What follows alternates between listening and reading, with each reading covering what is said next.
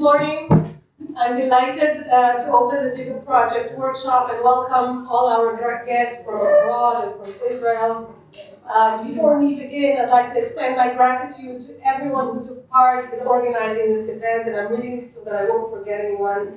The administrative staff and the Faculty of the Arts, Yana Greenberg and Libby Bar, the one and only Jenny Barak. A very special warm thanks goes to Eran, project manager, an integral part of our research team. I'd like to thank the European Union Office at Tel Aviv Research Authority, Dana Yaffe and David Immerman, and the team of the Theater Archive, and especially Boris Yenti and its manager, for hosting us today and also tomorrow.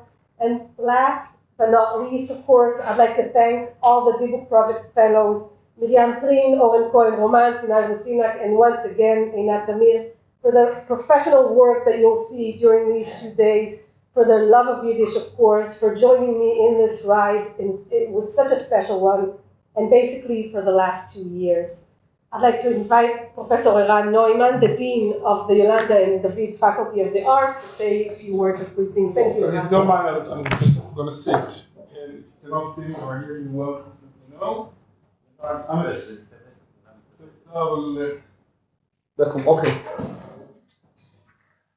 But I'm sorry.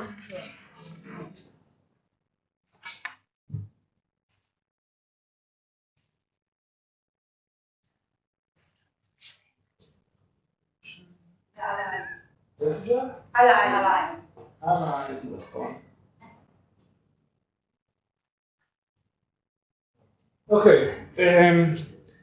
Good morning, everyone, and welcome to the Yolanda and David Katz Faculty of the Arts. As Ruthie said, my name is Eran Neuman. I'm the Dean of the Faculty of the Arts. I'm an architect. I'm a professor of architecture here in our faculty. I'm really ashamed that I cannot deliver it in Yiddish, especially with my Hungarian father who came here after the war, and he speaks Yiddish, of course, but my mother came from Bulgaria. So they didn't speak between the two. She didn't know Yiddish, so they didn't speak Yiddish at home. So that's how Yiddish lost in our family, which I assume that's what happens in some cases. But I want to thank you for preserving this important language and this important the heritage of that comes along, and culture that comes along with this heritage.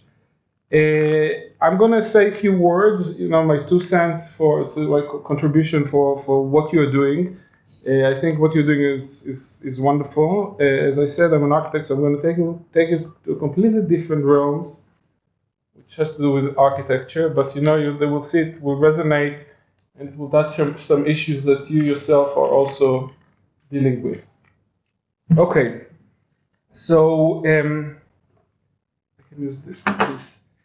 In 15 April 2009, the architectural world, as the rest of the world, was devastated by the breaking news that part of the roof of the medieval cathedral Notre Dame de Paris caught fire and was almost entirely burned. I'm sure you all heard about it. The cathedral was commissioned in 1167 by the Bishop of Paris, Maurice de Sully, who thought that the Romanesque cathedral that stood on site did not suit the esteemed status of the church. Construction began under the regime of Louis VII, the Younger, and continued until 1345. 178 years of construction. Imagine today to build a building in such a long period, which, I think for architects it could be amazing because, none of the architects of this time finished their work. There always came someone afterwards, had to continue what they had started. And so imagine you're starting a project, an artistic project, you never finish it, but you also aware that someone else will finish it, which I think, it's a great exercise for artists and for their ego also. In any case, between the 16th and 19th century, the cathedral was damaged and then renovated for several times. Undoubtedly, the biggest harm that the cathedral suffered was during the French Revolution in 1789. Then the cathedral came to be used as a warehouse for storage of food and other non-religious purposes. The large statues on the facade, with the exception of the statue of the Virgin Mary on the portal of the cloister, were destroyed. See? Yeah. You can see some of the statues that were destroyed, and the cathedral great bells were melted in order to use the steel for weaponry, and there were other parts that were damaged. At the beginning of the 19th century, Napoleon Bonaparte, who was coronated in this cathedral, talking about coronation in the last few weeks, decided to restore the cathedral. And in 1844, two young architects, Eugène Emmanuel Viollet-le-Duc and Jean-Baptiste Antoine Lassus, were commissioned to redesign the cathedral. Viollet-le-Duc was one of the most important figures in the field of architectural conservation in Paris at the time. He was known for the renovation and preservations of many important buildings, mainly in France, and was also known as one of the most important figures in the Gothic revival movement, and worked to promote it in the field of architecture. Here you can see the design for a concert hall dated for 1864, expressing Gothic principles in modern materials such as brick, stone, cast iron. Thus, even that he was young at age, Viollet-le-Duc was extremely accomplished and was ready to take the task of redesigning Our Lady of Paris. To this end, in their design, among other things, Viollet-le-Duc and Lassus proposed to restore the statues above the portal who were smashed during the Revolution, to move the neoclassical elements that were added to the building's facade and interior spaces along the years, especially in the 17th and 18th century. And most controversial, they proposed to rebuild the original medieval spire and belfire above the transept, which had been removed in 1786 because it was unstable in the wind. This proposal was controversial because Viollet-le-Duc took some liberties, and I'm here, this is just to understate it. It took some liberties, and as a preservationist architect, and he designed a spire and belfire that were much bigger and taller than the one that was removed in 1786.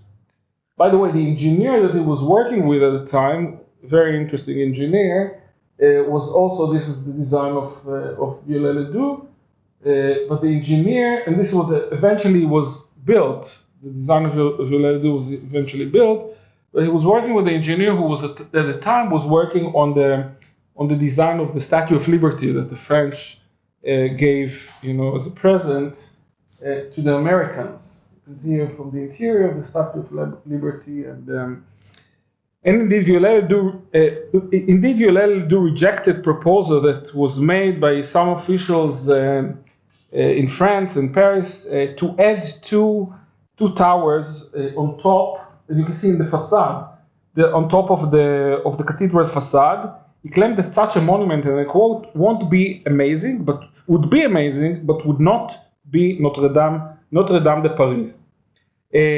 But with and you can see maybe, this is what they imagined that the cathedral had to look, after renovation at the time. Because there were a lot of, there were also some people who claimed that the entire cathedral has to be demolished. So, and there was controversies and debates about it. And indeed, the end result was Viollet-le-Duc's interpretation of the Gothic architecture, and they built, what you can see here. This is before the fire. Only is a spire that Viollet-le-Duc imagined and actually and designed at the end. So, but why am I telling you that? First, because I'm an architect. So I'm talking about things that I researched. And second, I think this is an extremely interesting case study of restoration, rebuilding cultural artifacts based on historical knowledge, based on archival material, that Viollet-le-Duc was referring to. And from an academic point of view and archival point of view, we definitely have, as you know, Dybbuk was partly following the guidelines embedded within the historical and archival material that and documents that we see, and I myself very much, my work is based on archival material heavily. But at the same time, we all know, I guess all of you that are researchers who are dealing with archival material know that there is always a level of interpretation when reconstructing history. I mean, history you don't reconstruct, and we never always try to do it or present it as is. I think it's also inevitable. The philosophy of history for many times exposed differences and all the challenges within historiography. With the spire and belfire of the Notre Dame de Paris, Ledoux, as I said, took some liberty or big liberty. One might say that the 2012 fire that destroyed Viollet-le-Doux's spire made historical justice with him, with his extensive interpretation of the original structure, because this fire started. The fire started because it was caught initially with the spire, and then it was spread for the rest of the roof. So actually, Viollet-le-Doux, with this imagination, also, I mean, this is almost 200 years after it was built. Also, it was responsible for the damage. The history. This is a really historical justice. Well, I hope that your reconstruction of the Dybbuk of Joseph Lateiner won't catch fire. And I'm sure that you'll do an excellent historiographical work. I want to congratulate you all, to thank Ruthie for this amazing project, to Boris and his team working here for hosting us, to Einat Amir and to producer, to Jenny and everybody who's involved in this project. And I wish you good luck. Unfortunately, I cannot stay here. Duty calls. I always miss all the good parts in conferences, but I have to rush to my next thing. So thank you and good luck.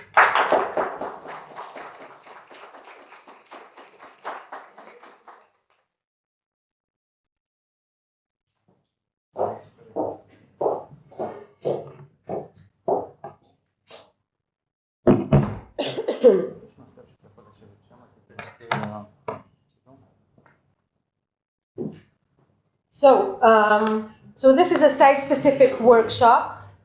It takes place in the Israeli Center for the Documentation of the Performing Arts, which was established in 1970 and is currently the largest collection in Israel for Hebrew and Israeli theater records. It contains, as you can see in the back of my back, it contains hundreds of theater production files, personal and institutional archives, and related literature from the 19th century until the present.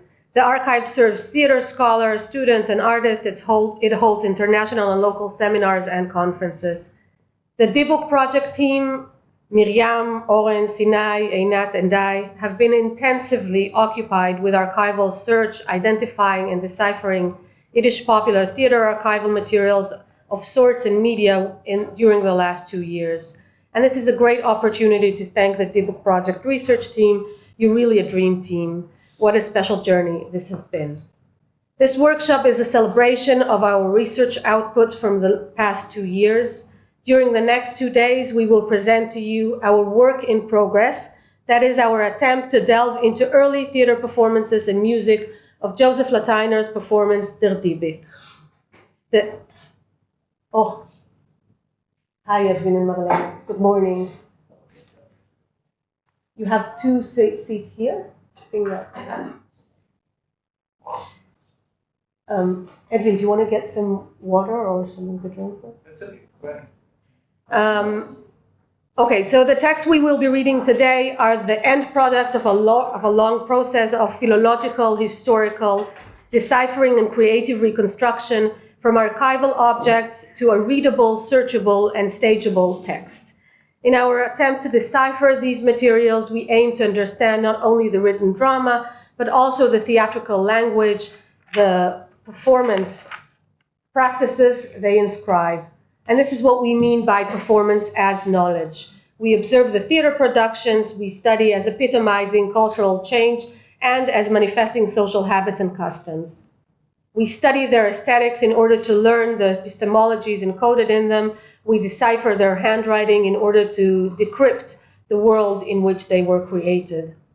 So the workshop is entirely dedicated to Joseph Lateiner's play Der Dybbuk that preceded Ansky's canonical drama by a generation, and what will happen today. Basically, I will open with a short presentation of what the performance history of Lateiner's play was like. Then Sinai will elaborate on the textual and digital processes of our work. I'll just briefly say that our journey began with 3 handwritten and scribbled prompting notebooks in a non-standard Yiddish, a German version of the play submitted to the Russian imperial censorship, and a somewhat fragmented musical score. And in order to decipher the handwriting, we trained a handwritten recognition model, and in order to compare the versions of the performance, the 3 prompting notebook, we prepared a synoptic edition that enables us to compare dramatic replicas and trace changes in the language and alterations of the performance. And the next step of the preparation is a 5th version, an annotated performance text that bridges the gaps between the versions and contains a comprehensive version of the drama. And this is what we will be reading from today. So in order to make this version readable for contemporary Yiddish-speaking community, it has been standardized according to YIVA language regulations, and we will be reading today together from this text. Tomorrow, we will be discussing the deciphered and reconstructed musical score of the performance. And in the next step of the project, we will translate the play into English and examine its embodied facets in a practice-based theater workshop, from which we hope to produce a staged performance. But before we begin our hands-on engagement with Lateiner's Dybbuk, I thought I might say a few words about its performance history. And that's a different part.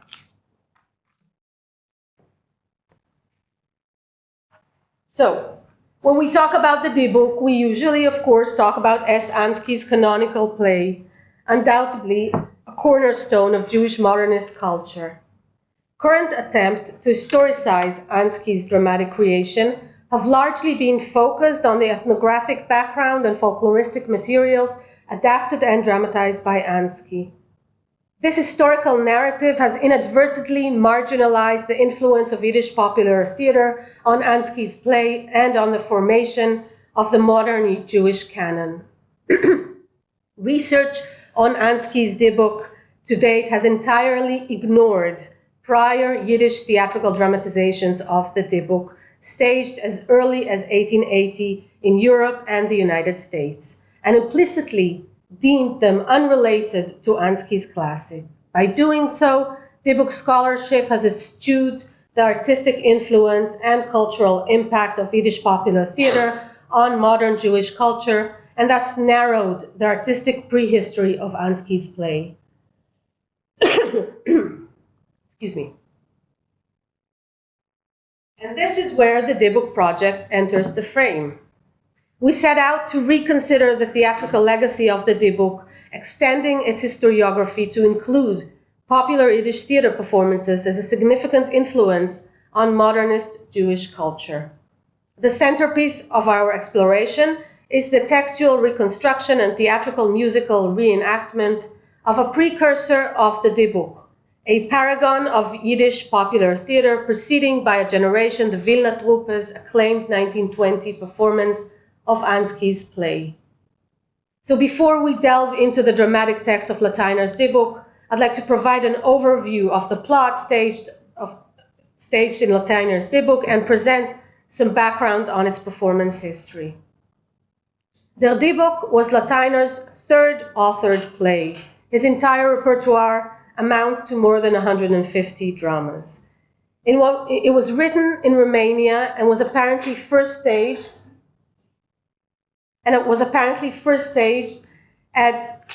on March 27, 1880 at the Mariinsky Theater in Odessa.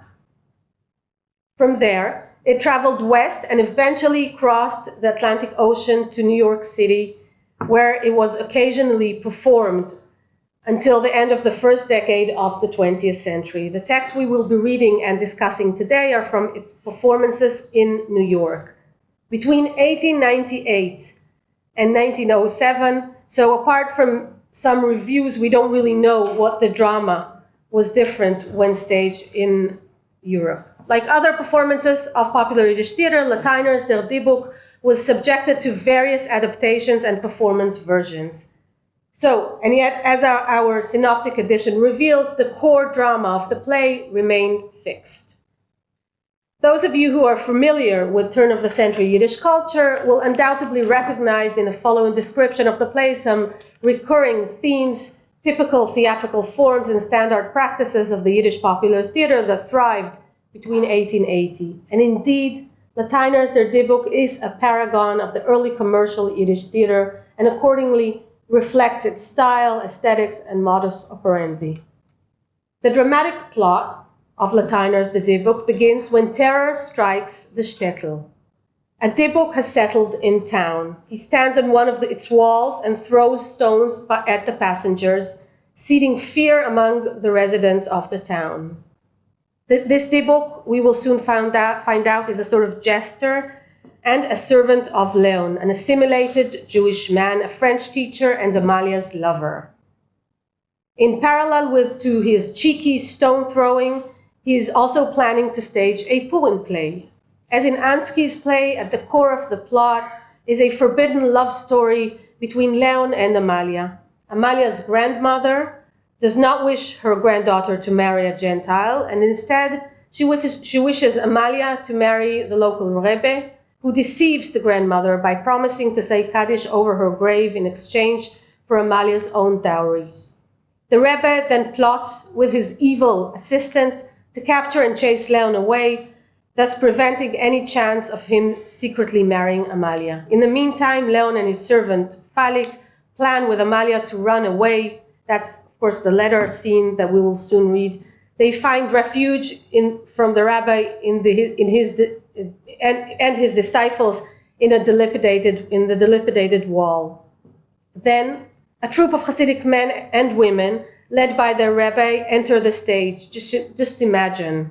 The men wearing long kaftans, the women attired with kerchiefs on their heads, and together they sing and shout, determined to catch Falik the Dybbuk. Falik then reappears out of the hovel and generates comic chaos and disorders around. The turmoil ends when the Rebbe and his army defeat and arrest Falik.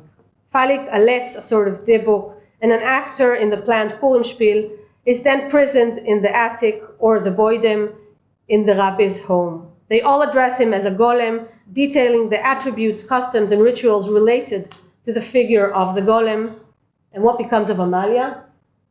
Tormented by her love and disappointed by her contrived marriage, Amalia becomes severely ill. Her grandmother diagnoses her as possessed with a Dybbuk. The turning point of this melodrama takes place when the grandmother dreams of her dead daughter's spirit, Amalia's mother, resurrecting from beyond the grave and asking after her daughter. In the dream, Amalia also appears as an angel, thus foreshadowing what may befall her if prevented from marrying the man she loves. Alarmed by this vision, the grandmother aborts from her plan and approves Amalia's marriage to Leon. The Rebbe is then confronted by 4 of his wives and accused of fraudulence and bigamy. And spoiler, don't worry, there's a happy ending at the end of the play, with the release of Falik the Dybbuk and the joyful wedding of Leon and Amalia held under the auspices of the Poritz, the village landowner. Lateiner's Dybbuk cannot be understood without contextualizing it on the backdrop of the period's theater, and specifically the play was a parody on Goldfaden's early repertoire, and especially on his play Die Bobbe mit dem Einikel, first staged in Odessa in 1879. Reworking, imitating, and exaggerating Goldfaden's dramatic formulas, staged characters, and performance style, Lateiner's play provides us a glimpse into the archetypical roles and casting norms of the early popular theater.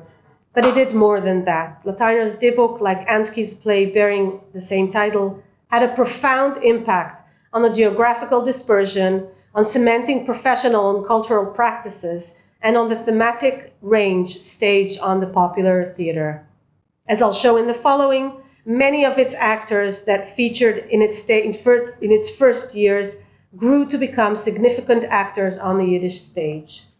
In 1880, the play was performed by Zygmunt Mogulesko's theater company that included some of the luminaries of the Yiddish popular stage. Abba Shaingold, then a young actor, played the role of Leon, Amalia's French teacher and lover. As Bernard Weinstein recalls, he was an impressive, tall, blonde-haired man. He played in a very romantic style, and his singing was remarkable. And indeed, Shaingold grew to become one of the greatest stars of the Yiddish stage. Lisa Einhorn played Amalia, Leon's lover. Einhorn was born and raised in Yashi, was immersed in Yiddish theater from her early childhood. Her parents owned a restaurant close to Pamol Verde, the city's first Yiddish theater venue. In 1880, just a few years after she joined Goldfaden's troupe, she was casted for the lead role in his 1880 operetta Shulamit. This was not the only role designed after Goldfaden's theater. The role of the grandmother, Bobechave, was also shaped according to Goldfaden's early repertoire. In Lateiner's Der Dybbuk, Mogulesko himself cross-dressed as the Bobe, the grandmother. At the time, Mogulesko was already a renowned actor from his previous performances with Goldfaden and from his choir. Mogulesko's acting of the grandmother was so compelling that according to Schomer, one could forget he was watching a man in a costume. His depiction of the grandmother imitated the simple, old-fashioned, traditional old woman in the way he spoke, coughed, chewed tobacco, as if he was a Galicianer grandmother. Soon after his performance, he was crowned as the top talent of the Yiddish theater. According to Zilbertzweig's lexicon, one of the actors who played Falik, the Dybbuk in the play, was Aaron Langer. Langer was born in 1869 in the small town of Brod in Galicia. From the outset of his theatrical career, Lager used to play comic roles, and thus his role of Falik was ghosted by his previous roles in Goldfaden's play. He played the role of Hotzmach in the Kishefmacherin and played Kalman Shadchan in Kunilemel in Die Beide Kunilemels. Another actor who played Falik was Israel Weinblatt. In tandem to his religious activities as a meshoirer and a shoichet, Weinblatt used to sing in wine cellars. He joined Goldfaden's troupe in Bucharest. Then he transferred to Mogulesko's troupe and roamed around, the first in Russia and after the ban around Europe until immigrating to the US in 1887. One of Weinblatt's most known roles was the archetypical role of Hotzmach. Hotzmach is a peddler and a sort of street philosopher, an evolution of the village fool or the court clown. Through deceptive silliness, disguise, and theatricality, he reveals hidden essences and truth.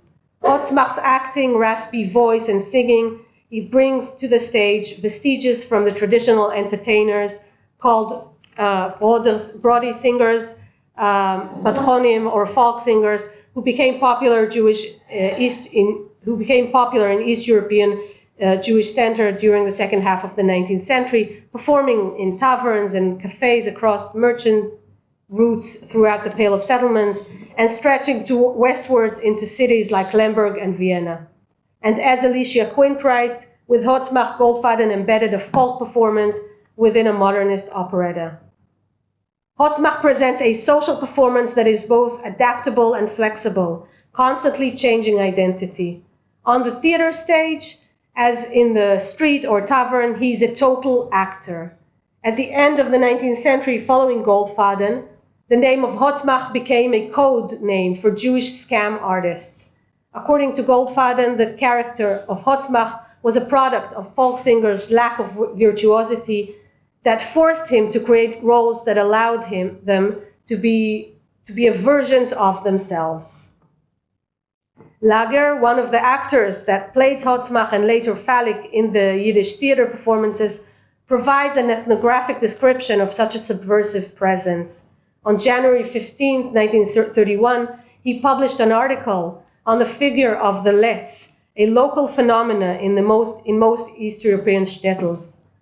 Focusing on one Kafka Dubinsky, a local Letz, Lager describes that Dubinsky was a beggar that made his poor living out of short sketches and jokes, or word-to-word performances of folklores, poems, and recitations.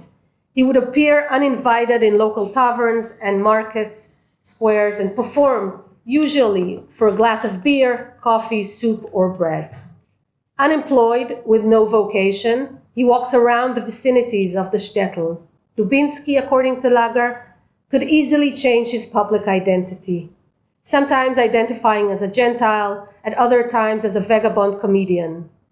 Theater was a way of life for him. Trick, disguise, entertain comprised his social performance. In Lateiner's Dybbuk, Phallic is the fool that stands in contradiction to the reason and beyond authority. He brings to the stage nonsense, physical comedy, disguise, and drag performance. He mocks and stands fearless against religious power. On top of all these, he's an actor in the Purimspiel, echoing the mechanical scenes in Midsummer Night's Dream. Lateiner's play also reveals what it meant to attend theater performances, including some of the traits of the theatrical event. Another star from Goldfaden's play was Sabina Laxer, the wonder girl of the early Yiddish theater. She was a sort of Shirley Temple kind of icon. Born in Yassi in 1871, she demonstrated from an early age exceptional theatrical skills and a natural talent for dance and music. Growing up near Mogulesco, he took her under his auspices, and later she was invited to join Goldfaden's ragtag troupe in their tour to Russia as a performer in the divertissements following his theater performances held at the Grand Mariinsky Theater in Odessa. Laxer was a sensation, a bombe, in Zilbertzweig's words. She would sing couplets and recite dramatic scenes with her angel-like voice. When she joined Lateiner's performance Der Dybbuk in Odessa, together with Mogulesco, she did not play a dramatic role in the performance, but rather performed it as an additional part of the evening repertoire of French chansons. After immigrating to US, she married Joseph Rumshinsky. Besides its impact on theater industry and on the careers of its towering stars, Lateiner's performance also changed the lives of the professionals who played small roles and parts in the production and performance of the play. For example, there was one named Rosenblum, an anonymous performer that apparently took part in the 1818 Odessa performance. We do not know much about Rosenblum's role in the performance. We don't even know his first name. He could have performed as any of the many participants in the choirs in the play. The grandmothers who chase young women with scissors in their hands, obsessed with cutting the young maidens' hairs. The dead spirits that dwell in the Bobe's dream, where there is a dark, spooky graveyard that functions as the mise-en-scene for the Bobe and her dead daughter to meet.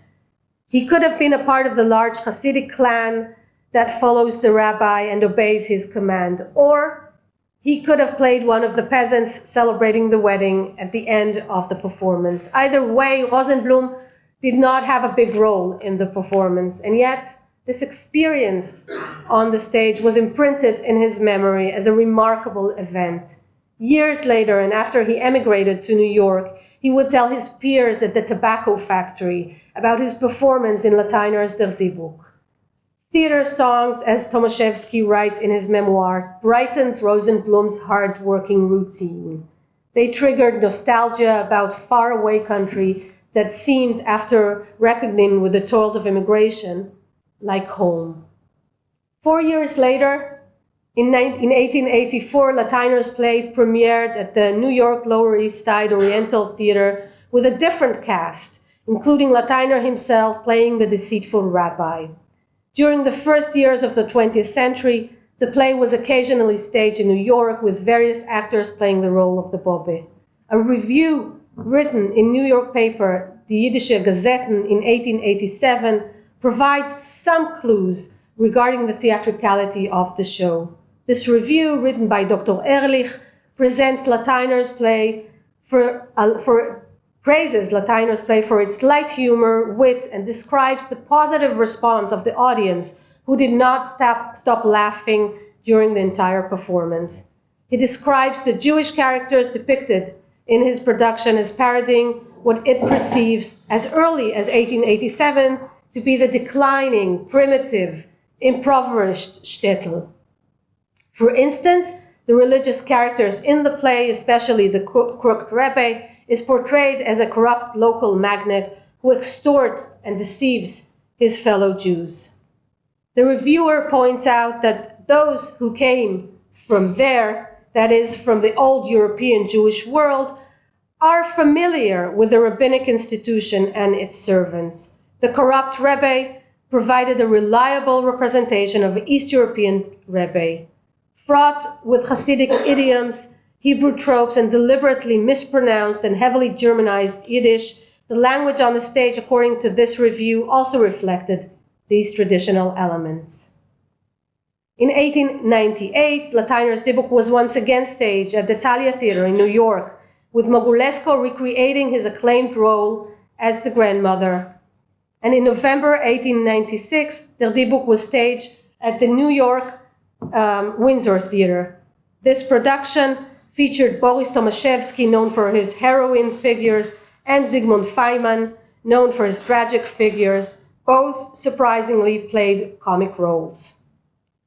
In this production, there were two manifestations of cross-dressing. Madame Karp played Leon, and Rudolf Marx played the role of the Bobbe. Berta Kalisch, already a big star, played Amalia. As we will see throughout the day, Lateiner's Dybbuk, like Ansky's play, included elements from Jewish folklore, however mixed with French idioms and Italian operatic tropes.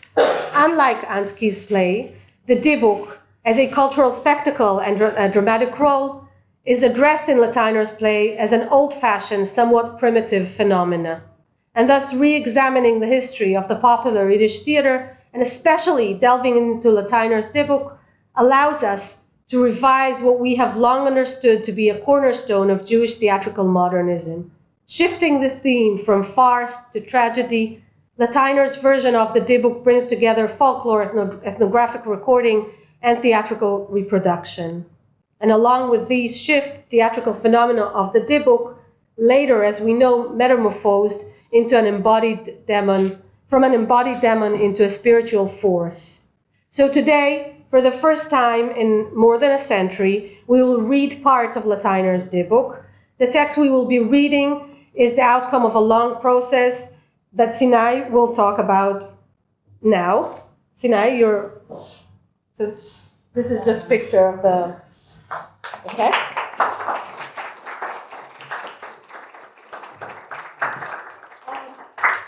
Allow me just to introduce Sinai. Sinai provided a very short description, but I would just say that she's the Bobbe of the digital humanities in Israel. And the Amalia. Exactly.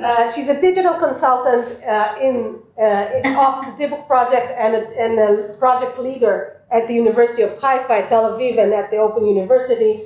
And she's working mainly on digital editions and spatial humanities projects. Sinai, the stage is yours. Thank you so much. Thank you. It's really good to be here. I can't believe it has been 2 years already. That's unbelievable. Really time flies when you're having fun.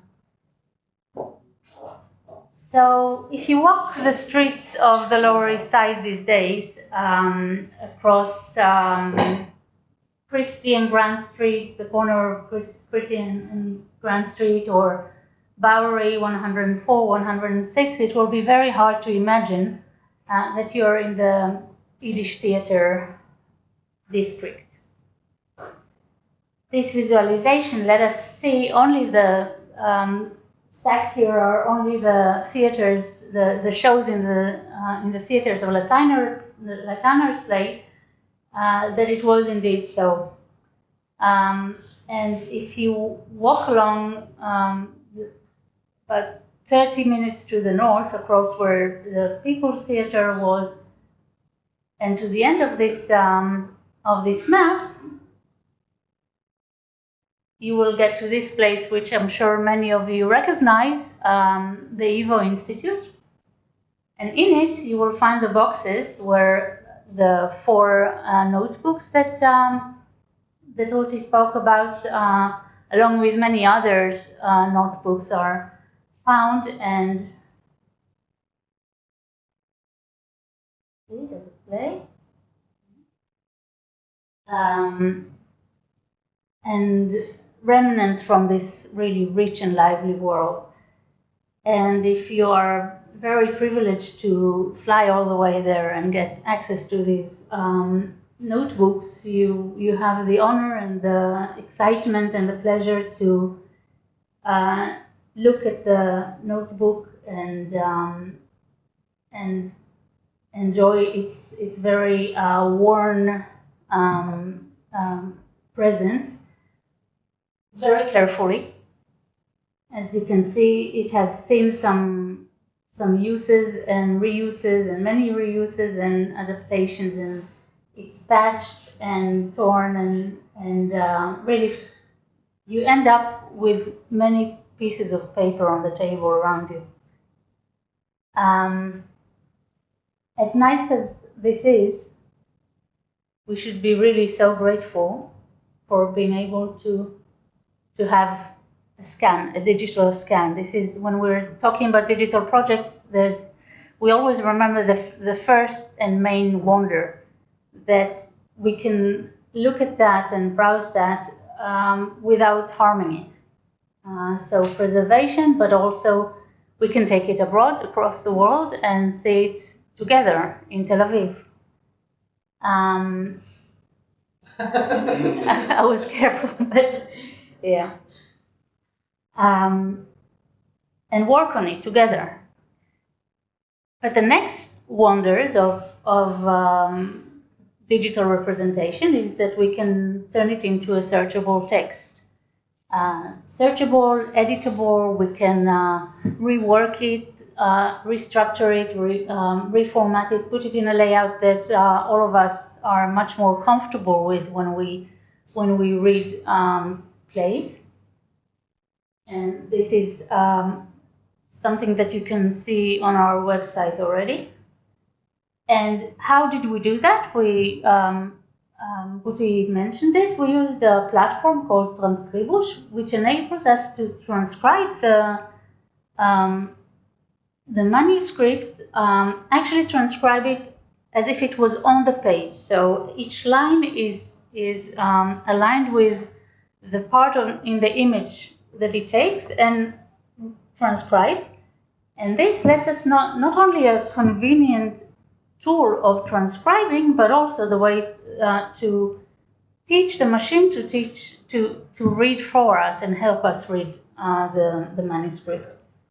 And teach the machine, so we actually trained a model for Yiddish handwriting based on several notebooks that we transcribed, as well as a few other documents and letters.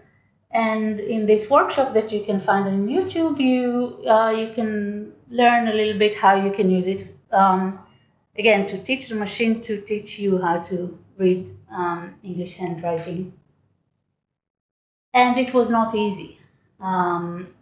It's really work of months to try and figure it out. And one of the problems is that this has an amazing use history. So each notebook is layered with layers of use and adaptation, and you can see here some parts were added, like here, after writing maybe by the authors and deleted, and maybe by other performers that used the notebook, various additions in all directions. Someone who took another part and then we don't even know what they meant, and if you help us figure out what on earth they meant with this sign here, I think we still don't know how to understand it. So in trying to create a print representation, that's already a big challenge. And of course, the handwriting itself is very challenging, but not only the handwriting, the script, but also the language. So I don't know if you can read it here. Ste no ste, di. This is di, rich.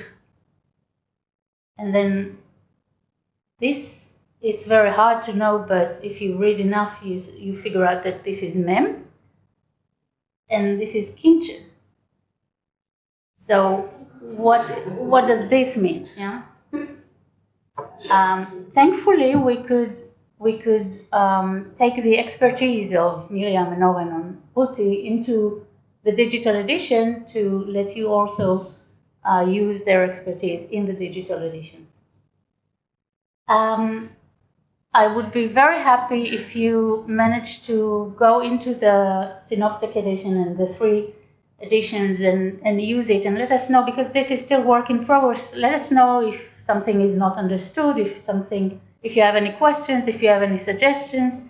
I really hope that we can spread the links. As you can see, these are very long links and complicated because this is still in progress, and eventually it will be entered into the project website. And this is what what you will see when you go in. You'll see the synoptic version with the 3 versions. Also, each one of them can be changed. Like you can change the panels. You can stay with 2 panels and play together. And it's already aligned. So if you press on one replica, you can see the parallel replicas highlighted in the other, and you can scroll while reading together. You can open a panel that will take you to the table of contents, or a panel that will take you to the manuscript version. So the version where you can only see one version, manuscript against the text.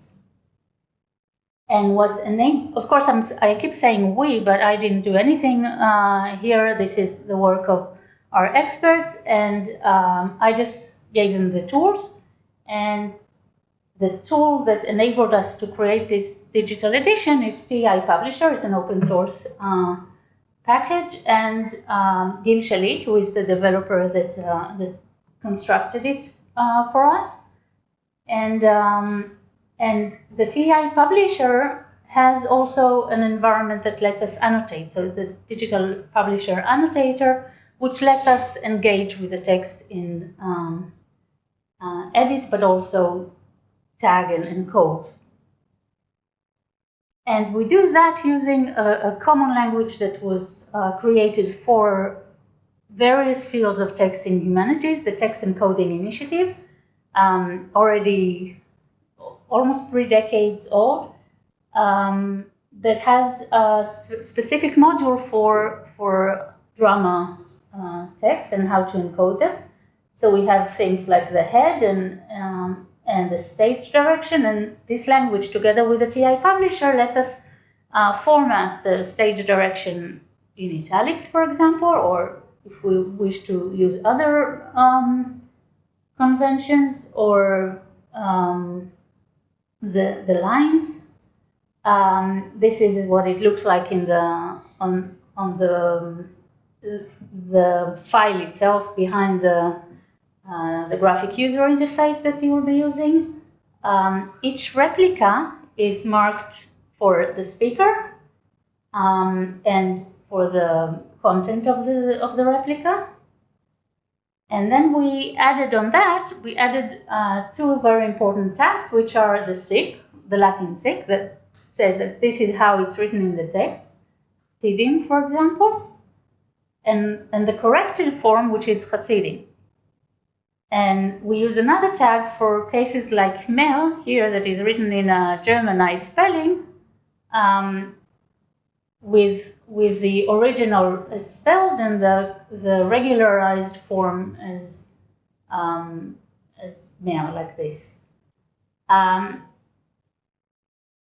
the great thing about a digital edition like that is that you can actually mine it and then get a whole lexicon and statistics and a list of all the things that we annotated and get a kind of bird view look on the language of the play, not only for the entire play but also for specific characters. But also it makes a challenge, because what is really, when you think about Yiddish, what is really the error, the typo, or just the dialectical form? You know, this is always a challenge when you do digital and formalized work against the living phenomenon. So this is something that will probably come up, I think, during the reading, although you're reading from corrected, normalized text, and you will see all the richness of the language and also the writing that you'll find and how challenging it is for us to annotate it. Another thing is that the digital edition, here we see the censored manuscript in Latin script. We can analyze the characters and, for example, annotate them for gender, and then have a visualization and analysis of various aspects in the play. So this brings us to new questions that we couldn't have asked before. How do the vocabularies of male and female roles in Yiddish theater differ from each other? Do non-Jewish characters engage in aside monologues more or less than Jewish characters? What are the main types of stage directions in Lateiner's play, and how do they differ than those of Horwitz or other playwrights? There is an international project that takes many drama corpora in various languages and makes available tools of visualization and analysis based simply on the decision to annotate something as text, as the text encoding initiative guides us to. And this is the next step of the project. I hope already this summer we can visualize the play and hopefully other plays in its wake. And how am I doing with time? Perfect. Then thank you.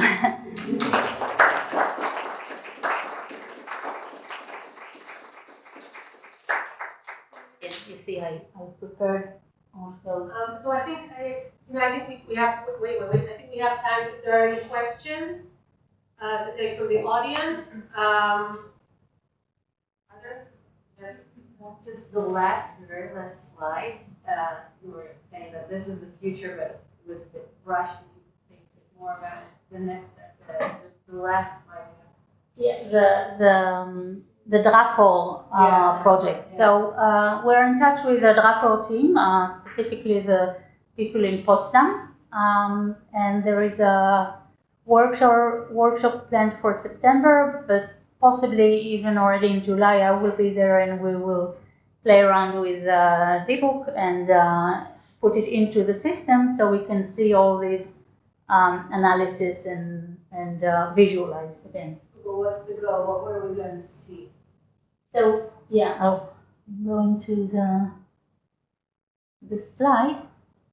So the visualizations that it enables are, for example, the relationship between the characters. Each line, each edge in the network here is determined by the amount of replicas from one to the other, or the scenes. This is something you can choose, or the scenes that two characters appear in. So two characters are more connected to each other when they appear in the same scene. And I think much more interesting in our case, other visualizations are elements of the language, for example. Let's say maybe Germanized language, if we could classified or Hebrew expressions in each character along the play. There are other forms of analysis and visualization that I'm still planning to also learn. I think it's open source. I mean, anyone can enter basically Dracov, the Dracov corpus, and look around it. Maybe I'll say another thing is that our main challenge, and this is why they're also interested to work with us, is that most of these drama corpora are taken from print and are very simple. So they have the speech element, they have the stage directions. They don't have all the philological work that we've entered. So the first thing will be to take this aside and or adapt the system to deal with all these elements too. Yeah. Well, on this point, I'm delighted you're doing this because it's so important for us to fold this obscure, past Yiddish world with the rest of the world, and who has no access to it, and for all of these reasons you're describing, and the liquidation of the whole thing. I think it's really important to say, oh, in this list, there's also this, and then, as you say, to show that our special problems are actually helpful for you, which rarely does this ever happen, that we can bridge that gap, and the digital world has made that possible, which I think is extraordinary. The other thing I just wanted to ask, in the variants you have of the Dybbuk, is the cast of characters actually the same in all the versions? Because when I was looking at plays, it wasn't always even the same characters. Yeah, that's right. This reminds me of there are differences. I think you can say more about it later, but one very strong difference is the difference in naming. So Ishmael, for example, appears only in one. Only in the German. In the German, as well as Yente. And then when I was encoding the dramatis personae. Ishmael for Rebbe and Yente for the Bobbe. And Yente for the Bobbe. When I was encoding the dramatis persona element in the XML, for a moment I said, okay, is that really, and I had to mark the role, like Amalia's role. And there's ways to add a name and a role. And then with the Yente, I wasn't even sure if this is the name of the role or the person. You see, because the names themselves carry their meaning. And this is a problem that we didn't have in the other. But there are also characters that do not appear like. Yeah, I mean, most of the, basically within the three notebooks, the structure of the plot is the same.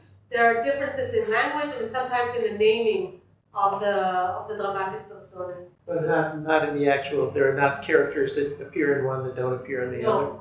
That's interesting. Sometimes we can see them. Yeah, this is, I wanted to show two, and the other you have three. Because the cast was one. Oh, okay. Like a side character. And of course, I wonder if there were side characters that come and go. Yeah. There are some. So you have 2 or 3 of that, but that's. Oh, there's only the numbers. It's not the actual. That's remarkably standardized. So it's interesting. So this is indeed one of the challenges in the alignment when we align the two. Is that, for example, here you see the dialogue between two Yids is translated to trialogue in the third version, and they change things, and sometimes it splits, and sometimes it becomes you give other characters the same roles, and then Do we have time? Yeah, of course. Okay. Could you just say a few words about the most significant things you found with respect to the music? And with respect to the music? Yeah, how you I was just encoded, and sometimes I've seen scripts where the text of the music is within the play, actual script, and sometimes they're at the end as a separate document, sometimes it's different handwriting. I'm wondering how you deal with some of those issues. So there are actually, this is another thing I had, sorry, in the presentation. I was just saying before to you, I think that one of the things that I still think are missing in the digital edition is a representation of the music. We have, as you will see, representation of the music, and how can we integrate it into the digital edition. This is, of course, a very known challenge because of the timely character of music, and do we just enter a link, or do we play it if you ask us or not ask us, or do we visualize it? So one thing that we did find very challenging is, that was like,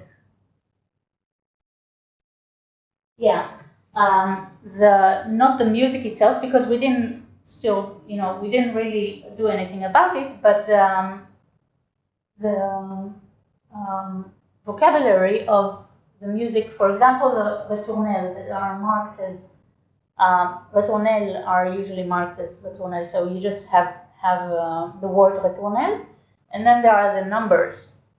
And the numbers, for me, it was like the main question that is still not really answered, and I think maybe it's not, the practice is not regularized, is whether when you have the number, is that just the beginning, or do you have also the marking of the end, And another term that we were really struggling with is tableau, and how it, this is not related to music, but tableau and how it relates to scenes.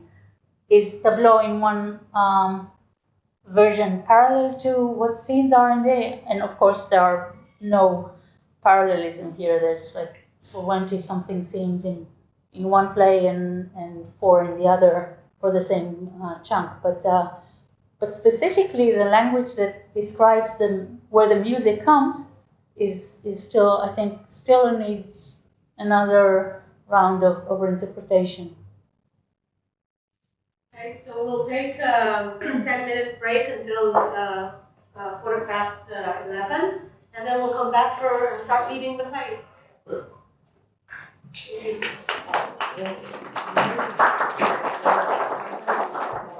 So this is rather experimental, but we've sort of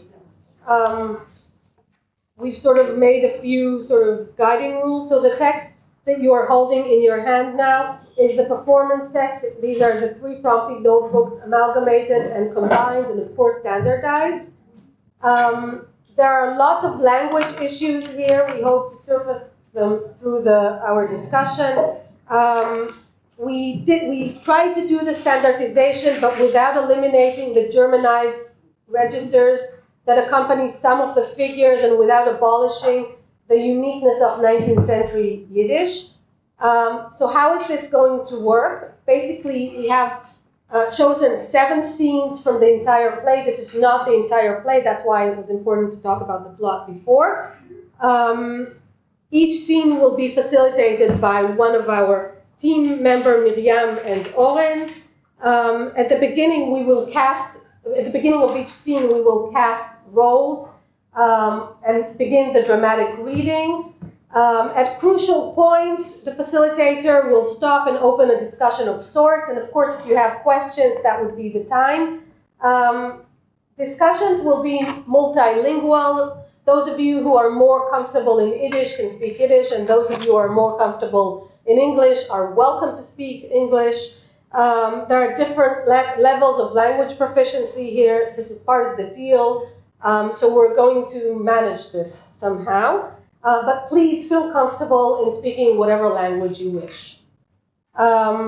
Okay, so now I will just say a few words about Oren and Miriam, who will facilitate our 3 reading sessions. So Dr. Miriam Trin is a lecturer of Yiddish language and literature at the Hebrew University and a research associate at the Dybbuk project. She was born in Poland, she was raised in Germany, and she has taught in intensive Yiddish language programs in Tel Aviv, New York, Paris, Oxford, Strasbourg, Vilna, Toronto, and Baltimore. In 2018, she established, together with Eliezer Liborski, her partner, Yiddish Ort, a new Israeli-based center for Yiddish culture offering in-person, local, and online global activities. And of course, they are raising their 4 children in Yiddish. And still, and the kids are already grown up, but the Yiddish. Yeah, we are still raising them. Ever. Even after. No. And Dr. Oren Cohen-Roman is a research associate at the Dybbuk project. His research focuses on Yiddish literature and on the cultural history of Ashkenazi Jews. He earned his PhD from the Hebrew University in Jerusalem at the Department of Yiddish, and he's currently a member of the Department of Jewish History at the University of Haifa. He has been a postdoc fellow and has taught at the universities of Düsseldorf, Tel Aviv, and Beersheba. His book, Joshua and Judges in Yiddish Verse, 4 early modern epics, was published with the Greuter, and he's currently preparing a scientific edition of the old Yiddish masterpiece, Shmuel Buch, an epic retelling of the Book of Samuel, and this project is supported by the Israeli Science Foundation. So thank you so much. I think we need to begin with the casting of the roles, and of course there are name tags here so that during the reading you will know which character is talking.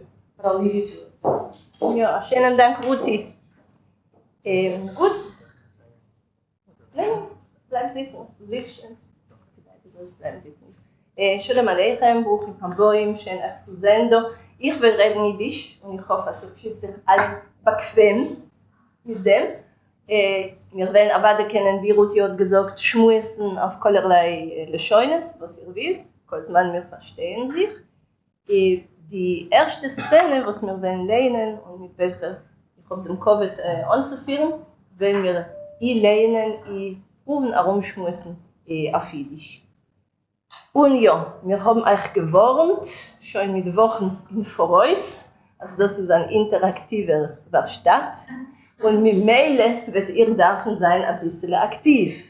Das hilft nicht, wir sind nicht genug, auszuspielen alle Rollen. Heute wir sind talentiert, aber gut, 2 Jahre, nach 2 Jahren Arbeit darf man sich ein bisschen abholen. Wir werden beiden die Rollen, wir werden zerteilen Rollen zwischen euch, dem Koshev und Eulen, und die von euch, was haben Großkreischig, sollen machen Simen, die von euch, was meinen, sie seien die größten Talenten von dem heimlichen jüdischen Theater Avade und Avade. Wir haben da etliche solche Akteuren sitzen zwischen Eulen. Und wir werden das beiden, ja, der, was wird lernen, Amalien beim Anheb, ist nicht sicher, dass wird endigen dem Tag, wie Amalie ist.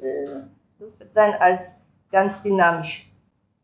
Wir haben ausgeklebt 7 Szenen, was wir werden hoffentlich beweisen, überzulernen durch den Tag. Und wir werden anführen mit Seele Rugen. Ich, Oren.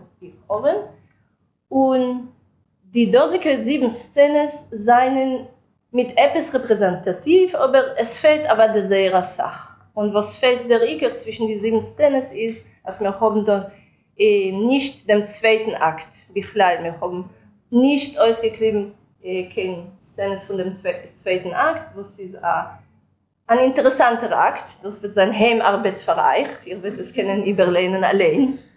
Er ist ein bisschen kompliziert, das ist der Akt, wo Amalie wird krank und was Lesov wird sie nehmen.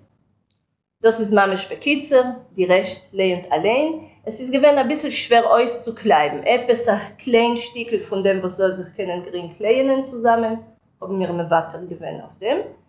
Was ist da euch vertrauten sehr Sach, was ihr werdet sehen, ist der erste Akt. Und ihr werdet sich öfter chidischen, verwassen so viele Szenen von dem ersten Akt, öfter auf den Cheshbon von dem zweiten.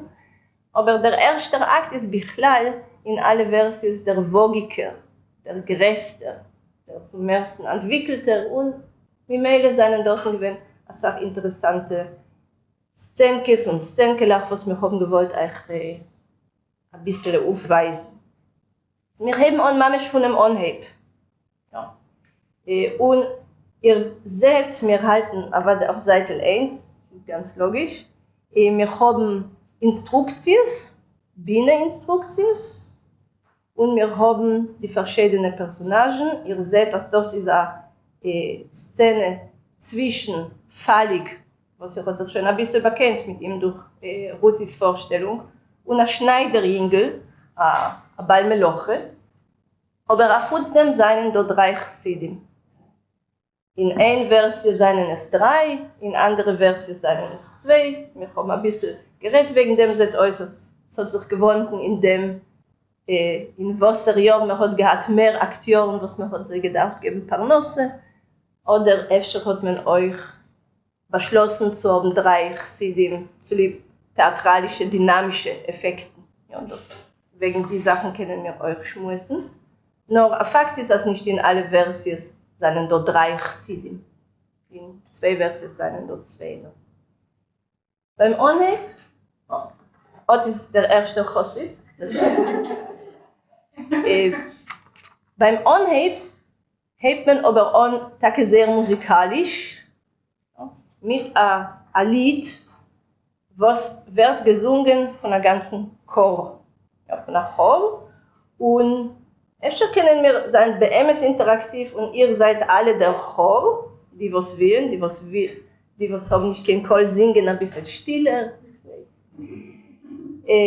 Das ist das erste Stück, es ist ein Lied. Die Lieder, darf ihr wissen, seien wie der ganze Text geschrieben in gewissen Dialekten. In die Xaviaden, wir haben geredet wegen dem, da hat ihr, es soll sich lernen, glatter als in Klal-Jiddisch. Ja, wir haben das übergeschrieben auf Standard-Jiddisch, was ist das, was mehr Menschen, was lernen sich heutzutage Jiddisch kennen, und es wird verringern, das Chiffrieren und das Erkennen die einzelnen Wörter. Wir verlieren eine Sache auf dem Eufen. Ja, wir hören nicht die originelle Sprache, nicht von den Akteuren, nicht von Joseph Lateiner, nicht von den verschiedenen Kufes, aber das ist ein bisschen ein Preis, was wir dürfen bezahlen, für zu sein wirkmächtig, effektiv.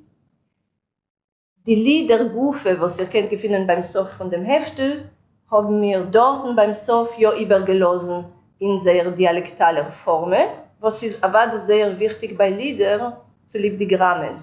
Und die Grammen seien doch ein Teil von dem Chain, von dem ganzen musikalischen Repertoire. Wir werden später hören an die Ausführung, die musikalische Ausführung von gewissen Liedern, und dort wird ihr ja können genießen von dem Dialekt, von dem mehr originellen Klang von der Sprache.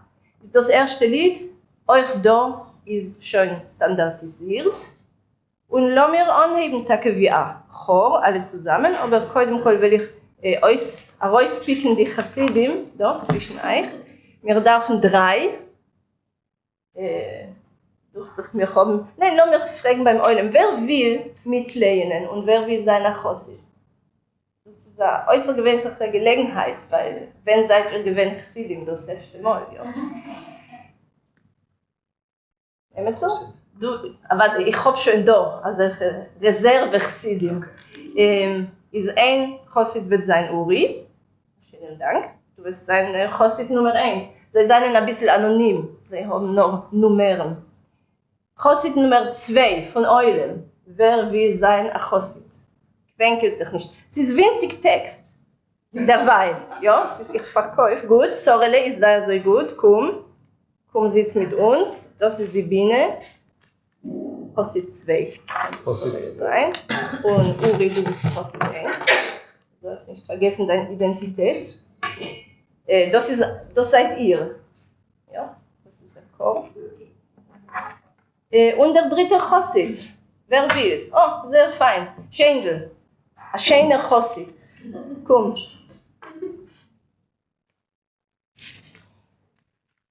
Und wir werden lernen das erste Stück bis Seite 2 oben, wo es endigen sich die Repliken von den Chassidim. Ihr könnt das sehen, es steht an Instruktion alle ab. Bis dorthin werden wir lernen. Ich lege euch vor, in Voraus zu gucken ein bisschen auf dem, wie das hebt sich an. Wie hat man da beschlossen, Bichlal anzuheben? Mit was? Wir können sich auch fragen, für was darf ich mit dem Chor?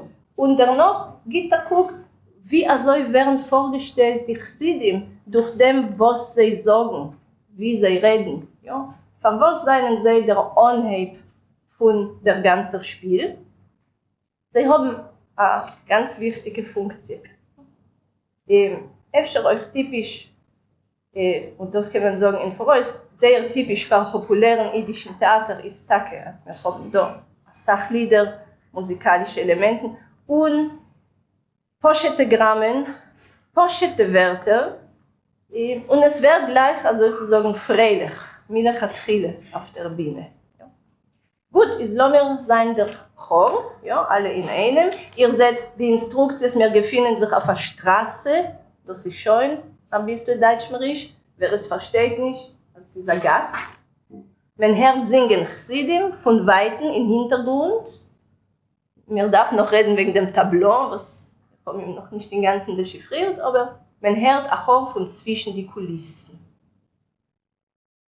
1, 2, 3. Lass mir schnell von dannen ziehen, da können wir nicht mehr anruhen.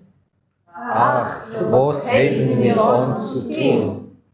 Wir müssen laufen und wissen nicht wohin. Oi bitte, Gister ist uns wieder teut. Helft uns, sie ist auf unser Größe Neut. Kommt zum Reden, kommt geschwinder. Jo. Beweisen wird seine Wunder. Ja. Wenn wir fallen in Tränen, klagen, die nicht Gutes zu verjagen.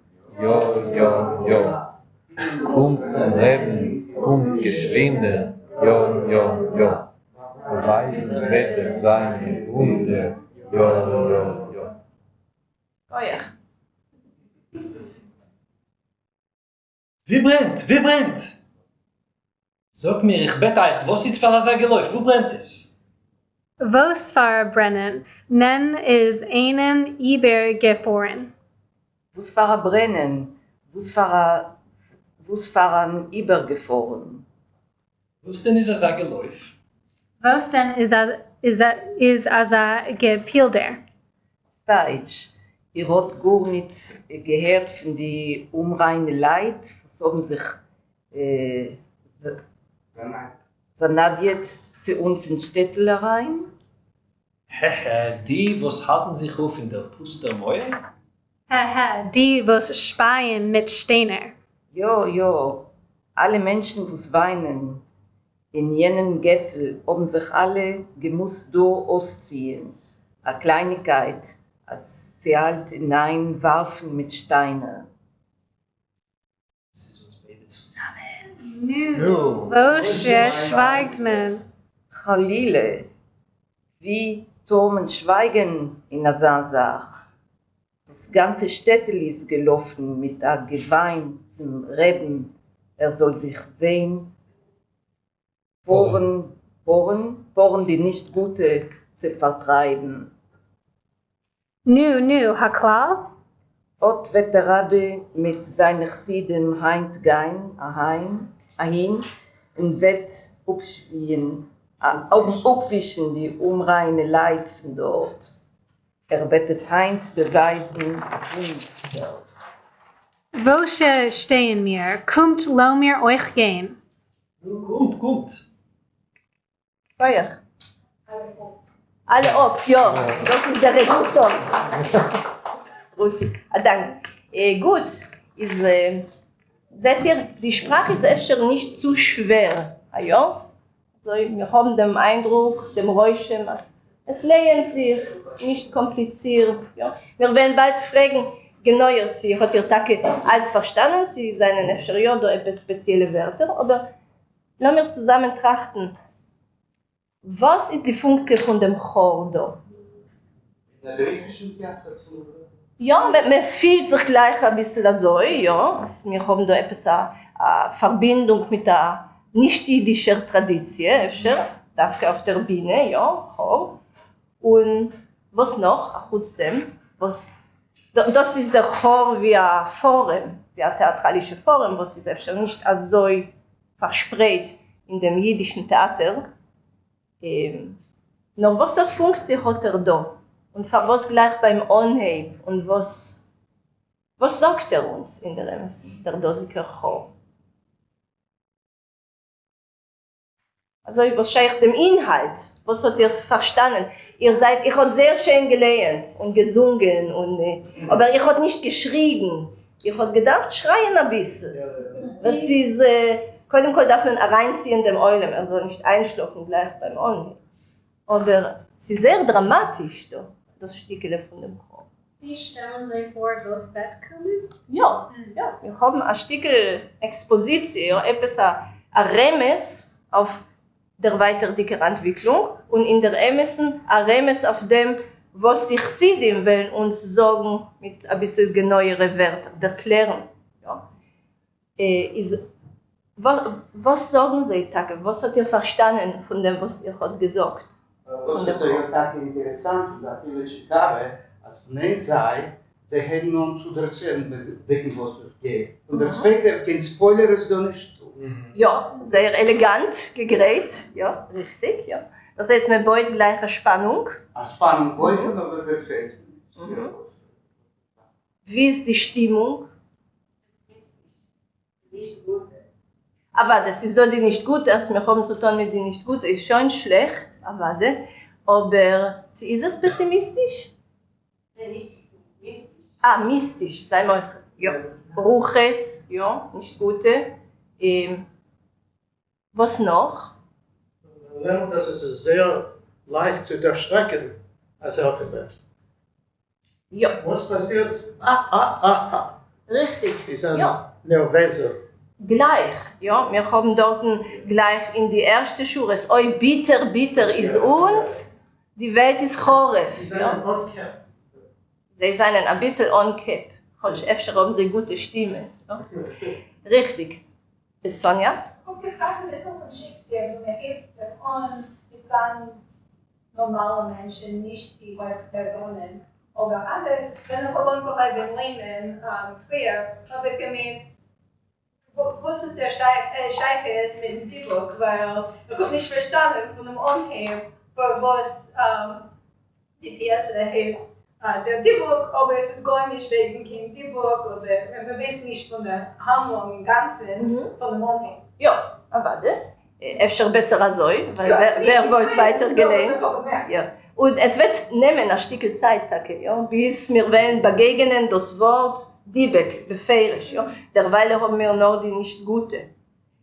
Wir haben die Beholle, wir haben die Mehume, was ist aber theatralisch sehr gut, und wir haben, vergesst nicht, den Reben.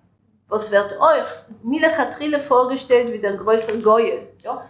Es ist schrecklich, es ist gemacht ein Apokalypse, aber der Rebbe ist da und wird uns befreien. Das sagt man uns gleich, euch. Wir wissen, dass der Rebbe wird sein eine zentrale Figur. Ja?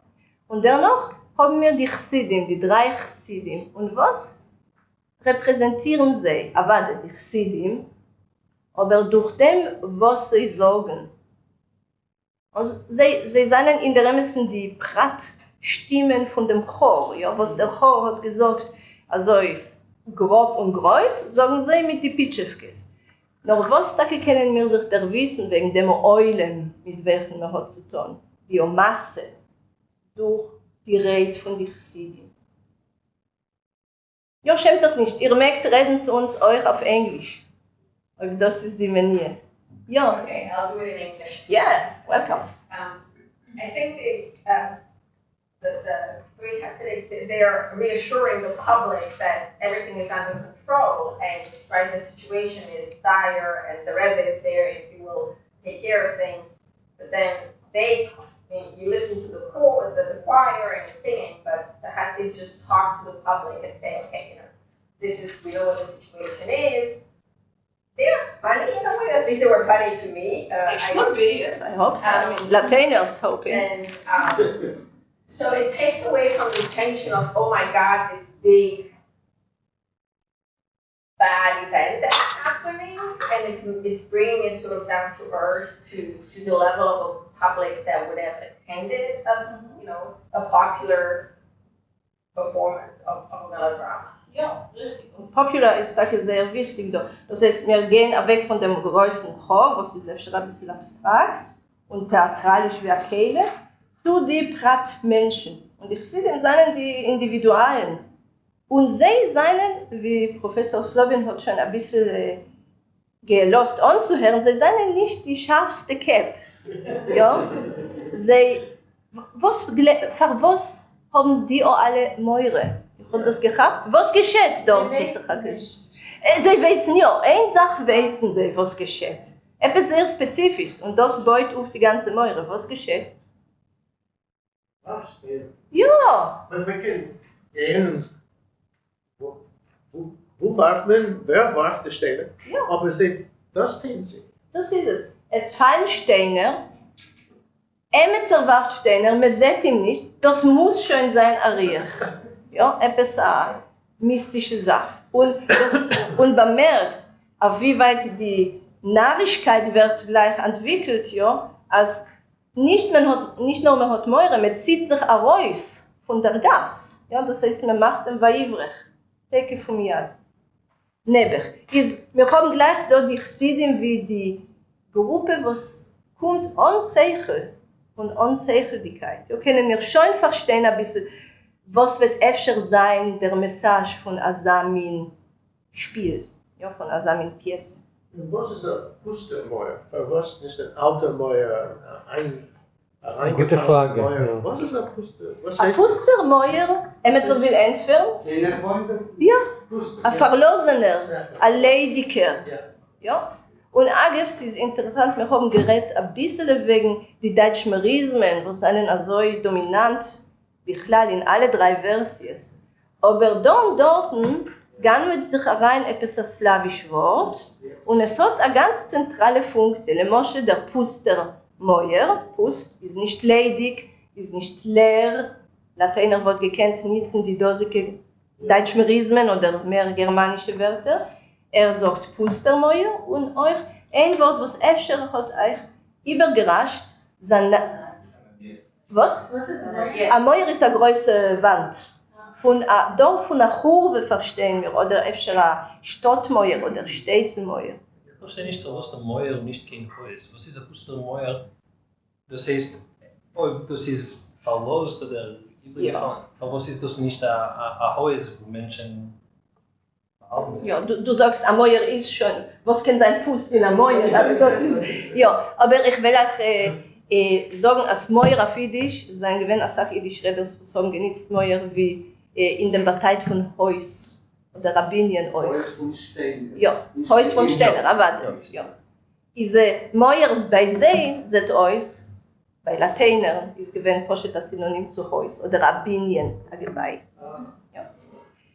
Ein slawisches Wort, was Sie selten, Sanadien, ja, sehr schöner Slawismus. Ist plötzlich in einem germanisch dominierten Text haben wir, heute wir reden wegen Sprachinionen, was können sein interessant, also solche Schändlach, mamisch, für ein Philolog, für ein Linguist, eine das schöne Sachen, ja, schöne Entdeckungen. Und öfter werde ich noch sagen, noch eine kurze Sache, auf Seite 1, Tage Aschure vor dem Sanadiet, was sagt der dritte Chossid, das ist die zweite Replik von dem dritten Chossid. Seht ihr, also, es hebt sich an mit dem Wort Steitsch, was heißt, wir kennen das, wollen wir euch noch entblicken, als in die Xaviaden ist das nicht gestanden, also, noch dort haben wir gehabt, also eine beulete Spur von Dialekt, und es ist gestanden, Keseder dort Steitsch.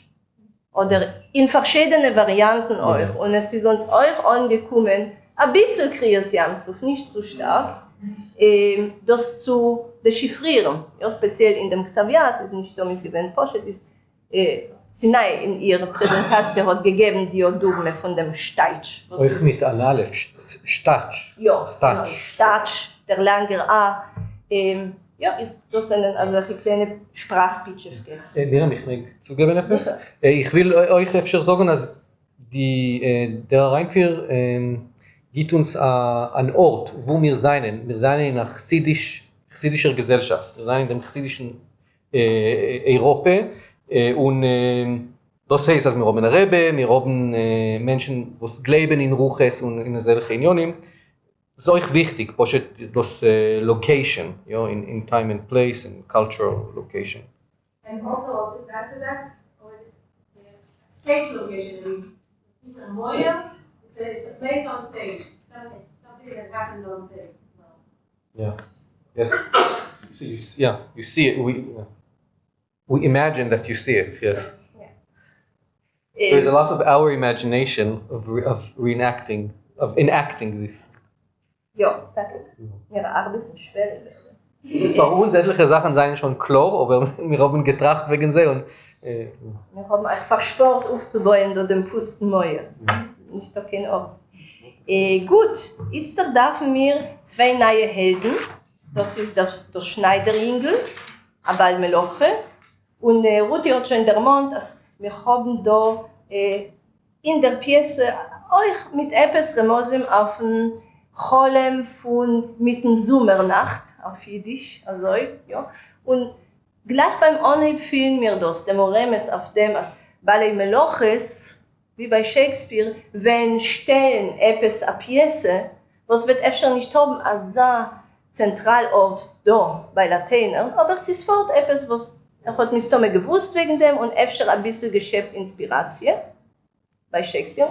Von der zweiten Seite seien die Abeliovich, was Lateiner nützt, Repräsentanten von einem sehr populären und bekannten und traditionellen akteurischen Genre bei Jiden in der jüdischen Tradition, die Purim spielen. Ja. Spielt sich mit dem sehr eigenen Folklore-Element, Avade und Avade. Wir dürfen ein Schneideringel und wir dürfen unser Fallig, Sof kommt was?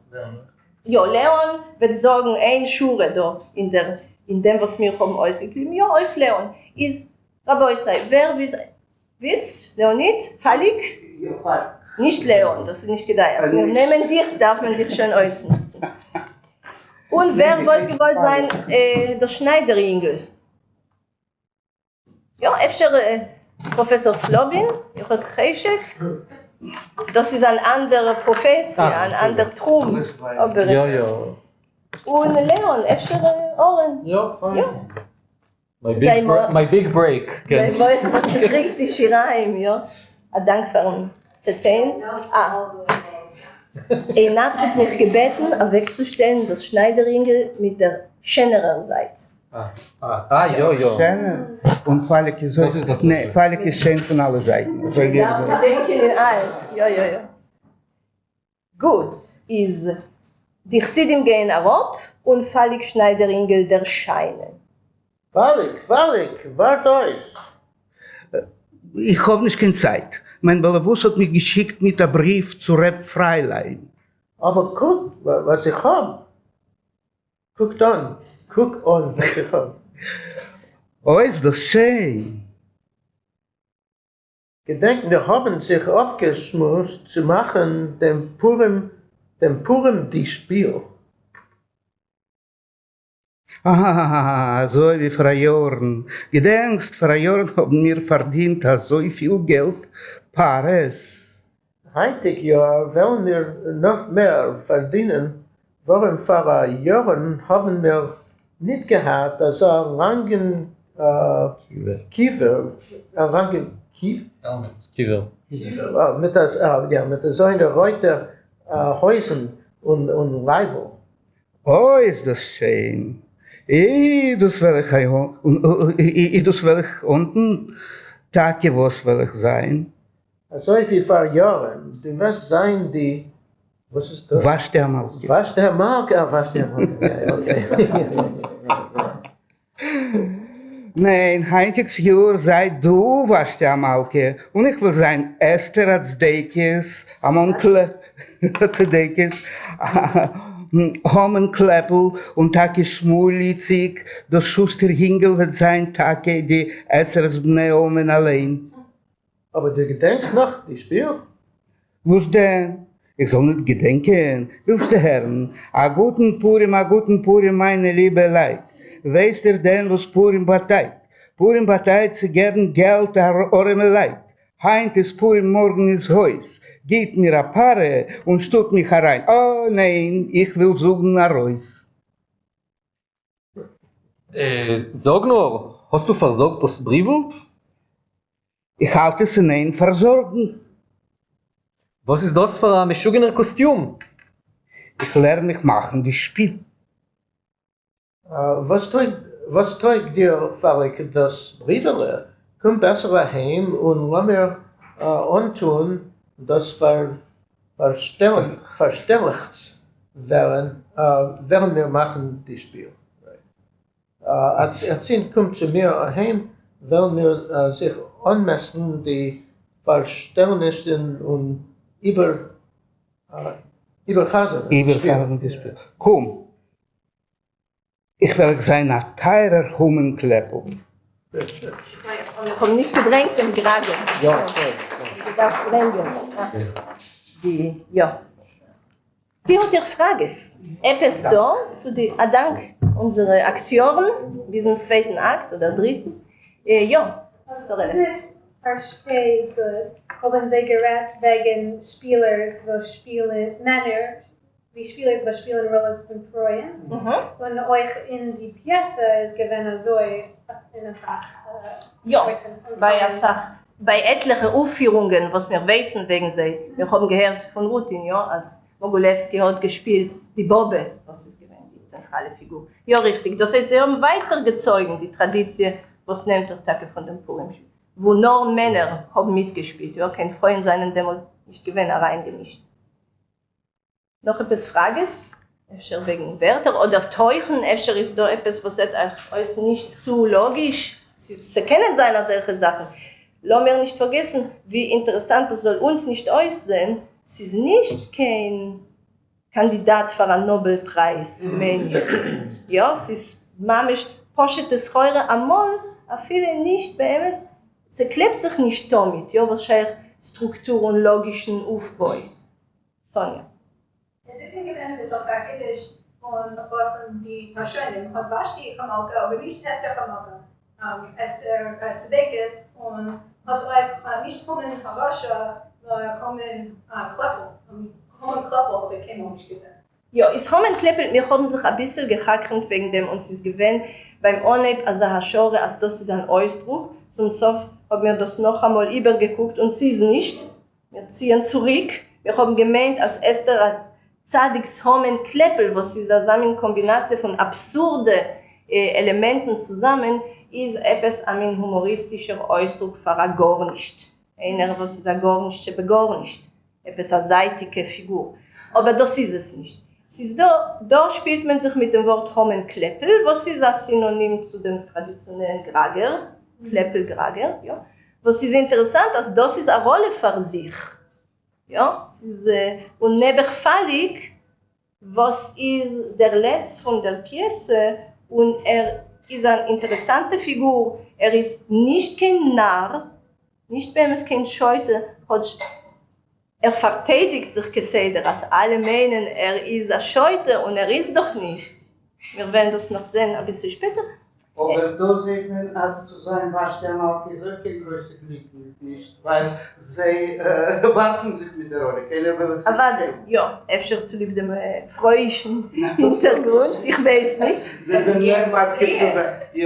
Was? Ich gehe zu klären. Ja, aber warte, wir sollen da etwas in dem. Ja, wir haben in dem Purimspiel, es muss nicht sein akkurat Leute der Megille.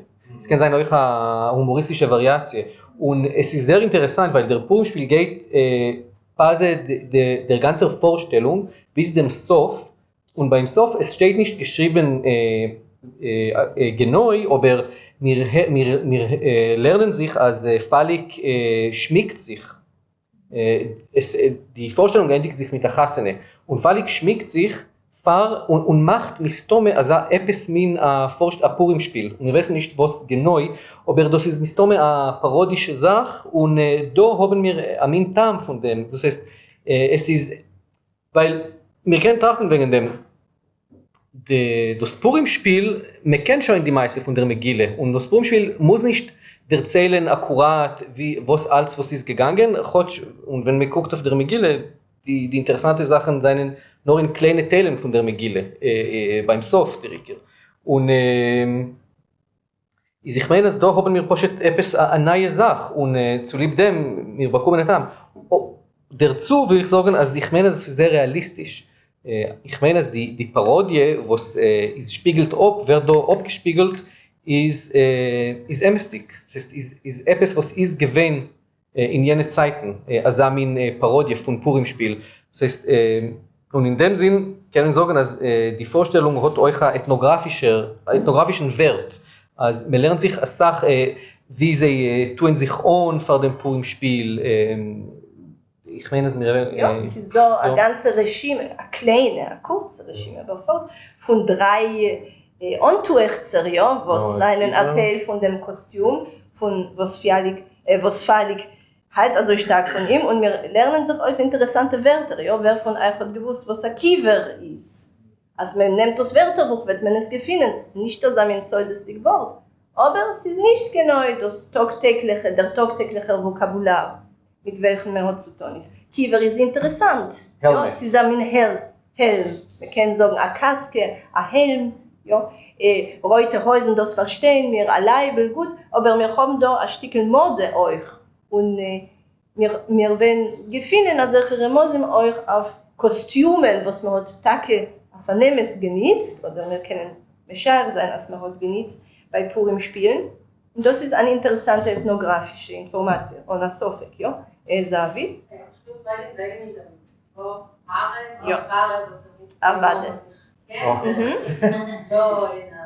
Ja, wie kennst du es? Wie kennst du es? Schiff? Ja, nicht Schiff. Flug. Paare, Steam. Paare, das was kommt von der klassischen Bahn, von dem Lokomotiv, CFS. Ja, das ist es Mamisch nicht. Und wegen dem Wort Paare ist uns da sehr gedeiht zu reden, noch eine Sekunditschke. Was ja, legabe die Kostümen und Felix leizonischen Charakter, das drückt sich euch aus in der Sprache. Und wir werden das sehen weiter euch, als von Anhieb an wird charakterisiert wie eine Figur, was redet nicht die gewöhnliche Sprache. Verplontert, oftmals hat modne Zerufim, Kombinations, hat modne Wörter, le Moschel. Sie hat bemerkt etwas, was ist mamisch Nonsens, was wird aber nitzen Keseder, wie ein Ausdruck, und Milechatrile, von Anhieb an. Das stimmt nicht rein. Das ist sehr. Eigentlich Purim, morgen das Eis, gib mir ein Goschen und wart mich heraus. Ja, aber hat gesagt, stimmt mich rein. Nein, ich wollte sagen heraus. Für was sagt das? Für was sagt, stuppt mich rein? Stimmt mich rein.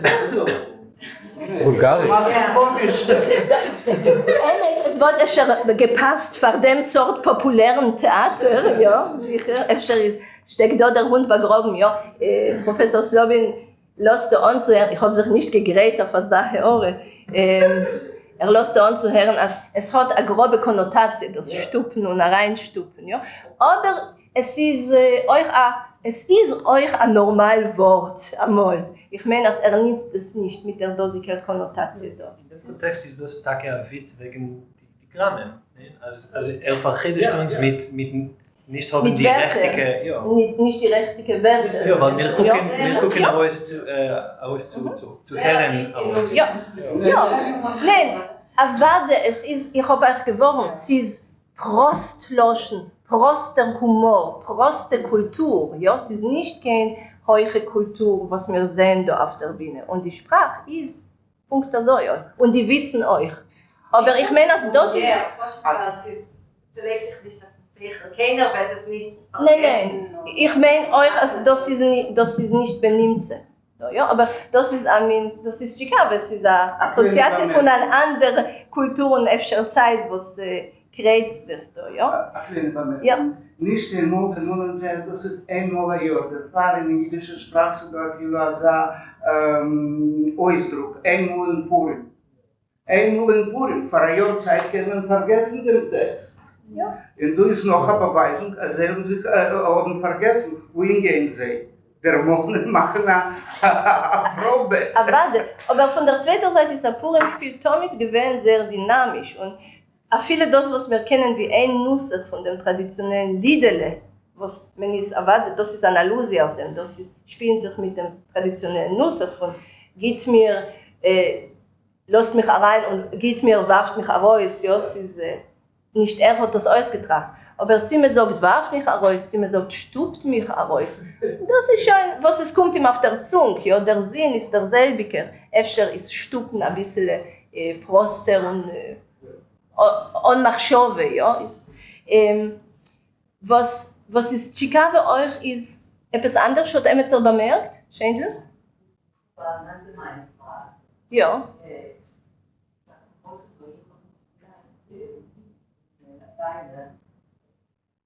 Warum sie nun eigentlich durchspielen?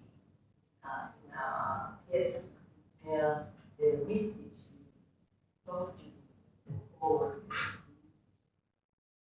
Das ist eine gute Frage. Efter, wir werden reden wegen dem bald in der zweiten Szene. קודם כל, chronologisch, es ist basiert in der Zeit. Es ist Arum Purim.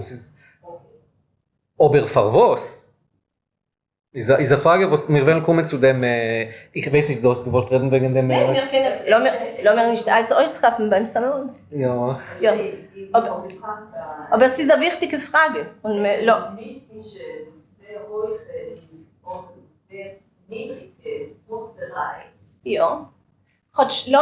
durch sich als... Ja, wir können es ausweiten. Aber ich meine, es ist öfter nicht im Ganzen richtig zu reden wegen dem Mystischen, was ist heuch. Ich meine, die Mystik da ist sehr prostposchet noch einmal. Sie hat zu tun mit Ebergleibenischen von dem Prostenvolk, was glauben in nicht gute Schäde im Ruches und so weiter. Was hat sich auch zu tun mit sehr Typisches. Und nicht mit kein gehäubener Kabole, etwas und hat gar nicht zu tun mit kein Gelerntkeit. Ja, kein Lamdones, ich leider nicht. I'll just add that this play is from 1880 originally, and this is one of the first Polish plays. So Polish could have been one of the theatrical models that they could have, that could have sort of tapped upon maybe the audience's imagination or something like that. I want to say also, Professor Logan and Miriam, you said that the people who believe in ghosts and demons are foolish, are presented as stupid, foolish. But I think, especially since it's a drama, the ghosts are also a possibility to speak about other things and feelings, repressed feelings, subtext. It's not necessarily. It adds more dimension to the plot, in my opinion. It does represent the people as Hasidic, as traditionalist, but even today there was this Netflix series from Jordan. I don't know if anyone saw it, Jinn, with ghosts. And I remember speaking to people about it, and just the name, Genie, provoked reactions that I didn't expect. Many people believe in that today. And Gewalt. Not everyone's a rationalist. Miriam, yes.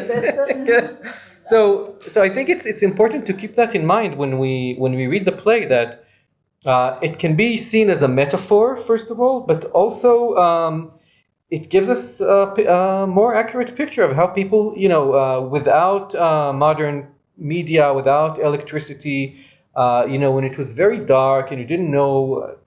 Daily life was very dark physically, and it changes your life, and you see shadows and silhouettes, and it takes us to that place where people believe in things that we today may not call them with the same name, but I think it's important to keep that in mind and then to be respectful of that perception and not just see it with a masculine view of enlightened or unenlightened. Yeah, but that's not how Lateiner's giving. Of course, but he's still, giving to us. For sure. Yes, I agree, but doesn't mean he's always right. Well, no, he has to be right because he's the author. Right. Okay. Sorry, du Das hast. ist ein Gewinnerchassid, oder nicht? Nicht so mit seiner Tante Mame. Ja, das heißt, ist gewinnt von der traditionelleren Sprache, aber allein ist sehr gier von der dosigen Welt. Und es ist ja klar durch sich, in alle drei Nussfeuers, als es ist da ein Stoch gegen der traditionelle Gesellschaft, gegen die Immunes, gegen der Primitivkeit und auch die Gestalt, die Figur von dem Reben ist eine negative Gestalt, was sie wird vorgestellt. Wir werden sehen weiter. Von der Chassidim wird sie vorgestellt wie der Goyel, aber in der Emessen hat er 4 Weiber, ihr werdet noch sehen, und er ist als noch nicht kein Tzadik, ja, und das ist sein emestig Bild, und ich meine, Lateiner will ihm also vorstellen. Das heißt, er hat ja etwas eine Message gegeben dem Wert von der chassidischen Welt, alter Welt.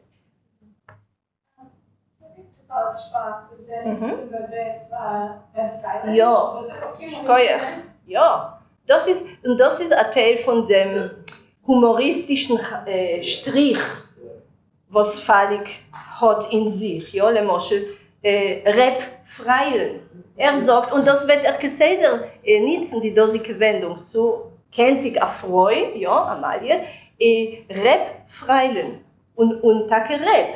Was ist als Tiere? Efter ist es sehr modern, ich weiß nicht, aber es ist in jener Zeit durch sich vertragt, wie noch ein humoristisches Mittel reinzulegen, Falik in Molke, gleich zu machen von ihm ein Letzfigur. Also maybe make a theatrical aspect in the many cross-dressings on the stage. So he constantly calls her Refrain, a woman, and so maybe all the genders here are a bit mixed. Yeah.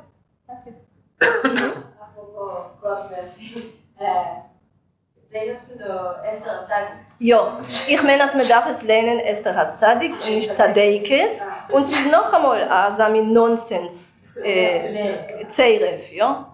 Es ist Mordra, Tzadik durch sich. Sagt man Esther Amalke. Ja. Aber Esther hat Tzadeikes, hat man nirgendwo gesehen, Achutz da. Ja, das ist es. Esther Amalke, aber noch da. Da ist es. Also diese Woche werden sein Weib oder sein Schütze. Ja. Und öfter ist es noch einmal, bei Falik im Kopf, zu lieb die dosige Nonsens-Kombination, weiß mir, tut sich geseder Kräuscher. Das heißt, es ist so ein Balagan bei ihm. Und ihr werdet bald sehen, euch in einer anderen Szene, als hat verbieten Joitzres und darf zustehen, ein Brief.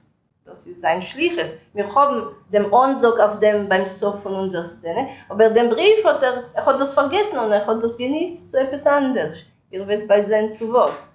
Aber ist ein Zerstreiter, ein bisschen ein meschune dicker Vogel und das drückt sich euch aus in Sprache und wie er redet wegen Menschen auf einen unerwarten euch, Surprise, sage ich selber. So ein bisschen wie die Bobes meiste von Zenerena, wenn sie vertäuscht alle Rollen. Ja. Efter ist das, Ruthie, es hat öfter ein Scheiches mit Identitäten und mit Rollenspiel. Und in der Pièce ist doch gesehen, dass wir jonglieren mit vertäuschten Rollen. Das kann sein, wir dürfen entfernen auf Savits Frage, wegen dem Paare. Es ist nicht der Paare. Es ist auch nicht die Paare, was kommt daraus, ja, Dampf.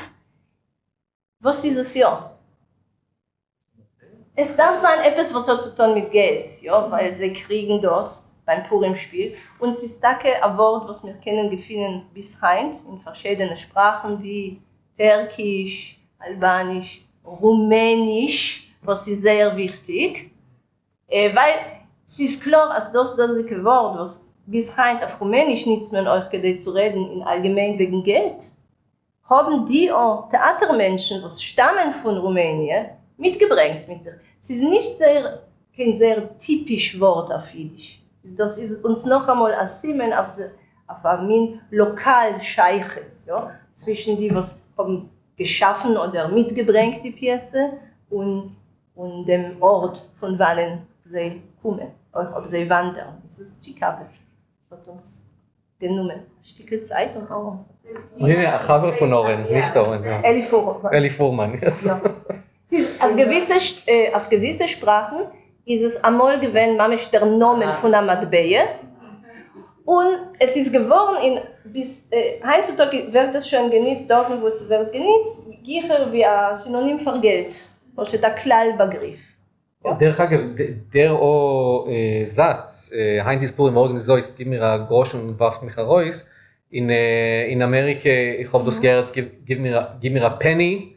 Und in Argentinien habe ich, das ist von Menschen von Argentinien, habe ich gehört, gib mir a peso und warf mir raus. Ja. Das macht durch die Gilgulim, Leute, der Immigration. Ja. Gut, wir können endigen da, halt noch in Sinnen, als beim Sof, wenn Leon ist rein, ist mit ihm euch rein die Sugie Brief. Das heißt, wir haben da etwas am meisten, aber ein Brief. Und das ist gewähnt ein wichtig Schliches, was Feilig hat. Und es ist ein Schliches gegeben von Leon, was ist sein bei dem Boss. Ja? Und wegen dem wird man noch hören, eine ganze Szene besonders. Schönen Dank. Danke. Okay, so we will continue to the second act, yes? And I'll switch to English. We'll read in Yiddish, of course, and if you want to Oiber wilt reden auf Yiddish, kein Problem, mit groß Vergnügen. So the second scene has two characters, Amalia and the Bobe and her grandmother. And they represent the two generations, the two ends of the generational gap. The grandmother, of course, represents the old world. And in this Hasidic setting, she represents the Hasidic old world, the one that believes in, has all these superstitions, follows the Rebbe, the Hasidic Rebbe. And Amalia, on the other hand, is not part of that world. She learns French with Leon, and she's doing her French homework in the beginning of the scene, clearly placing her outside the Hasidic realm. The grandmother mentions Hasidic content. She mentions books and biblical narratives, not always accurately, but it's clear from what her spiritual world is and what Amalia's spiritual world is. And through their dialogue, we're become aware of two men who may be Amalia's, the young Amalia's partner. There's Leon, whom Ruthie mentioned, and that's her beloved. And he is the French teacher, so he's clearly the quote-unquote enlightened, modern Jew. And the Bobe, the grandmother, mentions another prospective bridegroom, and that's the Rebbe himself, who later we learn is already married to a few women, but he'd also like to marry young Amalia. And through their dialogue, it's very clear the gap, the intergenerational gap, becomes very noticeable. Now, in the background, and this is what Shendel asked, we have reference to another literary genre, that's the Maskili comedy. And in the Maskili comedy, and this play has many elements of the Maskili comedy, with characters, spanning a register of primitive bad and enlightened good. And this is represented in their speech. So the primitive bad, quote unquote, speak beautiful Yiddish with lots of proverbs in Yiddish and idiomatic phrases, and also lots of Jewish content. And the enlightened characters speak almost German, or what sounds to Yiddish ears as pure German. When you look at it with German spectacles, it's not pure German, but with Yiddish spectacles, it's very, very much German.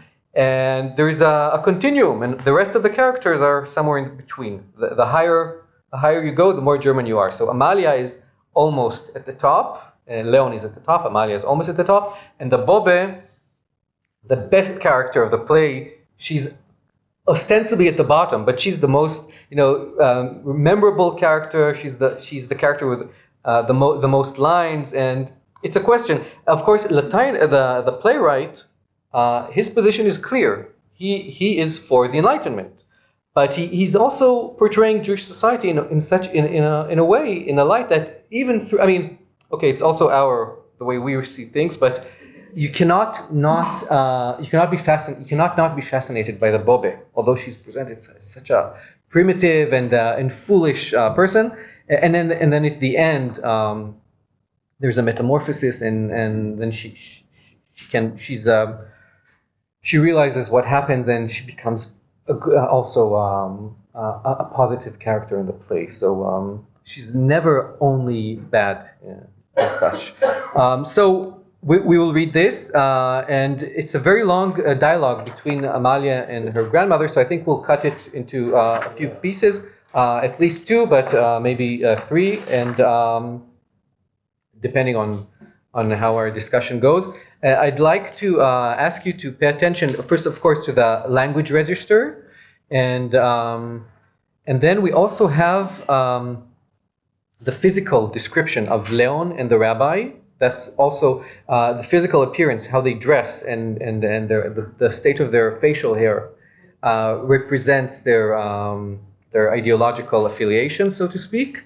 And also there are words indicating the Hasidic world, very particular words. And so we'll talk about all those things. So the language registers, the Hasidic content, and the physical appearance in particular. So I understand that some people will be leaving us this afternoon. If they would like to read now, that would be a great opportunity. So we need. I'll just say that the Bobe is really, pleasure to read it. It's really fine. I suggest that we act it out a little bit more so the characters sound like characters. Please. We need a little bit of stake, and Amalia should sound very, So Amalia. We have seen Professor Slovik playing Modulesco in America. Yeah. Okay. Yeah. Okay. Do you know a bit French? Yes. You should warn them. Okay, so Amalia speaks French. Okay, so we have an Amalia. So please come, Sonia. And who'd like to be the Bobe? We're gonna have Uri. I'm not going this afternoon, so if someone wants to do it now, but otherwise I'd be happy. Irit, du hast Reschek? Weil, was nicht? Sie ist eine große Ambition. I can do the second. Okay, so we need, the cards. Okay, great. Okay, Amalia.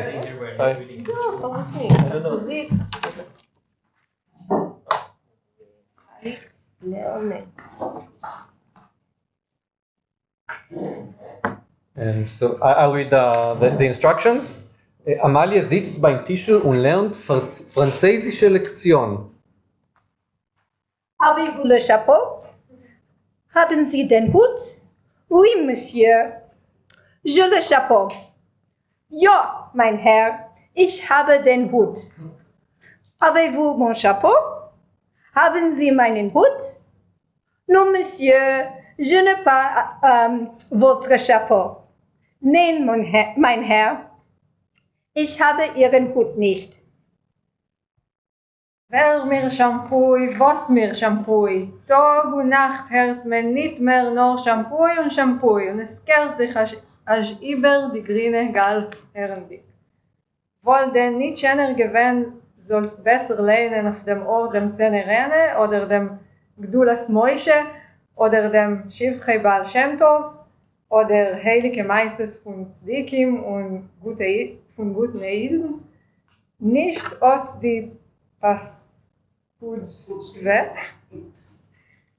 Metueniklich, nur warf es schon weg in der Erde rein, lass mich es nicht angucken vor meine Augen. Siehste, Bobenio, ärger dich nicht so. Und leg ich esse weg. Du darfst das Buch. Guck an ein bisschen an dem Zittern, wie man zittert über dem Metumenikel.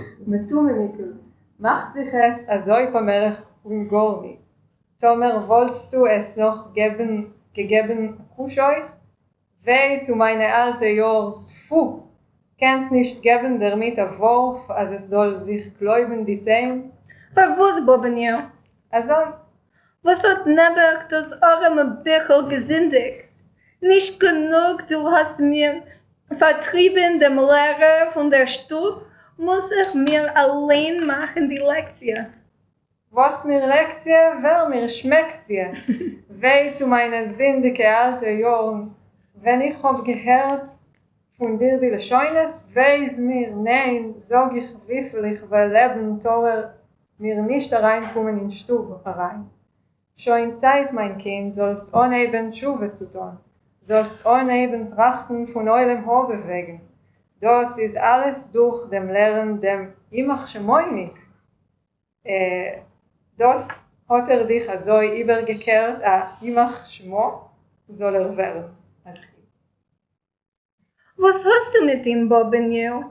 Weiß mir noch, ein junger Mann soll noch sein, so fein, so schön, so gebildet wie Nur an mein Ausrechnen von Meiles, weiß mir. Tshuva soll ich tun? Bobenio, was hab ich denn noch so eins gesinnt auf der Welt? Was ist, weil geht europäisch geklebt? Was? Ich will mir Hashem sein, in deinen Jahren will ich Avada Tshuva tun. So, wenn soll schon gehen in Freies, wollt mich nicht geahnt. Geht doch aber in der ganzen aufgedost die Freies mit der Bord wie am Dilnik. Nein, sag ich. Tor mir mehr nicht reinkommen in Stuhl. Es ist schon Zeit, du sollst besser anheben zu trachten von euren Hobel wegen. Du sollst anheben, Schuhe zu tragen. Okay, let's stop here. So, okay, first of all, I think applaud to the actresses. Thank you so much. Wow, so we have here, for me as a researcher of humanities, first of all, the books. We have books here. So, what books does the grandmother speak of? Senerene, Gdulas Moshe, and Abel Shem Tov. Okay, all of them in what language? Yiddish. Okay, Gdulas Moshe and Shivchei Baal Shem Tov are in both languages, but she obviously reads them in Yiddish. And who's the Senerene? Of course, when we think about it, who's the readership, who's the intended reader of this book? Women. Okay, if we're talking about stereotypical thinking, so this is a book for women in Yiddish. Gdulas Moshe and Shivchei Baal Shem Tov, simple books of Jewish learning, not the Gemore, yes. And she speaks about Azoyne Helike Meises von Tzadikim und Gute Yidden. Der Gute Yid, another word for the Hasidic Rebbe. What is the book that Amalia has? That she closes it, and the grandmother says, "Oh, you should maybe even kiss it before you close it." What book is it? What is she closing? The Lernbuch. Yeah, das Lernbuch. French yes. Study book. Yeah, French, German. Grammatic. In what letters is it written? Probably. Yeah, and it's written in Latin letters. So clearly two different worlds. And we get a depiction of the way Leon appears. So, does he have payas? No. In the bottom we see, wenn soll schon gehen in payas, she says, wollt mich nicht geehrt. If he had payas, it wouldn't bother me. Geht doch, aber im Ganzen abgedost die payas mit der Bord. And obgedost was another word that we struggled with, and Miriam helped us understand what it is. With the. Es ist also noch einmal Dogme für ein Prostwort, was am nutzt, wenn es fehlen im Wörter. Obdosen, das ist, wir verstehen in dem Kontext, was steht abscheren. Ja, sie wollte gekannt sagen, abscheren, aber obdosen, es kommt von dos, von dem Artikel dos. Ja, das heißt, etwas als ein posheter Verb, was man nutzt, wie ein generischen Verb für alles, was man will ausdrücken. Was man will ausdrücken, gleichzeitig ein Bittel legabe. Ja, es ist viele nicht wert zu nutzen, das ämesse Wort, was ist da öfter in Wert, aber abgedost und abgejenst, was man sich gekannt vorstellt. Ja. Wir werden treffen, das abgedost noch etliche Mal. Ich weiß nicht, sie heint, ich weiß nicht, sie mir von das ausgeklebt, aber es ist da in die Repliken, nicht winzig. Durch sich damit in der Bobes Mäul, ja. Yeah, because that DOS, yeah, she calls his hat, I think, DOS, and he has a top hat, which she calls yeah, we'll see in a second, I think. Good, Ashenim Dank. Maybe you should translate it. Wait, is it like a thingamajig? Is that what you're saying? Like it's a word that you don't know the word for? No, you do know the word, but you don't know but you don't bother to use it. I mean, it's not that important that you would really make an effort to use the usual existing word. But is it because you want to avoid the word, or is it like saying a thingy or something? Yes, it's a kind of thingy. You might have this in English. Instead of where it's true. Yeah, but don't you have such a DOS in English? Thingy is good, but maybe I mean, this was do we have a verb? Thingamajig is the same לשים נעליים. כן, לשים כזה, es ist nicht... לשים כי אנשים אומרים, Nein, das sagen euch die Menschen. People say put on, but this is like more, it's sharper. It's more like, I don't want to even use the word no, it's a bit derogatory, I understand, right? It is. I don't want to even say that it's a mashmal. Maybe not a mashmal, people like you don't want to. Let's not talk about this. So, no, that kind of thing. Yeah, because I think in the traditional world, for a man to shave his beard and his payas is a bad thing. So I'm guessing, my guess is that this is how they spoke, which brings us to two words that are not in any dictionary that we know of, that I know of at least, metumenik and amavdilnik. And so metumenik, this is our reconstruction because they wrote it phonetically. Metimenik, and we're like, what does it mean? And it's our guess that it comes from the Hebrew word tameh, impure, and metumenik, but this is our interpretation. We couldn't find it anywhere. And within Hasidic discourse, it makes sense. You know, there's holy and there's impure. So if you're not Hasidic, you're of course metumenik, and hamavdilnik again. So we have havdol. There is hamavdil, but that's God. God is hamavdil ben kodesh lechol, and here is hamavdilnik. It's not that. It's a negative term. Yes, it's someone who's not Hasidic. So I think that we have here real Hasidic speech that is not preserved elsewhere, which is really cool. Even though it's being brought in a maskili comedy that criticizes Hasidism, we learn about Hasidic speech here. So it's really amazing. Like to find two new words in Yiddish that are not in any dictionary and you know what they mean. Incredible. It's like when people say lehavdil to talk about a goy. So Yes, absolutely. Yes, lehavdil. Yes, it definitely has that. So it's like not only not Hasidic, but almost not Jewish in a sense, or like sort of outside of the affinity group that the Boba is relating to. This is the semantic field of lehavdil, of not. Yes, and exactly that. It would be interesting to look it up to try to find more appearances of these words in other about texts. the metumenik, which is here the Bichel, the book, as you said. But we do have the word tumenik, which is the term for an apikoiros, or can be one of the terms for an apikoiros, an impure, non-religious man who left the traditional way of life. So this we do have as a word, so we can. You also have the word tume. Yes, of course, yes. But I mean this ending, tumenik. Yeah, so I think it's quite a logical thought that we have that this comes from there, but we couldn't find it in any other texts, so we still have to look for it. It is somewhere hidden, or perhaps it was only an orally used. It might be as well. Yes. Okay, so now let's continue. Is there anyone else who would like to say something about this text?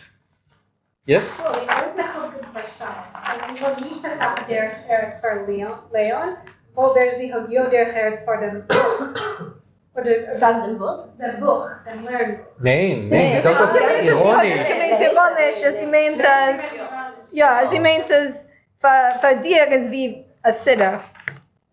Aber nicht für ihr. Ja, wenn sie sagt, mit She likes Tzemrene, she likes Shivche Baal Shem Tov, she likes the Korban Mincha später, later, yes. Also einfach jedes, ja, das Deutsch. Genau. Okay, so let's. Jo. Heb je ook niet goed verstaan in het Engels? Hamavdil is de laatste kfir in de boek. De laatste moment is, wil wie dichter, die metalen kfiles. Und wenn euch Shabbos, euch fromm. Nee, sagt, geht doch ober in ganzen abgedost, die PS mit der Wort wir Mavdilnik. Jo, watschen auf der letzte Tfile, gesegnen mit allen, schön wie dicker soll sich eigentlich in Shabbos, kennt tun, was will. Kann sein. Efter ist das der Gilgel von dem Wort, efter ist es so geboren geworden. Interessant. Possible also that the gap between the hair on the head and the hair on the beard, or the appearance of the hair on the beard, is also what they're talking about, making a Dora solution by shaving some of it, which is so in the Laita, but the you're not allowed to shave, so for the Abeliovich, you know? Yeah, what Uri said. Yes, absolutely. It was, the short jackets that go only down the waist and not all the way to the calves. That was the sign of being a modern Jew, a daich that they use here all the time, and the shaven face. And it was a break from tradition, absolutely. And the conflict between those who break away and those who do not is represented here as the two possible bridegrooms. We need a new Amalia and a new Bobe. Everyone wants to do the Bobe, yes. Okay, so let's cut it into smaller pieces. So Bobe, Zavit, Bobe. Or I can be Amalia, I don't care. Okay, oh yeah, sure. So be Amalia. Thank you. So please, Zavit. Amalia. So there's going to be another Bobe, I think, if time allows. So so we're on page Mirzayin auf der Seite 4. Und wir wollen lernen 2/3 von dem jetzt. And that's Endzin. Amalia. Schuwe soll ich tun? Was soll ich denn als sonst gesündigt? Ich soll Schuwe tun. Warte, Bobi, ich will mir zu Shem sein, in deine Jahren will ich demals Schuwe tun.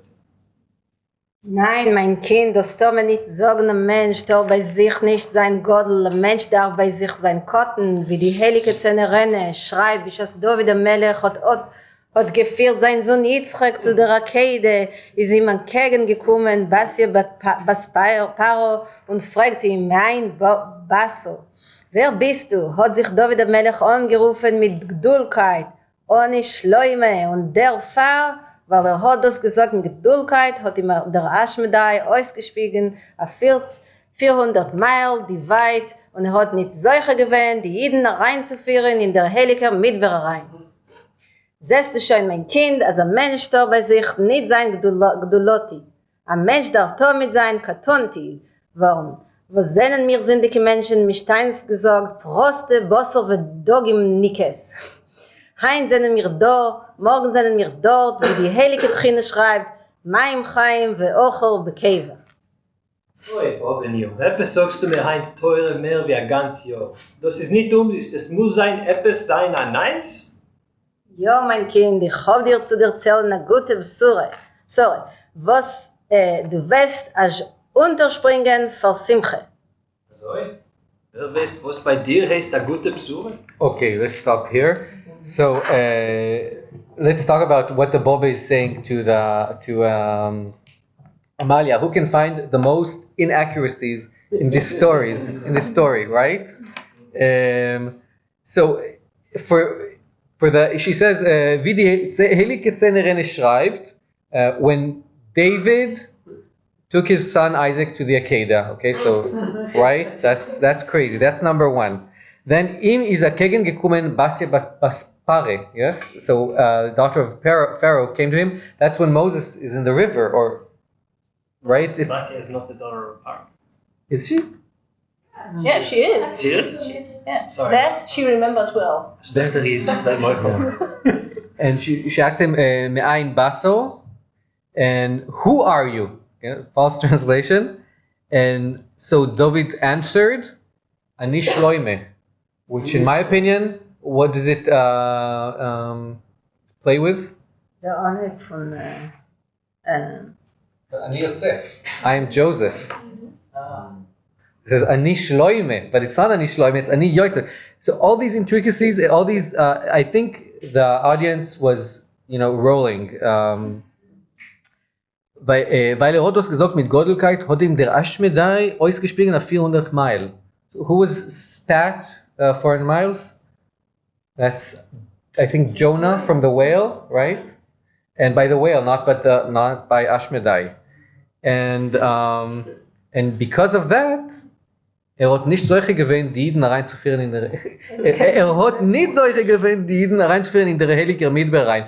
Because of that, he wasn't privileged in leading the Jews in the desert for 40 years. So it's Moses who couldn't enter the Jews into Israel, but so it's everything is wrong. Yes. The end, and then we have Moser V'Dogim Nikes. That's the best one. Yeah, we have it also in Shalom Aleichem. I think Tevye says, Ich bin Apostel Moser V'Dogim. So it's a common mistake. And then we have Hein zenen mir do, morgen zenen mir dort, wie die Heilige Trine schreibt, mein Chaim v'ocher b'kever, which we're still trying to figure out, but it's probably Hayom kan machar b'kever. Today here, tomorrow in the grave. And she said, completely, because it's the Hebrew, she completely misquotes it, and it's just not correct. So she. Und da wird sie mamisch grob. Ja, das heißt, Ocher bekever ist mamisch grob. Ja, das ist nicht nur, dass sie hat Ocher ist hinten. Ja.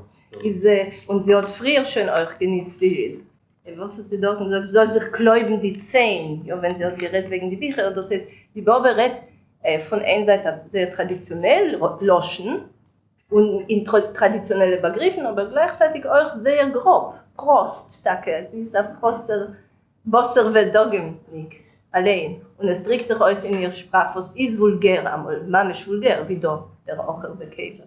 Ja, auch. Aber saftig, ja, aber da hat der Olim Hanoi gehabt von dem, ja.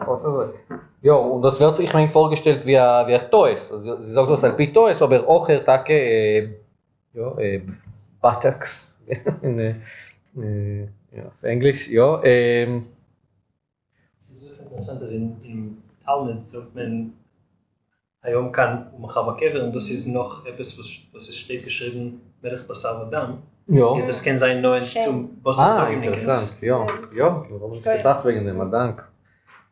Oh, by the way, we wanted to ask you, if you recognize here any intertextuality with another text that we didn't realize, please tell us. Because we're sure that there is a lot of, the interplay is also with other texts. So with other literary texts, with other plays, with other,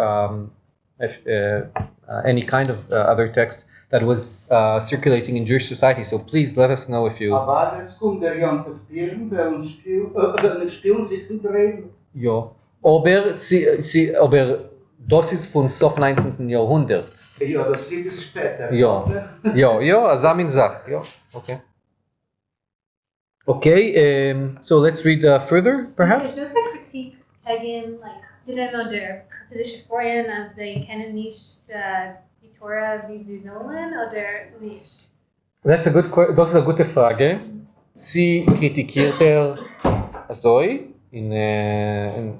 Oder sie macht Gelächter von der Bobbe, was ist Erfreu?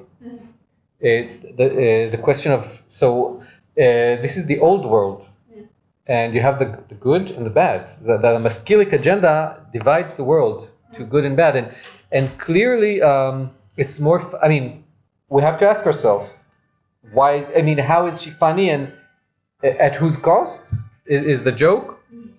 So that's a good question. Like, is this at all realistic that a woman wouldn't know anything about, the Torah in this way, or It's a bit exaggerated. She would. Yeah, David, Sonia. Bei mir ist gewinnt sehr komisch, weil ich bin zu dabei, als die Parscheinen, wo sind komisch, mit dem, als ich kenne mich, als ich mit der Frau Männer hat, ein bisschen Italien nochmal schon, aber auch in Oh ja, Italien. Der kann und gedenke ich den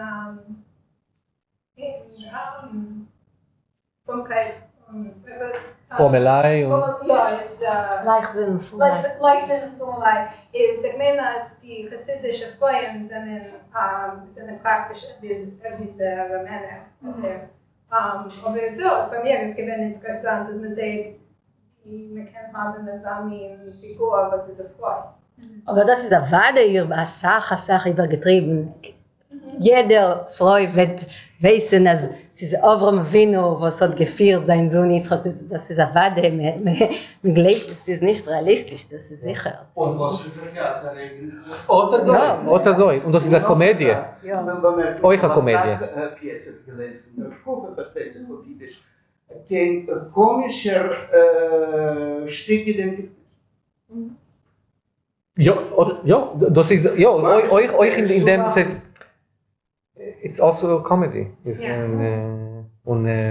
Aber wie hat gesagt, Tevye ist eine Gestalt euch.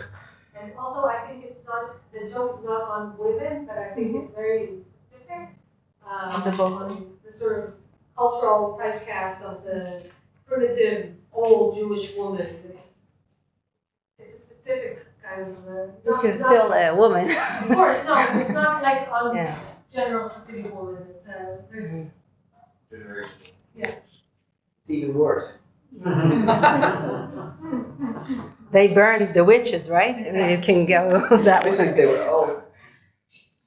But in the end, she's popular. So She gets her tikkun. Yeah, she gets her tikkun, yeah. Yeah. Okay, lassen wir lernen weiter. Now comes the shidduch. Does anyone want to be Bobbe and Amalia? The shir, okay. Yeah. So Bobbe, action. Okay. Herr Reus? Herr Reus, mein Kind, du weißt doch min Hastam, was für ein heiligen Tzadik wir haben bei uns in Städtel. Und du hast doch min Hastam gehört von seinen heiligen Mofsim, was beweist. Als es geht, als über ein Gräuel über den Leib. Und du hast doch min Hastam gehört, als Tag und Nacht hält sich in ein Säuden mit seinen lieben Nomen. Und hast doch min Hastam gehört, als der Rebbe hat zu schaffen über alle Malochim und Srofim und Chais und Feine Kodesh. Und hast doch min Hastam gehört, als alle Schlüsseln von dem Ganeden, von dem Gehenim, von der Mamaras am Machpeile und von allen Himmeln sind bei ihm angelegt. Und hast doch min Hastam gehört, als am Malach abzupatschen ist bei ihm eine Kleinkeit. Wenn du etwas zu allein gedroschen, lass mich schon hören an Eck. Schlag sie mir nicht über, mein Kind, lass mich ausreden. Und du hast doch min Hastam gehört, dass die Noshim Tzadkaines haben im Himmel als ein größeres Chie wie die Tzadikim allein. Und hast doch min Hastam gehört, dass der Tzadikis starb, gehen ihrer Kegen Sore, Rivko, Rochel, Lehe, Moshe, Aaron, David und Shloime. Und hast doch min Hastam gehört, als... Wo wenn du siehst, bald werde ich schlafen von deinem Droschen. Lass mich schon hören einmal an Eck. Was schlagst du mir über? Lass mich ausreden. Und du hast doch min Hastam gehört, dass unser Tzadik hat kein Tzadikis nicht. Du, wenn du weiter. Das Übrige stößt dich allein, mein Kind. Soll ich mich stößen? Weiß ich. Bist doch ein klug Kind, stoßt dich was sich mein? Weiß ich, was du kennst meinen? Efter meinst du, ich soll sein, wie Tzedekes? Läuft zu ihr und gibt ihr einen Kuss. Soll mir sein für dein Käppele, sehst du Maminke, hast dich angestoßen, hast fort in dir ein Jiddisch oder. Du hast du Tage gemeint, so ich dir, als es ist ein Avere, was du hast dir siehst, kali gemacht, das Maul, mit der Saal lang gedroschen? Weiß mir, was es heißt, du willst noch nicht? Ich frage dich, wie komme ich zu der Tzadik? Wie kommt der Tzadik zu mir? Der Tzadik darf ein Tzedekes für eine Weile, und ich bin doch nicht kein Tzedekes. Nu, sehst du die letzte Deige, soll es dir bleiben, Narrenju. Als du wirst Chassene haben mit dem Tzadik, wird schon bemeile von dir wären a Tzedekes.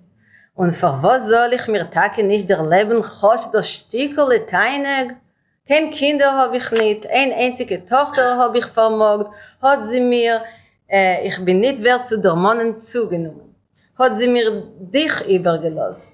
Dich, mein teuer Einkel. Was kommt mir aber raus? Also ich hab nicht wer, es soll noch mir Kaddisch sagen. Und lernen ein Perk Mishnayes, über 120 Jahre. Hab ich getan, guck, als es ist Paskudne von mir. Bin ich bald gelaufen zum Tzadik und noch hab ihm Jakbe gefragt, sie bin ich so viel Seuche, soll sein mein Eden. Sie heißt, soll mit dir Chassene haben, der soll mir sein, ein teurer Kaddisch über 100 Jahre. Und der Pfarr will ich auf ihm verschreiben, mein ganz Vermögen. Der Rebbe hat das gehört, hat sich gehalten mit seinem lieben Namen, sie möge es tun, und sein lieber Namen hat ihm geantwortet, ja. Nun, frage ich dich, mein Kind, ist das ein kleines Schrier für uns? Warte, Bobenu, hast du recht. Und der Pfarr in dem Schuss wird meine Schome sich herumkeikeln in Ganeden, gleich mit allen Noschen Tzedkainis auf jener Welt. Dem Schuss wird meine Schome liegen in der Erde, der Park auf der Welt. Für was? Weh mir, verkehrt. Dem größten Schuss wirst du doch erst haben. Der Rebbe wird dir auch geben ein Stück von seinem Oilem Hobe, und als Mashiach wird kommen, wirst du sein die Erste, was du wirst versuchen von dem Leviussen, und wir alle wollen solche sein, zu liegen in der Meires am Machpele. Danke schön angelegt bei mir. Sehst du, Bobenu, die Meores am Machpele bin ich Meuchel dem Rebbe. No, als du willst nicht liegen in der Meires am Machpele, will ich dich nicht nähten. Den Leviussen schenke ich dir. Lang leben sollst du. Warum habe? Das weiß ich noch nicht, sie der Rebbe allein wird haben. Okay, let's stop here. So, what's going on? She asked her to. She proposed her Amalia to marry the Rebbe, and Amalia said she doesn't want to, and then they speak about religious matters. Is Amalia religious enough or not? What will happen to pious women in the world to come? And now we see that Amalia really can enter this kind of dialogue. She says, first of all, I'm not that pious. Secondly, I'm not interested in this kind of destiny. Grandmother tells her, you'll get. What happens to women? What happens to pious women in the world to come? According to this, what do they get? What kind of furniture? Sorry. Sorry. What is she? No, she says it another time. The golden chair. But what happens to them? As a tzadekes starbt, you can look in page 4. As a tzadekes starbt, gehen ihre Kegen. Sore Rivke Rochelea und Moshe Aaron Dovidula. So when a woman dies and comes to heaven, she sees all the patriarchs. Just need a list of patriarchs that she chooses. Yes, and matriarchs. Yes, that's true. And then, sorry. The women's section, but that's only 4, and then right, and then she gives the other 3 from the 7 male guests, right? It should be yes, the Ushpizin from the Sukkot, exactly. Her destiny is, it's not very feminine. I mean, it could have been a man, it would have been the same. That the Leviusen and Maras Machpele und the Ushpizin, the Rochel Leah, but euch Moshe Aaron, it would have been the same. Es ist nicht besonders verfreuend. Yes. Good point. I thought, didn't we have the golden chair? It's later. Okay, then she gets the golden chair later. Yes, for women only. I wanted a few words that the grandmother used. Ich bin nicht wert zu dermonen. I'm not worthy to mention. She says it instead of God. So instead of saying God, she says Ich bin nicht wert zu dermonen. I'm not worthy to mention. Has taken my daughter away from me. So that's very typical of the grandmother. And then we have here another interesting Slavic word that Mira mentioned, yakbe, which maybe say something about it? Yakbe, yeah, five. As though, actually. Yeah. So yakbe. Yeah, and they write it with Gimel. Erotus geschrieben mit Gimel, Yakbe. Und wir haben das verschrieben mit Yakbe. Ja. מרום דרכנט, כל הכבוד עדיין. זאת genommen Zeit, ja, aber nicht das erste Mal. Ja.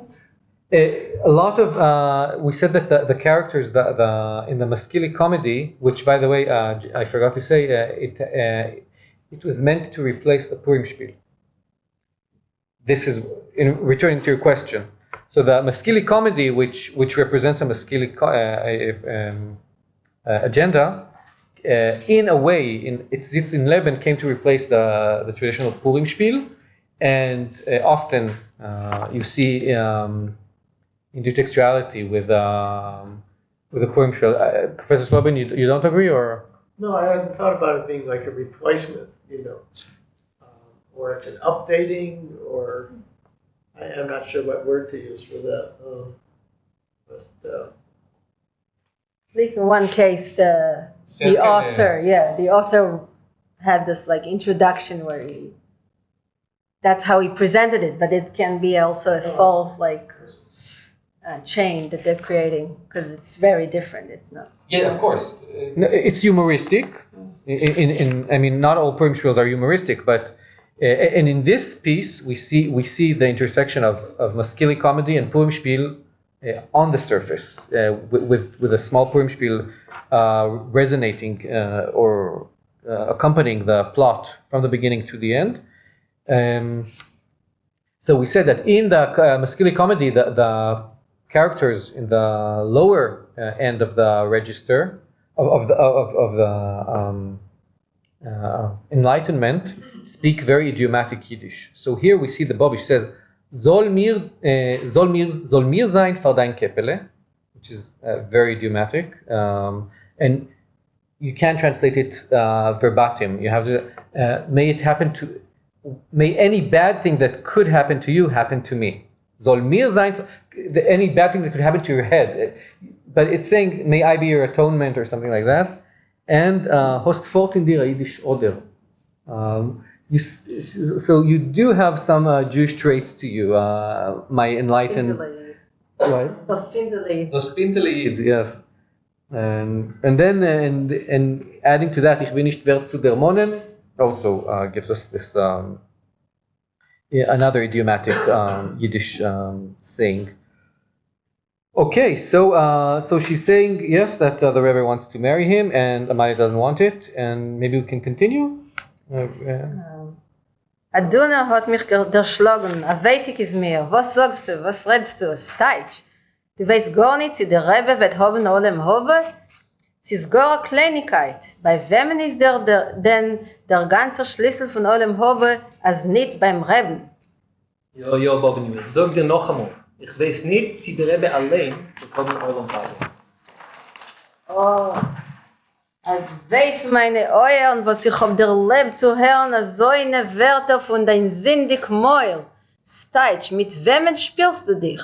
Weet ich es mir, mit dem Reben, du meinst, dass der Rebbe hört nicht etliches Wort, was wir reden da? Mega viele sein 100 Meilen die weit. Oi, als auch und weiß zu mir, bist gar in ganzen übergekehrt. Es ist gar nicht kein reine Sach, nicht du redst, sie redt von dir heraus. Okay, let's see here. Schlägt sich mit dir im Kopf ein. Nicht du redst, sie redt von dir heraus. So, Dybbuk, yes, the first indication of that.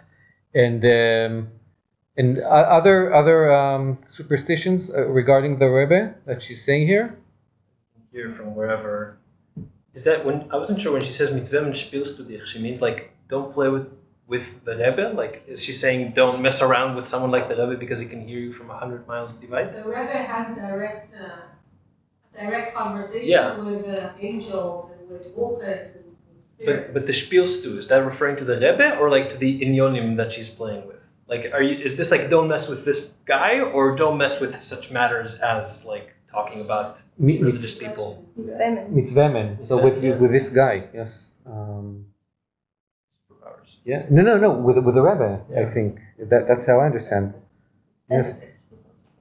Yeah. They're talking about right.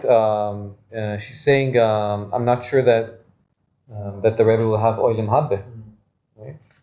So yeah. Okay. Jo. Oh, das Herz hat mir aber gesagt. Das Herz hat mir gesagt. Oh, was ist dir? Was schreist du? Was liarimst du also?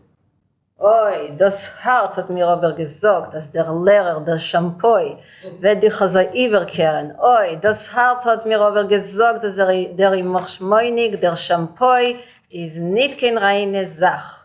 Ist nicht keine reine Sache. Ist noch viel reiner von deinen Reben. Mo Israel, wie hin Noam, Gewalt, jüdische Kinder, sie ist reine Dybbuk in mein Kind. Gewalt, jüdische Kinder, Ratevet. Was ist mit dir so eines, Bovenio? Um Gottes Willen, was ist dir? Bist du auch von dem Sinnen? Was machst du als all Jahre, als Gewalt? Gewalt, nicht du redst, nur der Dybbuk redet von dir, mein Kind. Was tut man, was hat man an zu tun? Ich will laufen nehmen das Korben min Chesider. Ich will dir derweil da absprechen und danach will ich mit dir gehen zum Zadik. Soll sich sein Porn von deinetwegen und wird dich behängen mit Kmees. Man wird dich führen abtovlen und man wird so lang bloßen Schäufer, bis man wird von dir rausblosen dem Dybbuk. Weh der Boben. Wo bin ich da in der Welt? Lebe ich, sie gehe ich herum auf dem Eul Matoi. Gold. Was will die Bobbe von meinem Leben haben? Na dir a Reben auf meinen Kopf. Auf dieser Psure habe ich mich gar nicht gerichtet. Die Bobbe meine will mich versorgen mit eurem Habe, noch eder ich weiß den Tam von eurem Hase.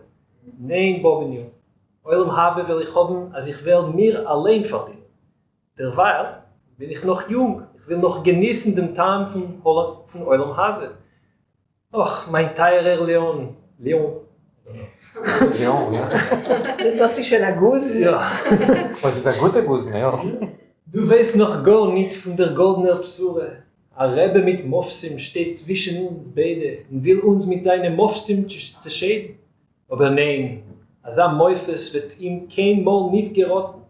Dir habe ich geschworen Treue und Liebe und ich will bleiben mein Schwur getreu bis in mein letzter Minute.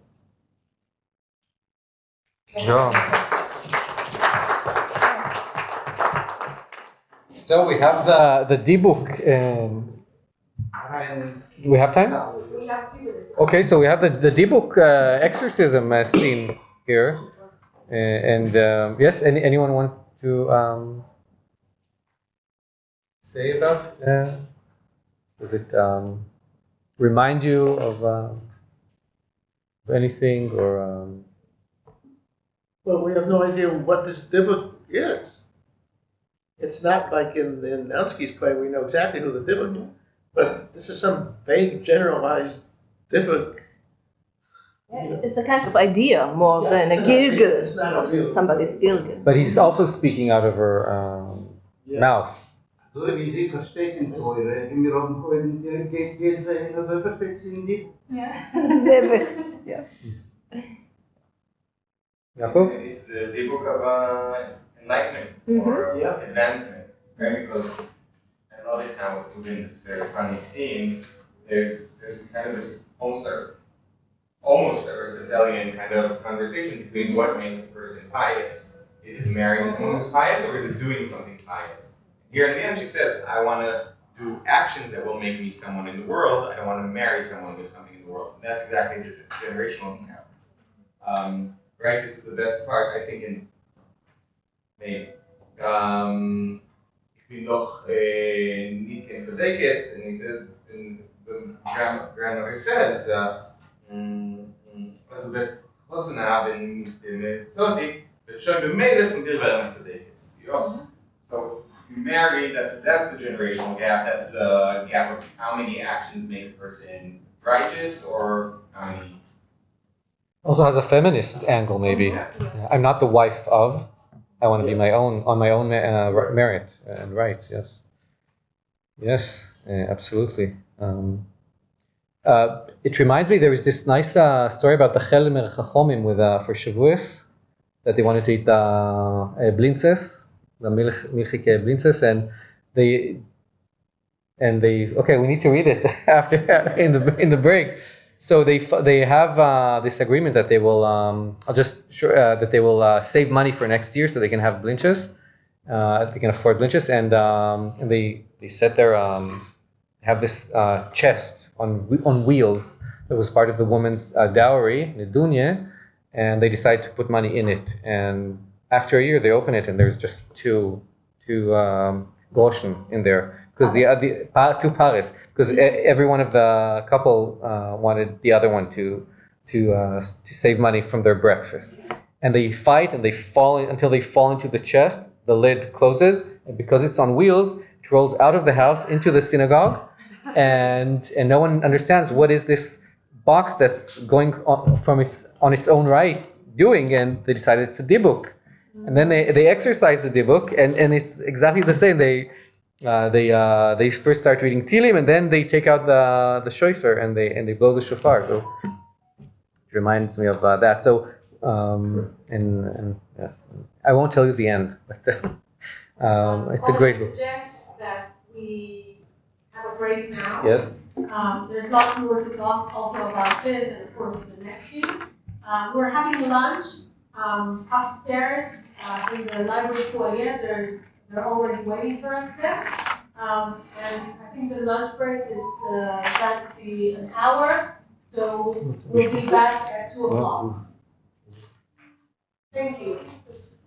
And we are coming back to our text.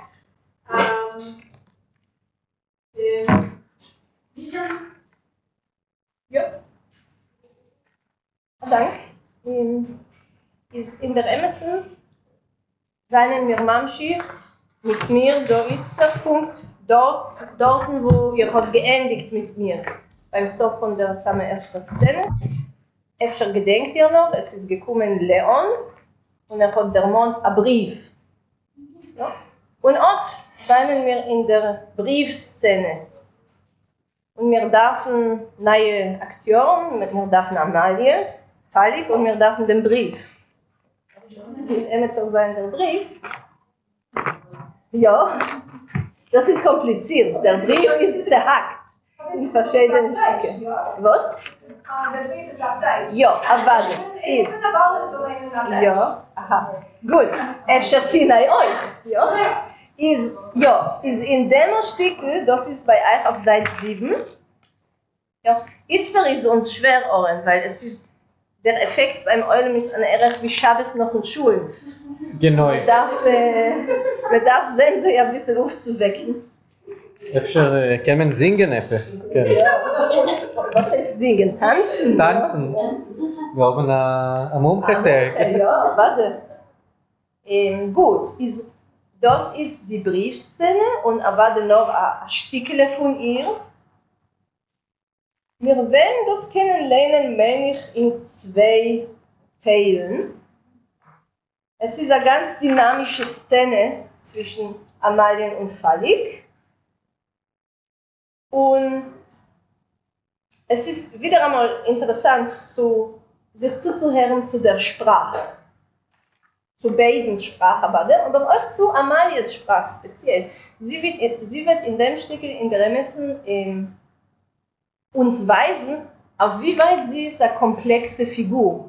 Weil wir haben schon geredet wegen dem, dass gewisse Figuren seien sehr stereotypisch zerteilt in Sprachcharakteristik. Wir haben gesehen die Bobbe, traditionell, ein bisschen grob, mit einer sehr schönen jüdischen Idiomatik, was ist für sich mechayet. Und wir haben gesehen Leon, was ist der Maskil, der Moderner, der was redet Deutsch.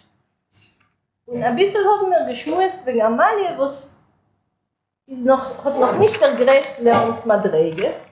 Sie ist noch nicht den ganzen Arriber auf Deutsch. Also sie lernt sich Französisch, das ist etwas anderes. Trotz das, ja?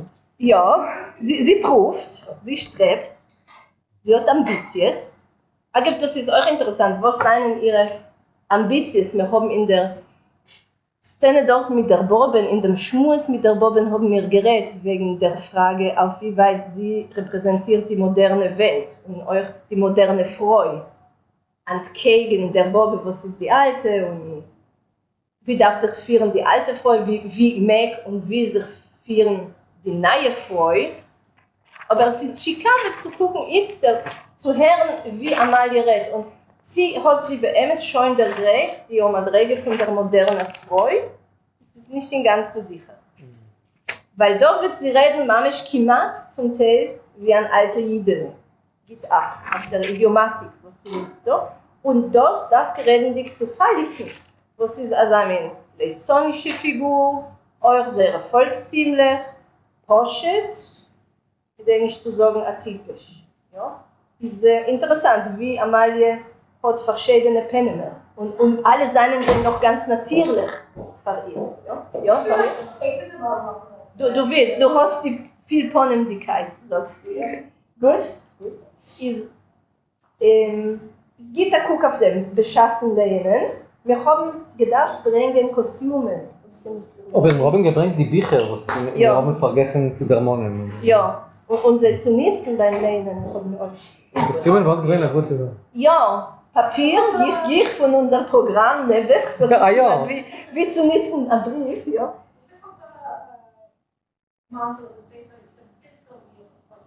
Ja, und eine Fatschele von der Bobbe, wenn sie wird zurückkommen und solche Sachen.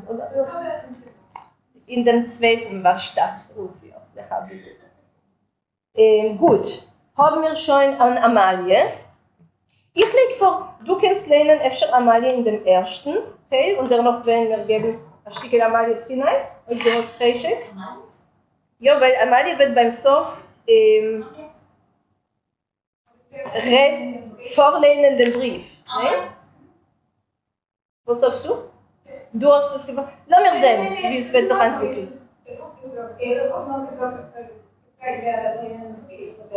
Es ist nicht doch ein Charakterbrief. Die Menschen, Amalie und Falik, ja. Amalie lehnt den Brief. Ja, das ist in ihre Schures. In Amalies Schures ist der Brief. Falik. Ja, wir dachten an Falik. Wer ist dabei noch Falik? Uri, noch einmal? Oder wie ein anderer? Ich weiß nicht. Michael, willst du? Ich kenne seine euch hervor, gell? Avade, verstanden wir also klassisch. Ihr wisst, dass Männer und Frauen mögen beiten, die, oder viele, oder so, nicht doch in Genderpolitik. Gender, das ist schön, finde ich.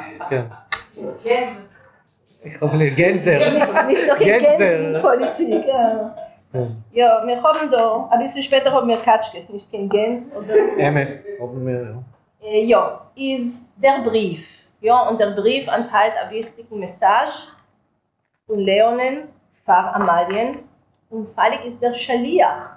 Noch eine klassische Rolle. Und die wichtige, geuredige Rolle ist bei dem Scheute in die Hand, bei dem Letz in die Hand. Ja, lassen wir sehen, was kann da gehen. Ich will vorlesen die Instruktions und schämt sich nicht. Ruft, es machen theatralisch. Ja, Sonja, Amalie und Heilig, also mit Impet. Und wir sind noch als in dem ersten Akt. Es ist schwer zu lernen theatralisch, wenn wir haben eine Hitze zwischen uns und den zwei Menschen. Aber es ist doch eine Hitze zwischen die zwei. Auf ein bisschen öffnen. Aber ihr könnt euch stehen. Du kannst sitzen da, Michael. Ja. Das ist auch musikalisch. Ist angetan in der Heu. Ja, seid mal. לעזור לך להיכנס לדמות, לשלף reingehen in dem Charakter. Diese Heilig, wie ihr seht, angetan in einer langen Kiefer. Wir haben gesagt, das ist ein Hut, ein Kaskerser, mit roten Häusen, in einer roten Mäntel und von Papier zugeklebt an Bord. Epauletten, euch von Papier, kommt rein und stellt sich in Tier. Guten Purim, meine liebe Leid. Der schreckt sich. Ich will dir holen zu seinem Cap. Falk, du bist es? Was ist das? Bist du mit Sugar geboren? Was ist das für ein Verstellnis? Ihr vergesst, Herr Fräulein, es ist schon bald Purim. Darf man sich nicht und messen das Verstellnis? Woher bist du hergekommen? Hast du mir etwas zu sagen? Reb Leon, mein Balleboss, hat mir geschickt zu euch. Ich soll euch sagen, eine nötige Sache. Wer? Leon hat dich hergeschickt? Ja, Reb Leon, ich soll euch sagen, eine nötige Sache. Aber so eine nötige Sache, sag uns. Warum ist Herren was? Was? Hab ich schon vergessen. Ich gedenke nur, hat mir gesagt, ich soll euch sagen, eine nötige Sache. Mehr gedenke ich nicht. Lass mich mir besser Hasen gespielt. A guten Purim, mein Liebe, a guten... Komm her, du tamme Warte, Breira. Der Mann, der. Was hat der Leon angesagt? Hat mir gesagt, ich soll... Was sollst du? Nein, als ihr sollt. Was soll er? Nein, ihr sollt beide... Wart euch, welch mich der Mann erklärt. Aha, ich hab schon mich der Mann. Nu, lass mich schon hören was. A guten Purim, meine Liebe. Du mischuggener Hund. Zu all die schwarze Jahre sollst du gehen. Also hast du in sich, was man heißt dir tun? Wart, ich will dir erzählen, Leon. Wird dich legen in der Erde rein dir geben. Woher bin ich schuldig, als ich hab vergessen? Weil dein Kopf ist dir bei all die guten Jahren. Wohin kehren mitten darinnen als Verstellnis? Weil ich will heimtigen Purim machen das Spiel. Ihr gedenkt vor Jahren, wie schön ich hab gemacht das Spiel. Heimtiges Jahr will ich wieder herumgehen machen das Spiel. Ihr wollt hören, a gute Purim. Genug. Sag noch, Falk. Efter hat der Leon mitgegeben ein Brief zu mir?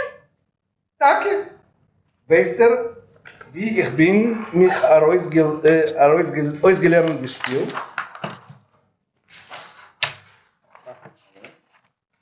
Ich frage doch dich. Hat dir Leon nicht mitgegeben ein Brief zu mir? Danke. Beim Chai Joel, das Schuster Jüngel. Kann als so schön machen das Spiel. Was hast du nicht? Was ich frage dich? Hat Leon dir nicht mitgegeben ein Brief zu mir? Chaim Joel wird sein Vashti Amalke. Und mich will sein Esther Amalkes Omen Kleppel und Itzek Mendel, das Schneider Jüngel wird sein die Aseres Neomen. Richter, was hast du nicht? Was ich frage dich?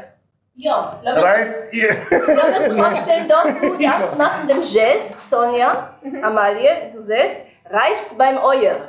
Oi, mein Euer. Wart. Hab ihm an und bleib so. Genau. Okay. Und wir machen auf Fries. Mein Euer, ihr wird ihn bald rausschleppen. Gut, a Sekunditschke. Dank. Dank. Ja.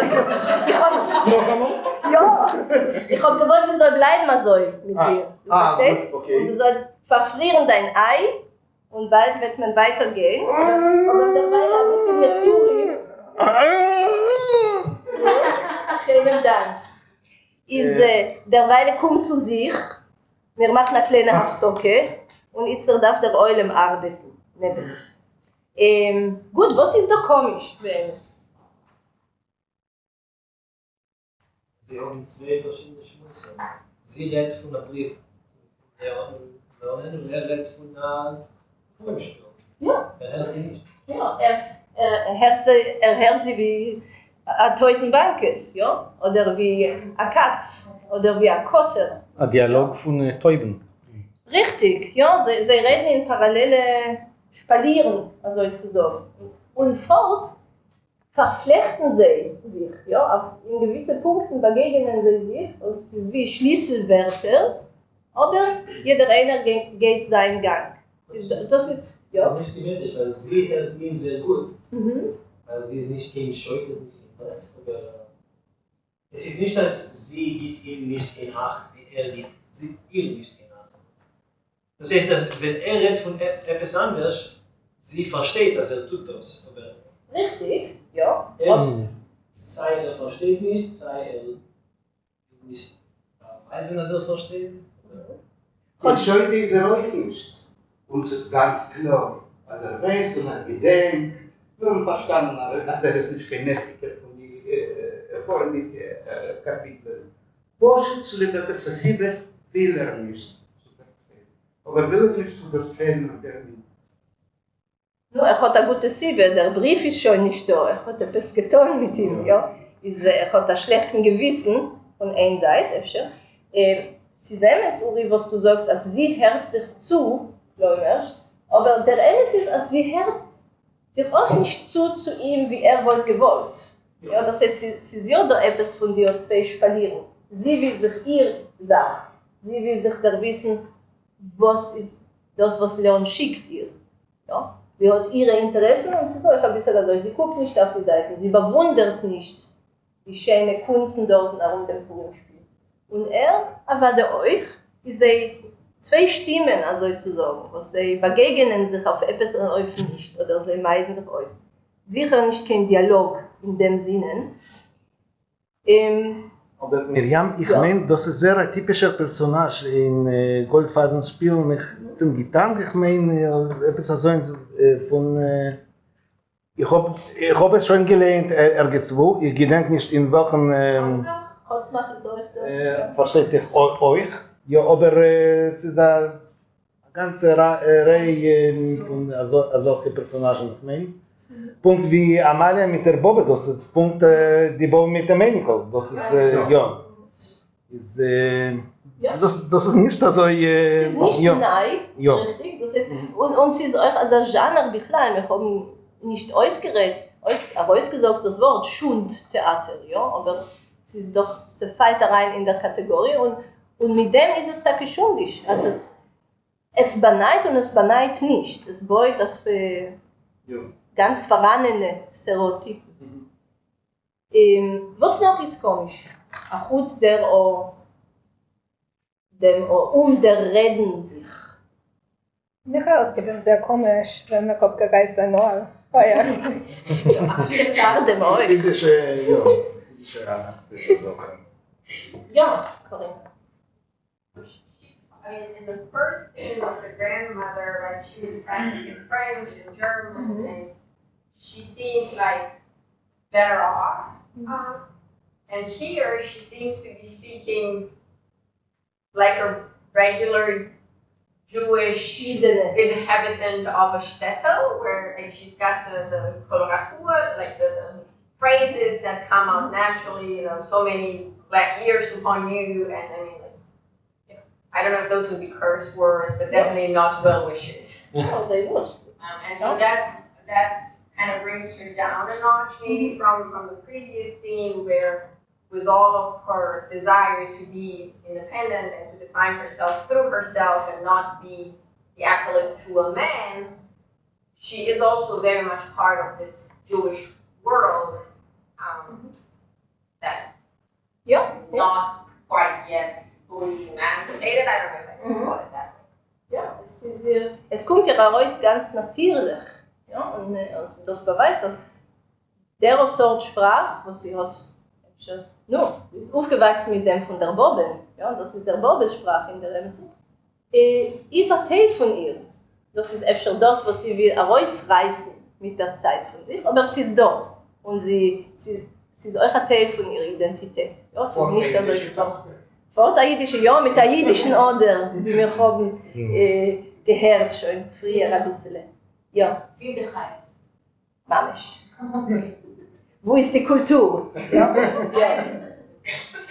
Und danke, wir kennen sich euch, das ist für euch sehr schön in dem Text, als nicht geguckt auf dem, als öfter ist da etwas an Hintermachschove von dem, was schreibt, abzulachen oder zu kritikieren, gewisse Teilen von der Kultur, was sehen euch altmodisch oder was will vorgestellt werden, wie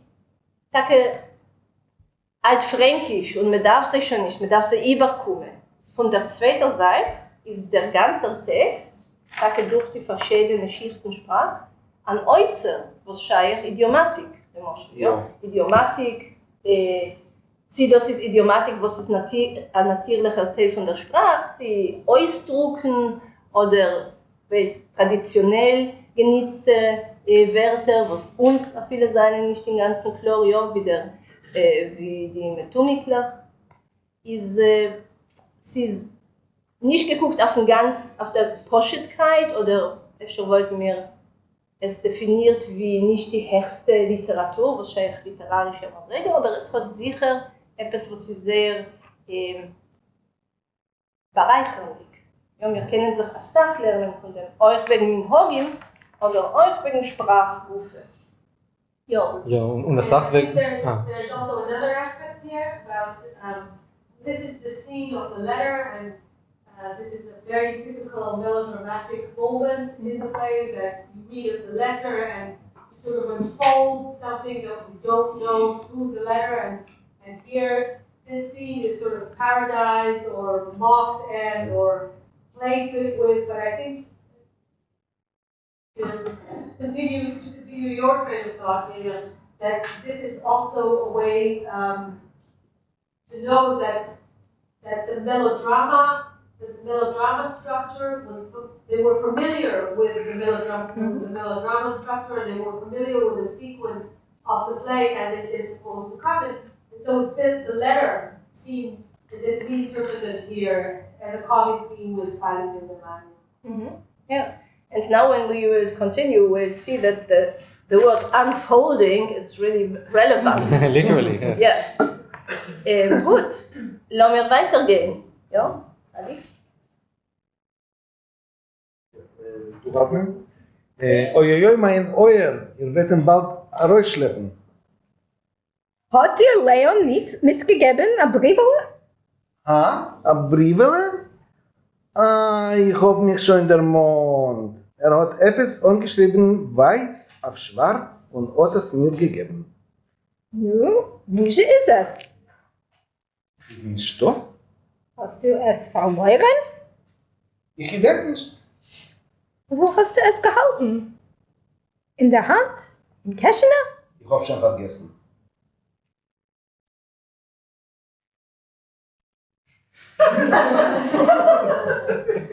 Ach na! Mit was für Papier hast du dir verklebt das Ponem? Aha, ich hab mich schon Tag in der Mond. Ich hab mir nicht gehabt zu machen an Bord. Hab ich mir gemacht von dem Brief an Bord. Von dem Brief? Ein Dummkopf. Oi, Fräulein, hat mir Kalle gemacht dem ganzen Purim. Schön euch Omenskleppel. Teure Amalia, ich habe dir mitzuteilen, der wichtige, sehr wichtiges. Daher Sobald du wirst nur meinen Brief erhalten, sollst du sofort kommen. Nun. Das wollen das Übrige. Das kommen zu der Pustermeier. Ich werde dich erwarten. Dein dich liebender Leon. Fräulein, mag ich schon gehen heim? Gott weiß, was es wird von uns werden. Geh, sag ihm, soll mich erwarten bei der Pustermeier. Ich komm bald noch. Guten Tag, Fräulein. Das Herz schreckt mich sehr. Hallewei soll sein zum Guten. Komm zurück. Ich hab schon vergessen. Wie soll ich ihm sagen? Soll mich erwarten bei der Pustermeier. Nun, geh schnell und vergiss nicht. Nein, ich will nicht vergessen. Freilich hat schon Sechel in Kitschmele. Nur Schat, Fräulein. Tomer will ich ja vergessen. Was soll ich ihm da wohl sagen? Nun, geh schon schnell, du Dummkopf. Lass mich gehen schnell, Anton. Ja, schönen Dank. Ja, ich hab ihm. Aber das, was Freilich wird jetzt sagen, ist uns gedeiht zu lernen, Mamisch mit Kopf, weil es wird sein ein bisschen komplizierter ist. Lass mich derweil kurz sich aufstellen. Du gabst sich unter mit neuen Käufes. Und sie will etwas vermerken da, zu dem Hemmscher. Das ist, wie ihr seht, weiter ganz dynamisch. Ja? Und es kommt dort rein das so schwere Stückel auf Deutsch. Der Brief, was ist mamisch verfasst auf Deutsch. Und es ist schwer für einen Akteur. Ja? Bis jetzt hat sie gedacht, reden Jiddisch. Und plötzlich darf sie übermachen, als in ihrem Mäul, es soll herauskommen auf Deutsch. Das ist nicht Bullshit, probiert. Das ist mamisch schwer. Steuer, Sonja. Ja, Steuer. Aber wir wissen nicht, wie sie haben das herausgerät. Das ist eine Frage.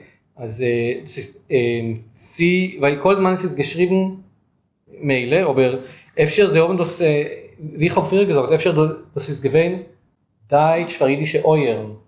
Kann sein, es genug zu sagen, hab und zugeben Passachin, anstatt Kometzim und genug. Das ist eine von den Fragen, also wir wissen nicht, wie es gewesen der Reusred von Deutsch, von Mekleumerisch Deutsch in der Komödie. Und besonders schwer sind die gemischte Sätze, was ist Deutsch, Jiddisch oder nicht Deutsch und nicht Jiddisch, nicht der und nicht den. Und das wissen wir euch nicht, wie sie haben rausgerät. Das ist eine Frage, was ist... Ja. Wir können nicht repräsentieren die Vowels. Ja, besonders der Wo-Klang. Non. Je le chapeau. Ja, je le chapeau steht, weil sie... Aber ich meine, zum Teil hilft uns die Schrift, und das kann man aber dort diskutieren, was kann man ja herausziehen von der Schrift, was sie nutzen, bekieven. Und wir haben das gefühlt in die Xaviaden. Also sie haben ja bekieven geschrieben, gewisse Wörter, wie ich habe. Ja, sie schreiben mit einem Ein, sie schreiben mit der Passe. Und bis damals haben sie geschrieben, das Wort normal, lassen wir sagen, oder on aniket und on an Ein sicher. Ja. Also sie schreiben dem Ein, können wir sein, jemand sicher, also sie haben ja geprüft, kann ich sagen, etwas, was sie haben ja gekannt. Sie haben das gekannt von der Aromiker Zwiebel in Rumänien, Avade, ja, habe, Wörter wie daher, das existiert bei uns nicht auf Jiddisch. Wir kennen das bei uns erkennen wie deutsche Wörter, a viele Asamin sagt wie so, ja, und durch sich mir als das Chikave in dem knapp 100% reinen deutschen Brief ist der Pustermeier. Wir haben geredet wegen dem, ja. Es ist alles sehr schön geschliffen auf Deutsch, auch viele mit der deutschen Orthographie, ja, kommen mit 2 Mem und sie schreiben also. Aber der Pustermeier ist da, mit dem Slawismus, mamisch auf Jiddisch, und das ist das heimische Ort. Das ist sehr deutsch, romantisch, so wie die alle, die deutsche Malerei von Pusterfarben. Ja. Alte Ruine. Ruinen. Kurve, ja. Ja, was hat weniger zu tun mit dem Wort, noch versteht wie ein Objekt, ja, genau. Aber Das ist eine welche Wort, romantische Sache, ja. welche Wort wird man gekonnt nutzen da, anstatt der Poster? Wir haben gerät früher ein bisschen, ein bisschen gekommen, wegen das jiddische, mehr moderne Wort, wollte gewesen ledig. Ein lediger Meier. Was wollte gewesen sehr typisch für sehr Kufe, wollte gewesen leer. Das mamisch deutsche Wort, was in Texten von derselbigen Kufe auf Jiddisch gefunden wird. Menschen haben viel also geredet. Und die Poesie Le Moschel auf Jiddisch ist voll mit leer, ja, von jener Zeit. Das ist ein Wort, was Sie kennen sicher. So wie ich habe es verstanden, es ist nicht gewesen, dass man hat gemerkt, der Toast in dem Deutschen ist als in einem Lokal, wenn man redet von der Meier, man sagt, die Puste Meier, das ist wie so eine Red wegen dem. Ja, es ist knapp schon geworden, Nomen. Ja, Toponym, ja. Wie man geografischen Nomen, das ist ein Toponym, wie du sagst. Ist ja. Ja. I just have a question to go back to the French part of it. Is there reason to think that the French transliteration is meant to be not quite right? Because it's je le chapeau, should be j'ai le chapeau. But you can't represent it in Hebrew. Yeah. Like you have just one E. Because what I'm asking is because, so you think that there is no way to represent that, but what I'm asking is she supposed to be learning French well? Is she doing her job? Or is he making fun of her and saying, she thinks she's so good at French, but she's actually not saying. I think I did end up hyper-correcting that when I was reading it, because like I was seeing je, and I was like tripping up on that when I was like reading it to myself, and then I was like, but this must be je, and I just like read it as je, but like, that's, is there a way of rendering? You don't have a tradition of transcription into Hebrew letters, French part, as you do have in German, as it comes to German. So we have a tradition which they In the can modern use. era. Yeah. Yes, in the modern era. So they use it in regards to German. So this is easier as with the French. I think that the French plays a kind of task as a humoristic means. So I think I would agree to see in the wrong way they write it in Hebrew letters, the reflection of a kind of wrong accent she's using on the stage as well, because still she is not yet fully a part of this very modern and learned world. She's on a process towards it. and it would be funny if you're saying je le chapeau, like I the hat, like it would be very funny if you wanted to play it up. Have picked up on that. I mean, how many of them would have known? Exactly. Yeah. I think, yeah, like for some of these things, I mean, for German, I think maybe more than we would expect. But also, I mean, it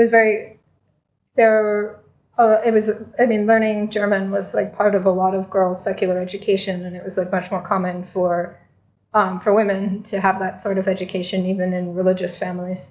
Yeah, we were wondering why is French chosen to be the language they speak here. Maybe it's an Eastern European context. Yeah, even in the Eastern European context, I mean, when German or it's like Russian German and Russian is the Polish. most common. But if you started it in Romania, French would be Romania, the Romanian context. If you want to be an incoming, you learn French. You don't learn German. But also in Poland. And in Russia, French is the language of the aristocracy. And that's how they say all the French words came now. But the French words came to Yiddish. Into Yiddish, right, of course. And Russian. Yeah. But also there's, we should also remember there's also the layer of the copier. So any errors that there are might be actually the copyist not knowing whoever wrote this not knowing either the French or the German. And actually in the third notebook we have a bigger error when The second question, Avez-vous le chapeau? They translated to Wer hat den Chapeau? Wer hat den Hut? So Wer hat den Hut is actually a wrong translation. So and we don't know whether that is an interpretational proper mistake or maybe just a mistake of whoever wrote it. It's also interesting why it was translated at all, because they could have let it just in this wrong French, and I assumed perhaps for the public they translated into German, which still was kind of foreign, but enabled the people to at least get the meaning, because not everybody was perhaps able to understand French, whereas German, yes, through the Yiddish even only. Yes, but also if you think, I mean, it also plays up the part that the Baba has about it being a sort of secular sitter, because it's similar to what you would do with Lashon Kodesh, and where, she's like teaching the French into German. No, but the teach there was by Amalia. But because like it's like Amalia is like, she's like taking the text, like it's like the French is like the Lashon Kodesh where she's saying it in the original, and then she's translating it into another language, and then the Bobby's like, you're treating this like it's a sitter. So you really remake a Bobby of her. Amalia. But no, because like the Baba is saying it's like you would kiss this, so it's like you're treating it like a sitter. So in the same way, it's like it's teaching from one language to another language. I'm kind of struck by a colleague being so remarkably dense, because he's connected to Leon. So he should have been infected by Leon's modernity, and he absolutely refuses to. He just wants to Formspiel. He's completely enmeshed in the old world as much as the Hasidim. And the Baba, even though he's tied to Leon, so it's I don't know whether they're making a statement here about how deep this local culture is that Leon even can't get through it. And why on earth does Leon rely on this guy when he knows he's an idiot? Is not exactly clear either. But so he's a funny character that way. Why is he being a little bit more sympathetic? I think that he's not really a part of the Hasidic world when he is attracted to the Purim spiel. So that's another kind of tradition. It's more secular, and also it's another way of taking tradition, right, and showing how dense it is backwards. Yes, I think also the fact that Lateiner chose to use so many elements from the tradition and the folklore is not only due to the fact that he wanted to criticize. I think for the American public of Jewish immigrants, this is also a kind of last bridge to the old world, and it is connected and related to a kind of nostalgia. So they do laugh about it, and it's a little bit ridiculous. Much of this is ridiculous in their eyes, but on the other hand, it evokes a certain sentimental feelings, which creates a kind of last bridge toward this world which they lost, actually. And they are not any longer part of it, but this enables them still to remain kind of part of it.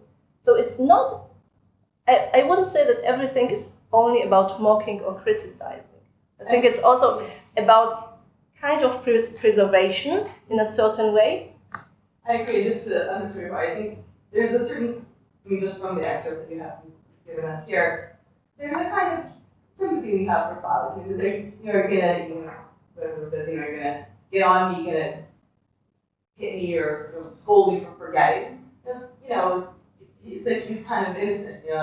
He's genuinely forgetting. He's not being malicious. He's just kind of silly. So it makes it a little bit more sympathetic than if he's, well, at least in the surface. At the same time, he's throwing stones at the Hasidim. Yes, of course, because he's a Purim spieler. He's a very ambivalent. Yes. Really odd character. I think we don't know it yet, but he throws stones because he was ordered to throw stones by him. And he's loyal to his boss, which he calls, by the way, we will see this later. Falik uses a very strange word for his ballet boss. It's a kind of again, a very strange combination of two words which do exist in Yiddish, malebos and malechamoves. And he just makes a kind of fusion form. That's Malachabovis. Malechabovis, yes. So we think, And we don't so know. We assume because it's really clearly written. You can see that it's not balebos and it's not malechamovis, but you can figure out that both of them are echoing in this kind of new form. And this also would express a certain ambiguity towards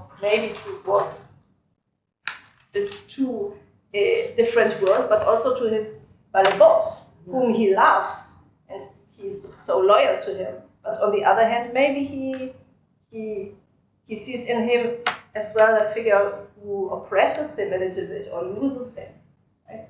Because he is his servant in a certain way. Just one more comment. I think it's interesting in all these languages that we often have situations or scenes where someone is using one of these foreign languages with someone else who doesn't necessarily understand it, and there's these kind of slippages and misunderstanding. So here, at the end of something, when she's reading the letter, at the end, it's on page 8, I guess. She said, "Sollst du sofort kommen?" And then she says, "Nun, wo ist das Iberike?" But she's talking to Falik. She's like, she forgot that she's not speaking German anymore, so she says one more sentence in German to a character that, so far, at least from the scenes that we have, we don't know that he speaks German. And this happens all throughout the scenes that we have. Like the grandmother is talking about Champoy, and she's talking about Leon, or later the scenes with the rabbi. And it's kind of an interesting way for these characters to position themselves first in relation to these, not just the languages, but also the cultures that are represented by them.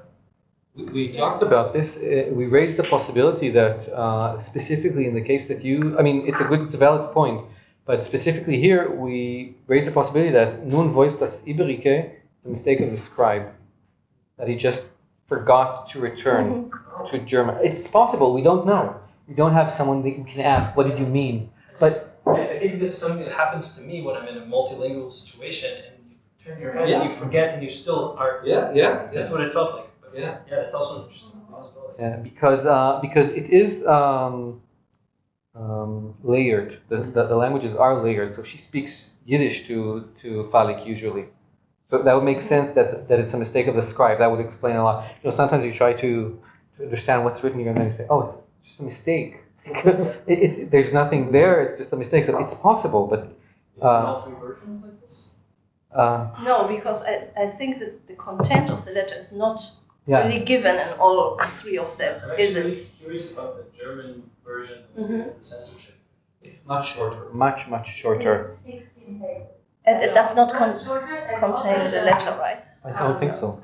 Like So almost the nothing. most interesting figures here, Falik and Dybbuk, their replicas are very concise in the German version. And if I remember correctly, the German teacher the French teacher is a German teacher. No, you see, I think he's. No, he French. is always a French teacher. Yeah, we started with it, and we were wondering why is it French. Yes. But I remember that it's almost everything in Yiddish, in German, because it's in German. Like because of the Russian censorship, they couldn't perform in Yiddish, so they gave this mock German thing, and we were looking for Yiddishisms or for remnants of Yiddish in the text, and only the Bobe sometimes has Yiddish syntax and very few lexemes in Yiddish, like that are clearly not German. Very few, like less than 10 in the whole play. Some macaronic French versus. So it's not. It's really a lean version, and all these developments of the letter and the sort of long monologues full of literary references and stuff. It doesn't exist in the German version. So I mean, it's an interesting version because you can see all that it's missing from it, and maybe you can learn something about the imperial censorship from it. But as a dramatic text, it's a bit too lean. Also in this case. We have to find the fourth version, the very first one. We didn't do Comparison. Comparison between the three Yiddish versions, the German version. Not yet. But with Ja. Wir haben gerade wegen dem, wir haben einen Dialog, aber keiner Treffen sich nicht. Ja, sie treffen sich nicht. Es ist nicht, like, mir ist es nicht so komisch und wichtig, aber wenn sie mit dem Wort passt es ja, das ist manchmal ein guter Punkt, wo beide treffen sich und beide und sie sagen, sehr guter theatralischer Moment. Und sie hat sich dann noch mit Kostümen und mit den Körper und alles das war Ja. Und es ist euch schickavet, dass von dem Papier, von dem Brief macht sich ein Bord. Ja, wir kommen noch einmal dort in dem Indien von Bord und man nimmt auch die Bord und man bleibt in der Moderne. Ja. Und die Tradition von Tonspiel, wo man auch genutzt poschete Sachen zu machen, Ja, Effekten, richtig. Und wie klar, die ganze Szene da mit dem Kostüm und dem Euston feiligen zu bisschen, sich zu kennen, der Grundevent zu dem Inhalt von dem Brief, zu dem Message, was Leon schickt, ist sehr kunzig gemacht, ja, theatralisch, meine ich, ist sehr schön, das hat schon nicht zu tun mit der Sprache, aber wie eine Kunstmethode, also zu sagen, ja, es ist, man will etwas anpflecken und man tut das Tage auszuwendig den Menschen, ja, von, sage ich, ein künstlichen Kostüm. Das ist schön. Man weiß nicht, weil man wird ja können lernen, wo man drin arbeitet sie nicht. Das ist der richtige Teil, ja. Man hat gelernt, dass was kommt koidem, richtig. Ja. Was Scheich sprach, können wir sich öfter noch mit einer kleinen Sache. Das Wort verrückter auf Seite 8. Es ist die dritte Replik von Amalien, ganz oben, ja, gleich das erste Wort. Verrückter, was hörst du nicht? Was ich frag dich? Verrückter, das ist genommen von der ersten Version, von der frühesten Version. Und verrückt ist befähigt Deutschen Riesen. Ja? Und wenn wir gehen weiter in der Zeit, sehen wir, als die anderen zwei Versionen nicht mehr moderne Wörter, Meschuge. Ja? Und dort geht man schon weg von dem Deutschen Riesen und benutzt das normale jüdische Wort. Heute in jener Zeit, wenn man hat geschrieben die erste Version, ob das ist die erste Version, ist das Wort verrückter gewesen im ganzen Tiere. Ja, das ist nur uns heint klingt das wie ein Deutscher Riesen. Aber wir können also durch die Nussroes euch einmal, nicht Geseder, aber einmal der Chappen eine sprachliche Entwicklung euch wahrscheinlich jüdisch und sein Progress oder nicht. Gut, lassen wir jetzt der Engelknie, ja, du hast dich gestärkt. Und ja, da wird es sein ein bisschen schwer, weil wir haben schon gesagt, wegen Feiligten, als ist, als hat sie typisch und hat sie kochen. Und vermischt die Sachen und einmal euch durch Sprache und Ausdruck. Und du wirst haben eine Sache zu tun mit dem da. Ich lehne es öfter nicht zu gier, auch mir so ein Happen dem Kleinen. Schau, mir dachte ich hab schon wieder vergessen. Etwas gedenke ich, hat sie gesagt bei der Pustermeier. Nur was bei der Pustermeier? Ich soll dort machen gespielt? Nein, sie hat etwas anderes gesagt. Ich will sie auswarten, bis sie wird reinkommen, will ich sie noch einmal fragen. Weil ich heute schon Seichel in Kitschmele. Leben soll sein, die Kapore verromen Sazadiks minsten Nogel. Wer sie sagt, als Fallig ist ein Narr. Als liegt nicht in meinem Moss a viele Kopf mit Seichel. Wie sagt man? Es an Nox hat nicht kein Zung und Fallig hat nicht kein Herner. Ja. Sagt man S, ja, ein Ox hat nicht Ja, die kommen doch sein noch S. nicht. Ja, Wie sagt man unsere es? An Ort. Von deswegen stößt sich an mehr von allen Ochsen von einem ganzen Jahr. Jo, Falik hat schon Sechel und Kitschmele. Falik sieht wie sein Balabos, geht alle Vernacht mit Refreilen zu der Pustermäuer und säugen sich und kuschen sich. Falik habt ein Pisk in a Knack rein und schweigt. Falik steht damit bei der Pustermäuer und gibt Achtung. Soll Emetzer nicht ankommen, überschlagen mein Balabos dem Schmues und als er kommt ja und Emetzer, was tut Falik? Trask mit der Kopf in Stein rein, versport schon zu sagen wieder. Falik hat schon einen gesunden Kopf. Nur wie sagt man es, losen schon meine Sonnen reden. Oi, ot geht die Bobbe. Oh ja, die Bobbe kommt. Und neben Zittern. Ja.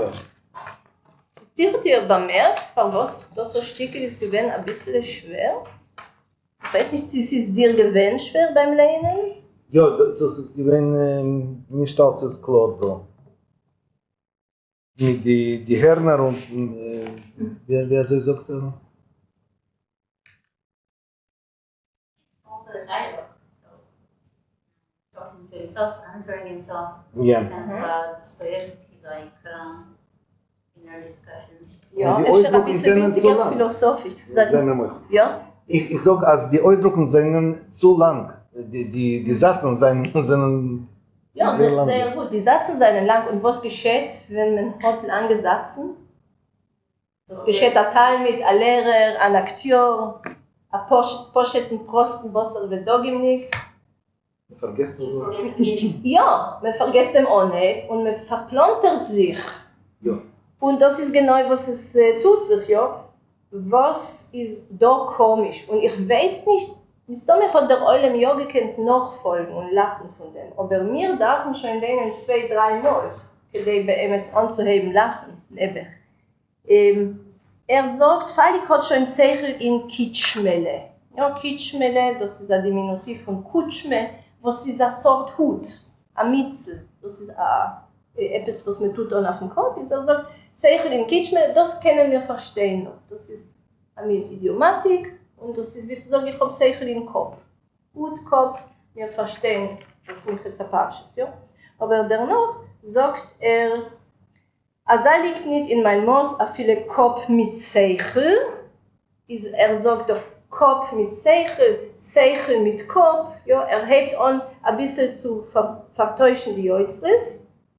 Dennoch ein bisschen später, wenn redet wegen dem, was ist seine Funktion in der Pustermäuer, wenn sein Balabos säudet sich mit dem Freilein, Falik habt a Pisk in a Knack. Das ist eigentlich logisch. Das ist fortgegangen ein Oig. Was? Also ein Oig oder? A Knack in a Pisk und nicht a Pisk in a Knack. Knack, das ist wie ein Klapp. Ja. Und Pisk ist nur, es ist ein bisschen ein nicht schön Wort für Mäul. Ja, also Emetzer habt a Box, habt a Klapp in Pisk und nicht a Pisk in Knack. Ja, verkehrt. Ja, das ist, hat übergedreht. Aber das hat sich angegeben, Sach früher. Verhammens, Zadiks, Minzen, Nogel, was heißt? Ja, das ist ein bisschen übergekehrt der Teich, aber noch nicht so. Homen a Zadik? Nein, Homen a Zadik, aber selbst ich habe das natürlich schon nicht gehabt. Ja, Homen a Zadik, aber wir haben geredet wegen der Nonsens-Zerufung. Ja. Aber der Wörterseder ist logisch. Und unten der Wörterseder ist kapoyer. Und zweimal, es kommt vor noch einmal. Genau, ein bisschen weiter. Ja, Atrask mit der Kopf in Stein. Ja, genau. Atrask mit der Kopf in Stein. Nicht mit der Kopf in Stein, mit der Stein in Kopf.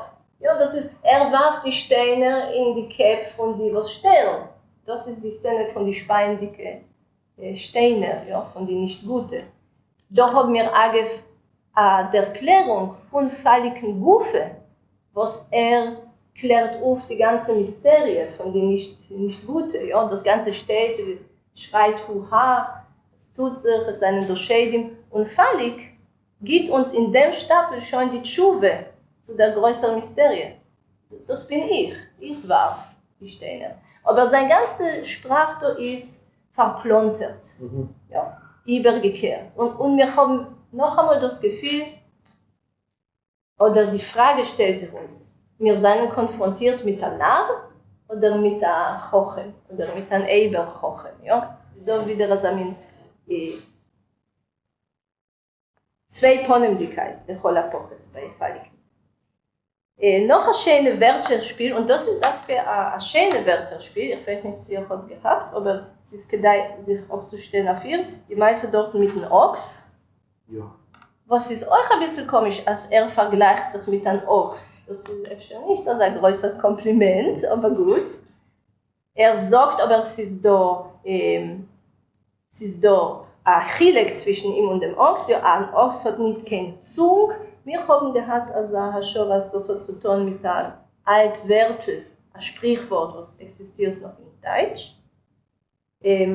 Aber die Wörterspiel auf Jiddisch kommt ein bisschen später, wenn sagt, und Falik hat nicht kein Hörner, aber der hat nicht kein Hörner, aber von deswegen hat nicht kein Hörner, kann stoßen. Was tut man mit Hörner? Wenn man attackiert, stupt man mit Hörner, man stößt. Aber Falik spielt sich damit ein anderes Wort, was wir haben auf Jiddisch, anstößen sich. Das bedeutet verstehen. Ja, ich stöße sich an in etwas, ich verstehe ein Remes, ich weiß, ich habe sicher. Ja, stößt dich an, hat sie gesagt, ich verstehe allein, ja, was ich will. Also ich will dir machen, den Schild. Genau, richtig. Das ist ein ganz gelungenes sprachliches Wörterspiel. Ja?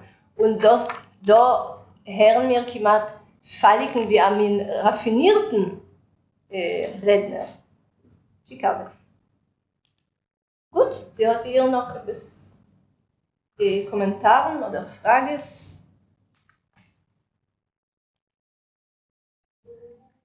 Ja. Ja, ich habe verstanden. Verspottet schon zu sagen wieder, meint das als dem als ein Mensch hat schon gehabt da stehen im Kopf, darf nicht nicht sagen will. Ja, hat schon verloren das Bewusstsein. Oder ist schon halb tot, darf schon sagen gar nicht. Das ist wie was schon bekommen sein Dein Stroh. Ja. Efter euch. Ich hab es nicht verstanden, also, aber noch öfter wird man Tage weitergehen. Ja. Gut. Schönen Dank. Wir gehen weiter zu der dritten Akt, zu dem dritten Akt. Ja, da. Ich meine, wir werden ein bisschen überspringen. Maybe wir werden lernen ein bisschen weniger von dem Text, weil wir sollen aber genug Zeit. Ich darf bitte ein Gehenim Shames, das ist der Malech, ein schlechter Malech, ein beiser Malech, wie wir sagen, die Bobbe, und wir haben der noch dem guten Malech, und das ist, das ist alles. Und Macy werden wir lernen zusammen. Ich darf drei bitte, drei Lerners, Bobbe, Gehenim Shames und Malech. Wer will sein die Bobbe? Ja, es kommt dir. Komm. Wer will? Okay. Ja, aber. Okay. Sehr gut. Und der gute Malech? Der gute Malech wird sein.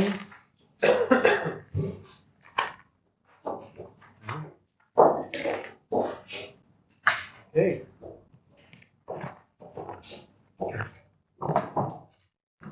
Erwischt.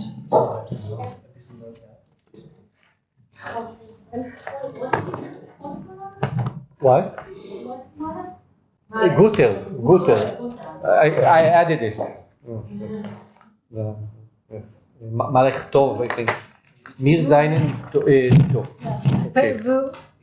Du kommst später, doch. Malach. Ja, sehr fein. Ich meine, dass wir wollen überspringen dem Reinführ. Ja, נכון שכדי מרזוב? אוקיי, אז דו נרלנן אז die Bobbe geht schlafen.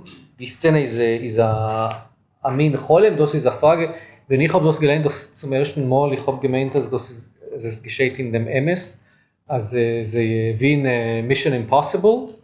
Also sie machen eine Szene für ihr, כדי sie zu überzeugen, zu ändern ihre Meinung. Aber jetzt meine ich, das ist Dake Cholem, und sie geht schlafen und sie steht auf und sie sieht ein Malach, was sie meint, kommt von Gan Eden zu weisen ihr Ort in Gan Eden, aber zum Beispiel das ist nicht der Fall. Ist Gehenem Shames erscheint, Action. Von der Hölle, von meiner Stelle, hast du mich gerufen. Mit Donnerstimmen bin ich gekommen. Von dem Tehom, dem Tiefen in Gehenem Firn, dich spazieren. Dein Stuhl dort anzugucken, was du wirst erben, noch dein Sterben. Als es wird dich dort erquicken, steh auf. Was ist das? Bei Neuem? Kommt mit mir. Wohin soll ich gehen? Wer bist du denn? Ich bin der Gehenem Shames.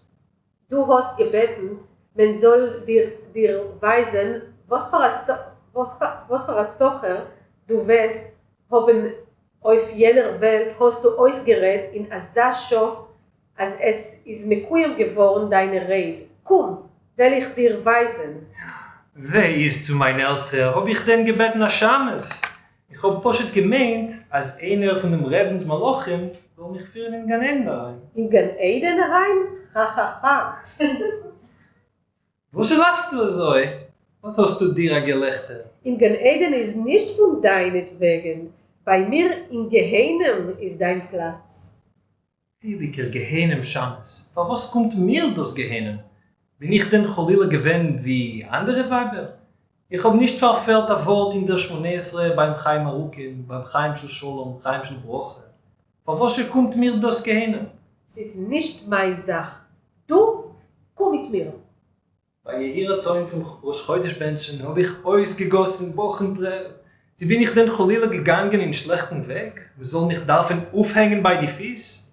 Habe ich denn Cholila gerät Nibelpe? Man soll mich aufhängen bei meinem Zung?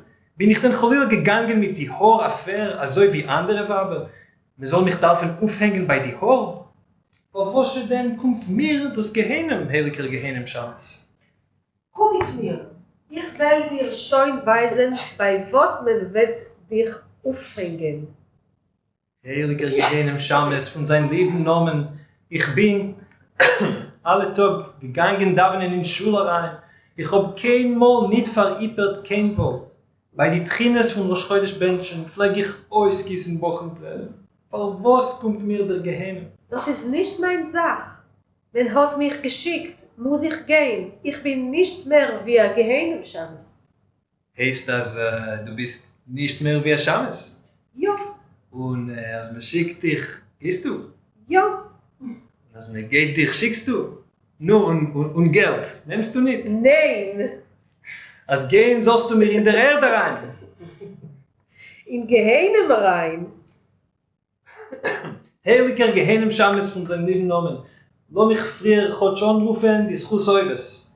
Der Barem dicker Tate im Himmel. Ob es ist mir Cholile ja beschert zu sein im Gehenem, bete ich dich, als es soll mir beistehen der Schus von die Almatones und der Schus von dem silbernen Chodes, was ich habe gegeben in den heiligen Leben. Okay, sorry, maybe let's sehr schön, lass mich aufhalten, do.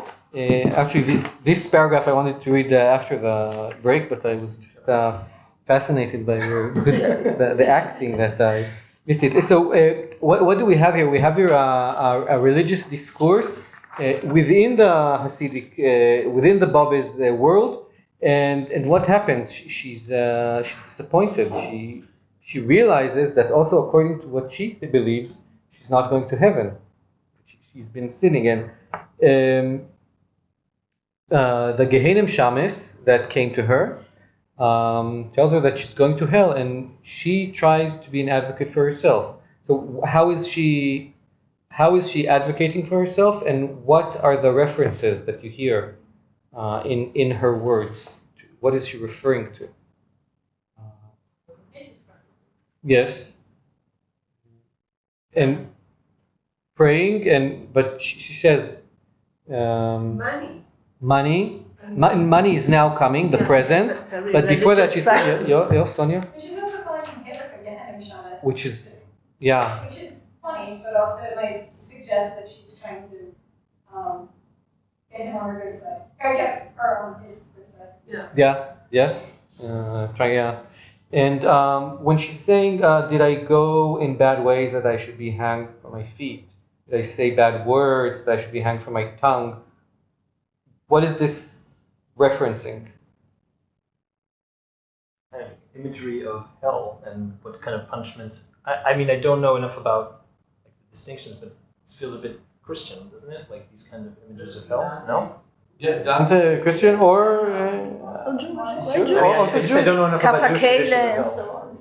Kafakele and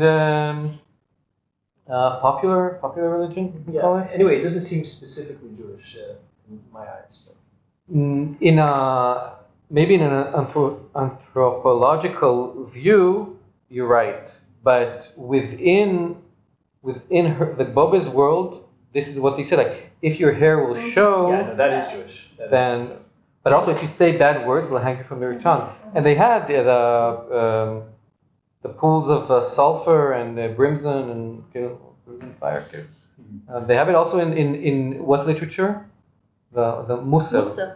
The Musa literature. And also not necessarily in books, but also in spoken. But we have it in books too.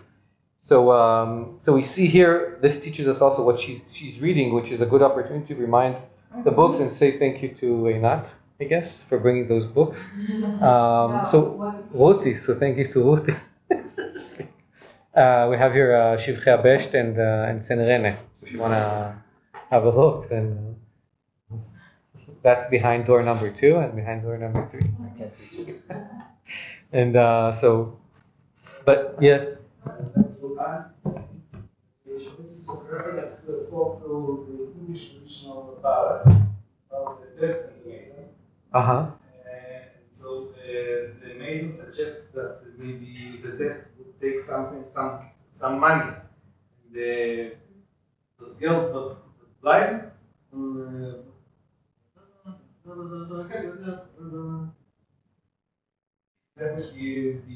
Wörter over. So the idea is that the money would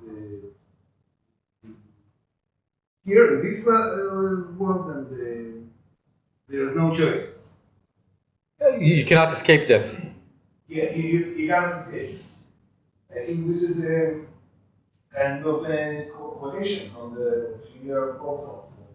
Everybody knows I don't know if in the States where state is still the folk song, the folk ballad was in the last.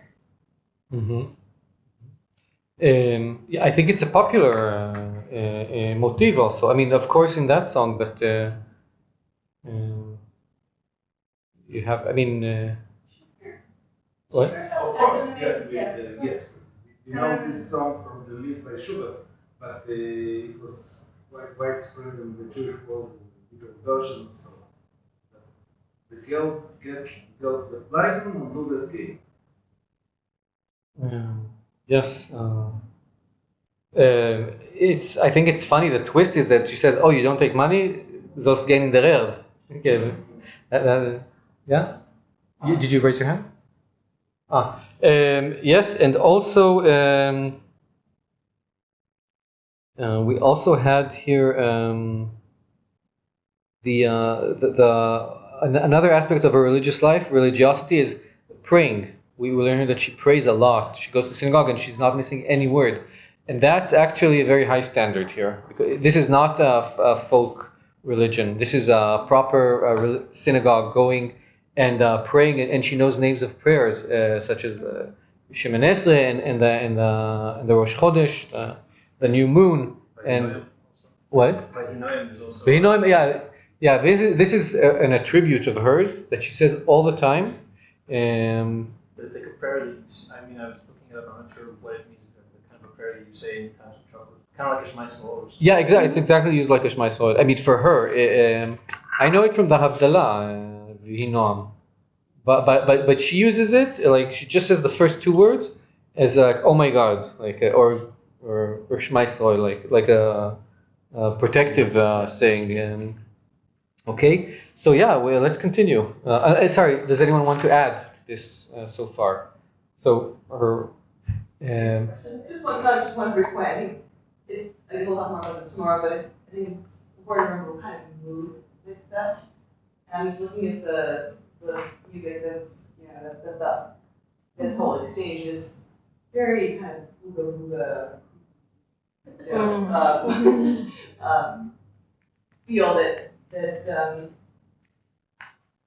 I mean, I don't know how it would interpret it, but it definitely has a very serious tone that makes it seem like this is for real. This is not just child's play. Okay. This is creepy stuff. The devil's in hell, and it sure sounds like it. Wow. Okay, thank you. That's so meaningful because we're all looking forward. I mean, maybe Ruthie knows and may not, but I for myself am looking forward to hearing all the input that that you're gonna contextualize our understanding of the verbal text. Yeah. Is the Gehenim Shamash a known figure, or is it something that is just in this play? To me, not. Like I know Gehenim and I know Shamis. Yeah. But I've never seen Gehenim Shamis together. I just wanted to. I was going to ask the same thing because I saw it before in the stuff that you projected on the screen with you. There was one of the ads that said Lateiner's Del Dybbuk or Del Gehenim Shamis. So I was wondering, would people know what that means? Because I'm looking at that. I'm like, unless I read the play already, I have no idea. No, it's a figure. I mean, by the time they published the play as Der Dybbuk or Der Gehenim Shamis, everyone knew like who's the Babel, who's the Gehenim Shamis. Yeah, it was already famous. I think it's one of the latest performances. But it doesn't appear in like Goldfaden. I don't know it from Goldfaden. It doesn't appear. I mean, I don't know it from Goldfaden. It's interesting, but these are the characters that are coming up in the title. It's not the Boba, in Nickel. It's people, the Dybbuk, all the Gehenim Shamis. This is how you can tell it's true. Exactly. Good point. But it makes you more curious, doesn't it? It makes you more curious if you hear Dybbuk again. We can see how many replicas each character has. And I think that the Gehenim Shamis doesn't have a lot of replicas too. He's not a unique character that's about Balik or Yoker that you will see later.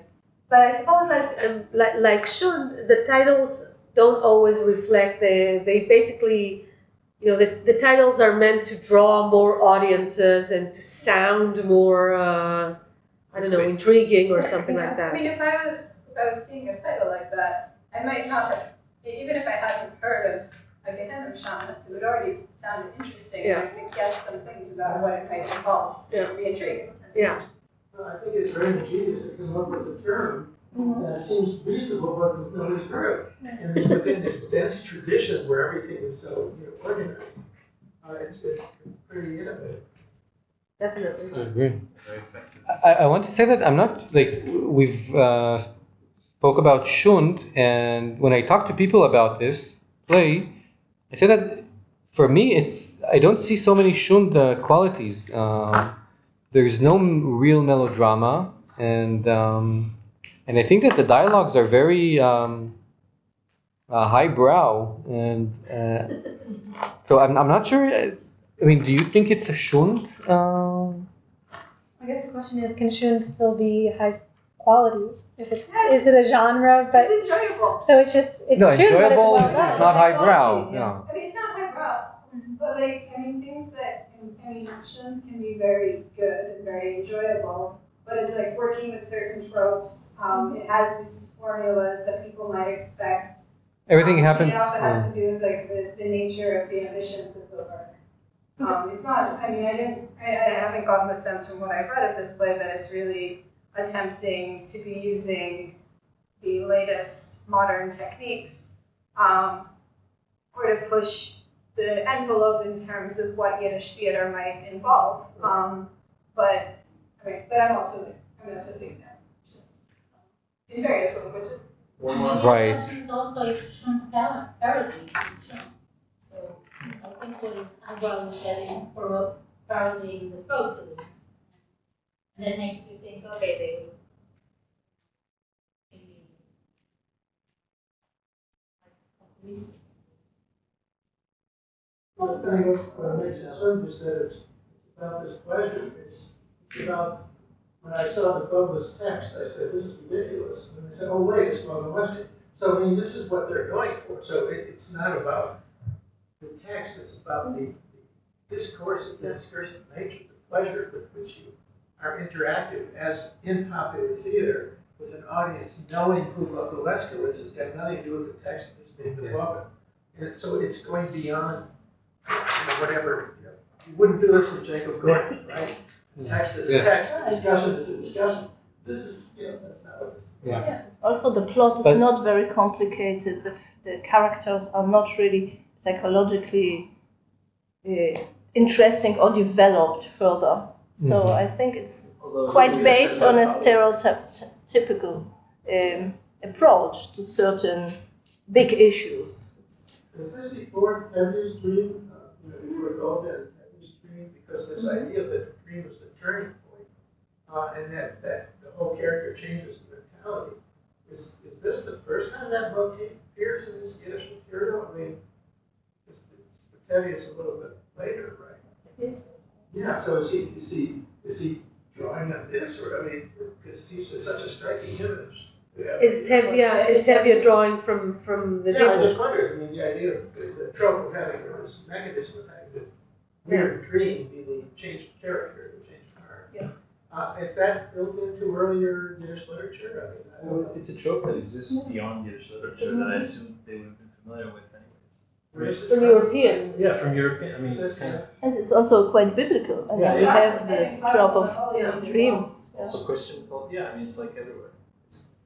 I wanted to just make another comment about the Shund question. I don't know so much about this period, but I know that a few decades later, mere inclusion of characters singing would make this almost automatically Shund. Really? Yeah. Kind of very popular, right? Yeah. So like if you have a serious play, you could have background music, but you can't have them giving these like, this would be considered melodramatic. To have them singing about their feelings in this way, that would already, like, to take a much later example, Joseph Lateiner would not be singing things like this on stage. He might be singing a tiny bit here and there, but it would not be this kind of musical, basically. Musical would be Shund. So in the 50s and the 60s, that's like a very strong distinction. I don't know about this period. It might be registered differently, coded differently. As a full body, I would say probably it's coded. But operettas are themselves a kind of form that's in between these highbrow, lowbrow. Doesn't Gordon talk about taking the music out? As we place with our own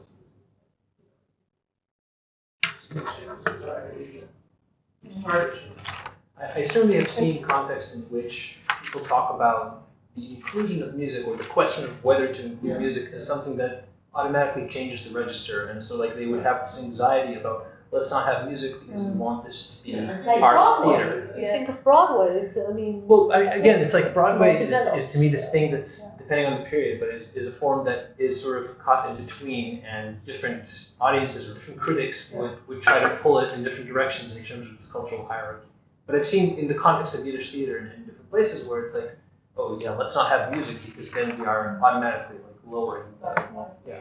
David, what do you think? No, again, about the shun, and I think that's what's interesting here, that it calls us to reconsider our pre-existing definitions, and drawing on what you said, Mark, about not the music, but the thing that what people back then cared about, and we had to think about, okay, people just came to see Burlesco and they didn't really care about the end of the plot or anything else, but the fact that we have this, and you looked very carefully at different versions, and the differences are not that big, means that they did care about the text. So maybe that can make us reconsider how, rethink what this is, because if they only came to see Burlesco, so why would they have? You have to have the three components. You have to have comedy, music, and drama. And so there has to be drama, and the drama should be well done and interesting, and you have to have music, and it should be good, and you have to have comedy, and it should be. It has to have all three components, as far as I understand. But if it's all about the actors and the stars, so why? No, you need the drama too. So But what about just entertaining? For me, Shund is a low sort of entertainment with melodrama. The word shun. They didn't call it shun. It's the critics who called it shun. The audience didn't say, "I'm going to go watch a shun play." That's right. Don't see Tomaszewski. Nobody uses this word, so it's kind of a false word. And also, you don't find a Lateiner play that is not classified under Shund. Like the entire corpus of Lateiner and Horvitz and a few more is classified as Shund because of their high volume of production, because of the music, because of the sort of materials they were working with, either translations of European or American opera, That's going to do with the audience. Yeah. I think that they used the term popular art, so which was in a kind of opposition to higher level literature. So that was perhaps not the term Shund, but they did themselves use certain terms with certain intentions. Question, do we know when the term Shund comes from German? When? I mean, it's the 90s. Is it Sorry? I think it's before that. What? Isn't it in a couple of articles by particular critics that make this define this thing? Yeah. It's not common parlance. But that would be in context of literature, I think. Literature, yeah, German it goes back. In the context of Yiddish literature, the Shund I think it's so Shomer's Mishpeh, but I don't know if you used the word Shund. I don't remember. It's 80s of the 19th century. Yeah, right. Either in the introduction or in Chodesh Arabs, I would imagine. Chodesh Arab talks about, he talks about the origins, like from the German word for slaughterhouse. For skinning, right? Yeah, so. Yeah, it's in that nice article. ג'יפה? זה לא סקינינג? זה לא שינדל?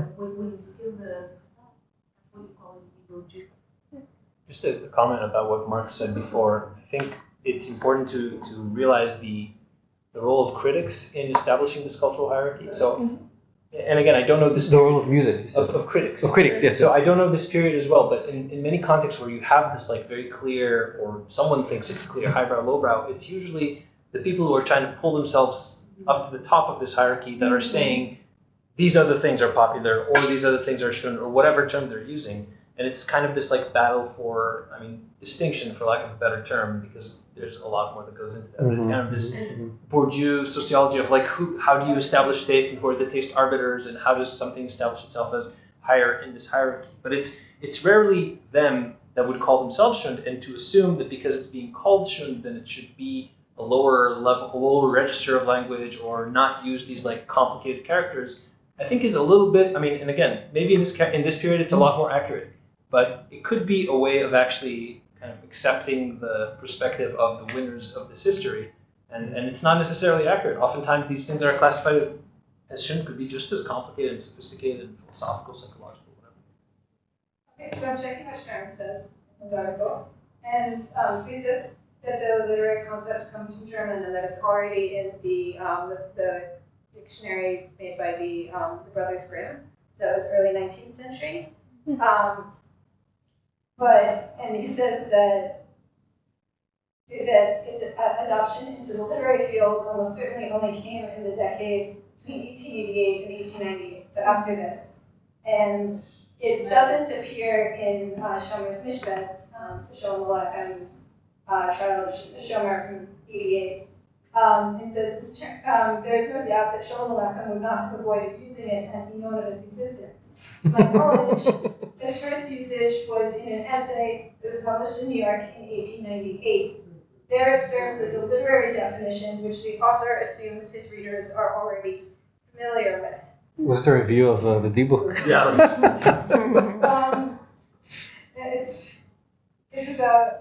It's from Wie lange wird unsere Literatur geliehen? From Herr Geist von der Schrift für Wissenschaft, Literatur und Kunst. It's not literature or theater? Yeah, it says, es ist kein Zweifel, als die Schulromanenperiode in der jüdischen Literatur in Amerika ist so gut wie Eran. And yeah, people quickly forgot the foreign origins of the term and auto suffixes. Thank you for that. So, thank you, Konishnav. 3 times a day, yes. Every day, all day long, yes. Okay, how much?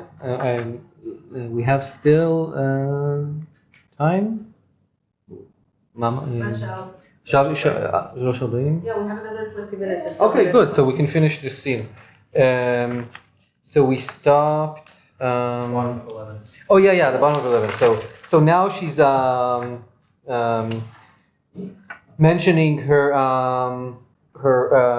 worldly values, the presents, the donations she gave the rabbi. Please. Yeah, maybe from after Retunel. Bo behelker gehenem shames. Helker gehenem shames von seinem lieben Nomen. Noch mich früher Gott anrufen Diskus alles. Der Palm die Kertate im Himmel. Ob sie mir Cholile Jobasher zu sein gehenem, bete ich dich, als es soll mir beistehen der Schuss von die alle Matones und der Schuss von dem silbernen Hodes, was ich hab gegeben. Schuss von dem silbernen Hodes beweist dich. Ruach eins erscheint. Wer ist mir? Wer ist der? Und öfter ist doch noch als wenig. Soll mir beistehen der Schuss von dem heiligen Chanukah-Lempel. Schuss von dem Chanukah-Lempel beweist dich. Erscheint. Ot hast du dir ein schöner Schuss. Und ob es mir Cholile als wenig, soll mir beistehen der Schuss von der Droschke mit die heilige Pferd, was ich hab geschenkt dem Zeit. Schuss von der heilige Pferd beweist dich. Okay, so I was just wondering, we were wondering when we read this, how do these Ruach Eins, Ruach Zwei, and Ruach Drei, what do they look like? Hanukkah. Like, is it like a big Hanukkah, like from cardboard? Yeah. Hanukkah seems like a tool that's just like A tool. if you have like someone below stage and throw some fat or like a lot of smoke or something. Yeah. If it's a character or. If you got a horse, it's got. Yes. Well, we know that they stay there until they disappear. You know, in older literature, you try to sometimes you have comic passages. We think, and you don't know. I mean, how do you know that this is a comic passage? And one of my ideas was that if there is imagery to an animal, like comparing people to an animal, that's almost always comic element. So good. Yeah. So maybe together, right? A call. Gehört dein Ruhmen, sennen wir gekommen. Unser größer König. Heiß uns fliehen, befehl uns gehen, viel oder wenig. Wir wollen alles, go und scheiles, dich folgen augenblicklich. Wir wollen beißen und zerreißen, wenn du willst, auf Stücklich. Heiliger Gehenem Shames, lass mich nur sagen etliche Wörter. Heire Tochter, koschere Tochter meine, du bist schon von lang auf dem Emsen Eulen. Efter wenn ich durch dir so geplogt, was ich auf dir nicht abgehebt, das Kind, wie sie darf zu sein, Also bett ich dich seiner Meuchel, du sollst da aufläufen, oben und anmachen, öffnen, Himmel, a groß Gewalt, und bett und miet dich von dein alter Mann. Lass man mir noch schenken, etliche Jahre zu bleiben, so kennen Schuhe. Jo, dein Gebet hab ich der Hart erzählt. Jo, helfen will ich dir schon gewinnt. Jo, geschwind. Dir helfen geschwind. Ein Malach von Gott ist das. O Herz, hört euch zu, und läuft geschwinder. Fort. Herr euch, du sündig Mensch. Besen sollst du, als du hast dich gegen dein verstorbener Tochter sehr stark versündigt. Und es ist auf dir nieder geworden zu sterben und gehen in Gehennem rein. Nur weil ich bin dein Malach Tov, hab ich mich gemüht und gebeten von deines wegen, kedei du sollst noch kennen Teshuvatan. Du hast gebeten von mir? Nein, leben sollst du. Hast du dir Porsche gekauft oder noch haben? Was stehst du auf die Füße? Setz dich zu. Sei heimisch. Nur zum Ersten musst du gehen überbeten deine Tochter und ihr zusagen, als du wirst dich besser aufführen mit ihr Kind. Heiliger Malach um sein Leben genommen. Meine Tochter ist schon 15 Jahre tot. Komm mit mir. Steh, heiliger Malach. Ich hab vergessen die Papusches. Komm. Ist noch ärger von der Sakutia. Okay, so before we get to the cemetery, so we have here the good angel that helps her change her ways. And again, just a few idiomatic expressions that she says. To the previous angel, she told him, "Gains also in der Erde." And here she says, "Was stehst du auf die Fies? Setz dich zu, sei heimisch." Which I find, why are you standing? Please have a seat. It's so beautiful. I've never heard people say it like this, but it's obvious that, sei heimisch, yeah. And papuches, which is a great word for slippers, and a bit unusual. Yes. Anything else to add on this short scene? Okay, so they arrive in the cemetery. Beis Akvoris, viel Matzeves ausgestellt, inmitten am Matzeve mit ihrer Tochter. And here we have the stage indication, Zweiter Tabloi, and we ask ourselves, what does tabloi mean? Does it mean just a part of the play? Is it like act and Verwandlung and all these, or does it have to do with something visual of decoration? Theater, like a backdrop. Yeah, like Yes. a backdrop, exactly. So now, because they say also about plays, mit 16 Tabloien, like in plays. The problem is that because this is written during a time in which the stage language of the Yiddish theater is not yet institutionalized, then there are so many terms and so many ways to indicate a beginning of a scene that is, when Sinai tries to model the entire play into, like you showed us before in the Drafo, then we have all these excessive categories like tabloi and scene and act and then we look at the advertisement and then we see a play in 11 tabloids. Then what is a tabloid in this theater? Is there ever a credit for who does the decoration? Would it have anything to do with the tableau vivant? Yeah, that's what we talked about. That maybe these are scenes of like mass, like a special sort of visual, with a special visual impact or an impressive visual impact. And then of course it might also indicate that there were 11 backdrops that that were, you know, changing. Yes, go ahead. So in Romanian language, right, when you describe the play, they would say it has so many acts and so many tableaus, which is tableau in Romanian, which comes from French, I'm pretty sure. So it just described how many times they would change the backdrop. Yeah, the backdrop. That's what we needed.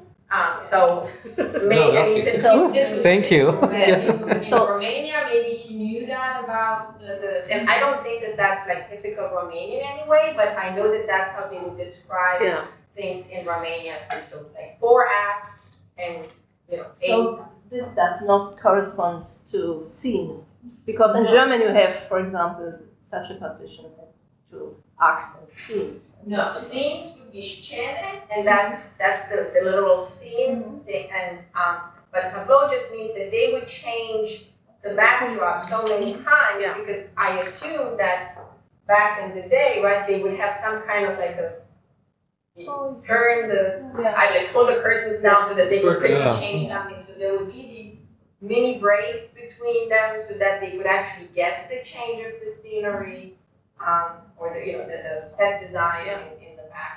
And this would happen in mid-scene? Wherever. Yes. I mean, because like you could have doing one act, you could have, changes in you have more scenes or more tableaus in one act.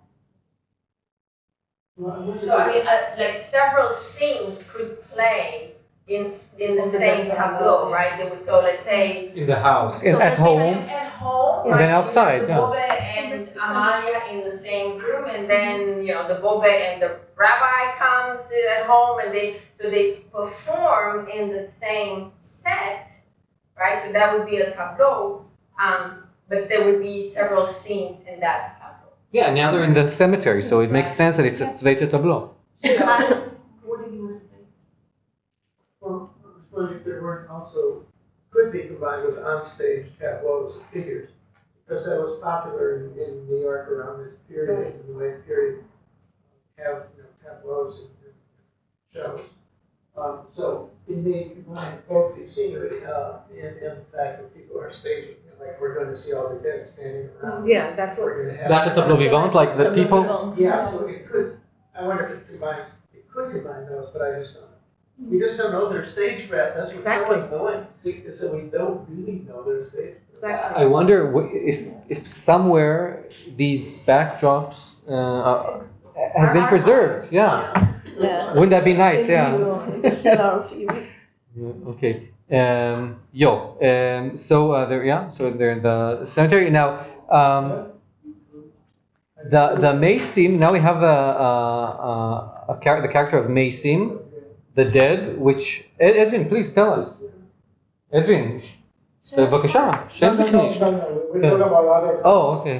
No, I mean I don't want to intervene now because I came to the conversation, but to add to the complexity of the whole production, you have the concept of that you mentioned this morning of number. Oh yeah. And so you have the numbers which have to be intersected with the tableaus and with the acts and with the scenes.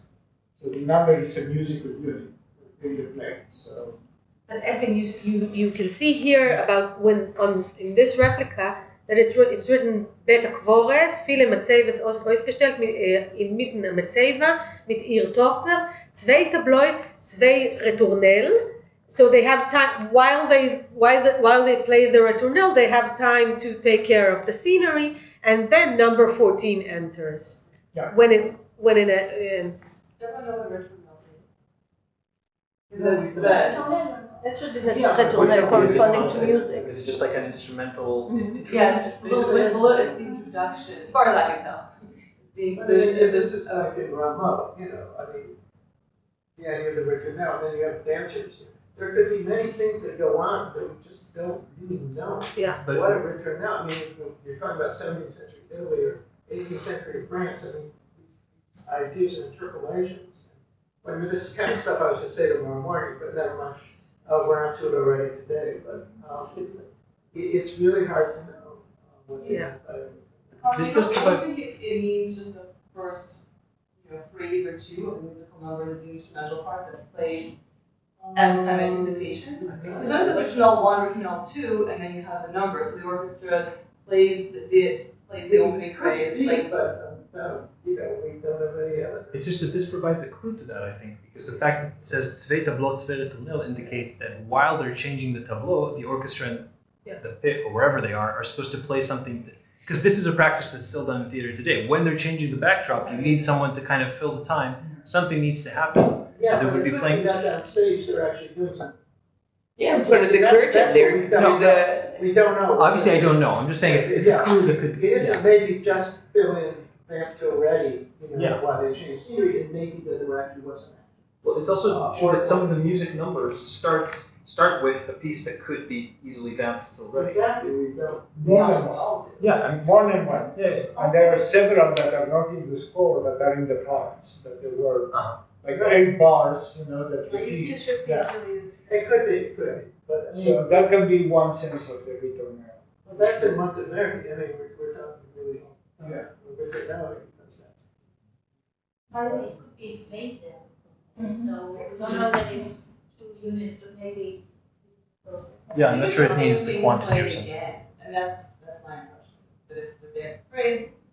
Well, it does mean return. I think later makes more sense. Yeah, of course it's a zweiter retournel, zweiter tableau. Yeah, no, it's the second one because we have a dritter and third, and so it's not that we have now 2 and then we'll have 3. It's also the zweiter retournel. Yeah, this is how we understand it. Yeah. Because you'll see later third, 3, which. And also because when it's repeated, then they write bis. Yeah, that's right. If it's repeated, video. You wanted to say? They write bis. And also there's the question of how this relates to the N. Of course. No, there are numbers or. Number of music, yeah, like Edwin said, maybe it's music. Probably it's music. Yeah, definitely music. Oh, but how about retournel and the N? Yeah. It also always appears before the rhymed verses, which are songs. Yeah. So that it's also an indicator for music part. Is the text here after N14 the same text that appears in the score for N14? Yes. Yeah. The songs are identical in all the versions, and there are hardly any changes in the songs between the versions, if at all. I think there aren't any. I mean, the songs are fixed pretty much. Mesim. So we have the character of Mesim, which is sort of a choir and ale. But we ask ourselves, in this same scene, we had previously we had Kor and Ale, which Kor and Ale, if I remember correctly, it's in the same part in different versions. Yeah. But then what's the difference? We asked ourselves, what is the difference between Ale Ruches and Mesim? And probably because because of the location, maybe. But we asked ourselves, what is the difference? And maybe let's read together Mesim as the part. We can do, the Mesim movement. Halbe Nacht klingt schon der Seger, steht auf Teute von Eier Geleger, der wacht ihr Mesim, aroist von Eier Gräben, vor Gott sollt ihr jetzt Dien Bechesten abgeben. And here we have a beast, as Ruthie said, Wees mir, wo bin ich da? Du bist du auf der heiligen Ort. Weißt du, wo dein Tochterskäfer ist? Soll ich wissen von Zahl mit dir nehmen? Ist das Alfred Menes? Sie ist das noch home? Nati, go a geheim Schames und der noch am Malach mit der Helikopter. Was tue ich plötzlich zum Seger 12 bei Nacht auf den heiligen Ort? Nee, es ist noch ein Home. Ich will mich oben aufzustehen. Wo ist das Bett? Wo ist die Koldre? Machle, gib mir die Koldre. Wer mir Machle, was mir Koldre? Oi, ich kann schon nicht rühren mit kein Eber. Die Hände mit den Füßen sind mir abgelungen geworden. Weiß mir. Efter habe ich der Pfarrer so schlechten Chol, weil ich habe vergessen, Krias Schma zu lernen 13. 13? No, that's a mistake, I think. Okay. Krisch mit zu lernen, ja. Was vergessen? Und liegt doch noch der Sieder auf dem Tisch. Wer mir Tisch und was mir Sieder, wo sind die Schwebelach, wo mir uns in den Licht, wird sich mir aufhören zu holen. Oi, ich kann mich nicht reden. Ich liege auf dem Bett wie ein Teute im Umschlag. Los schon einmal während Tag. Heiliger Malach und sein lieben Namen, sei so gut. Ich fühle mich auf ein. Komm mal, ich zitter. Ja, sehr schön. Machle kommt vor. Suddenly we have a character, she says, Machle, give me the koldre. And when we read this, there's no Machle anywhere else. And when we read this, I was reminded of Mirele Efos, where the maid is called also Machle. You know, it's this name you remember. And so we're just thinking, Machle does appear again. She does appear again. As a joke. V'kol machala, and it says machle. And exactly. And so Miriam suggested in one of our discussions that machle is a form of michal or michoel, but it's written here as a mamash machala. So it's a traditional name actually in Yiddish, machle. Yes, not related to Michael. Spelled like this or spelled phonetically? Yeah, I think it's from German, from big. Michel in Old German is big. So, I think it's a kind of like Michel. Alter is a name which is not very nice to call a baby, but it's gegen der Einhore. So also machle Alter.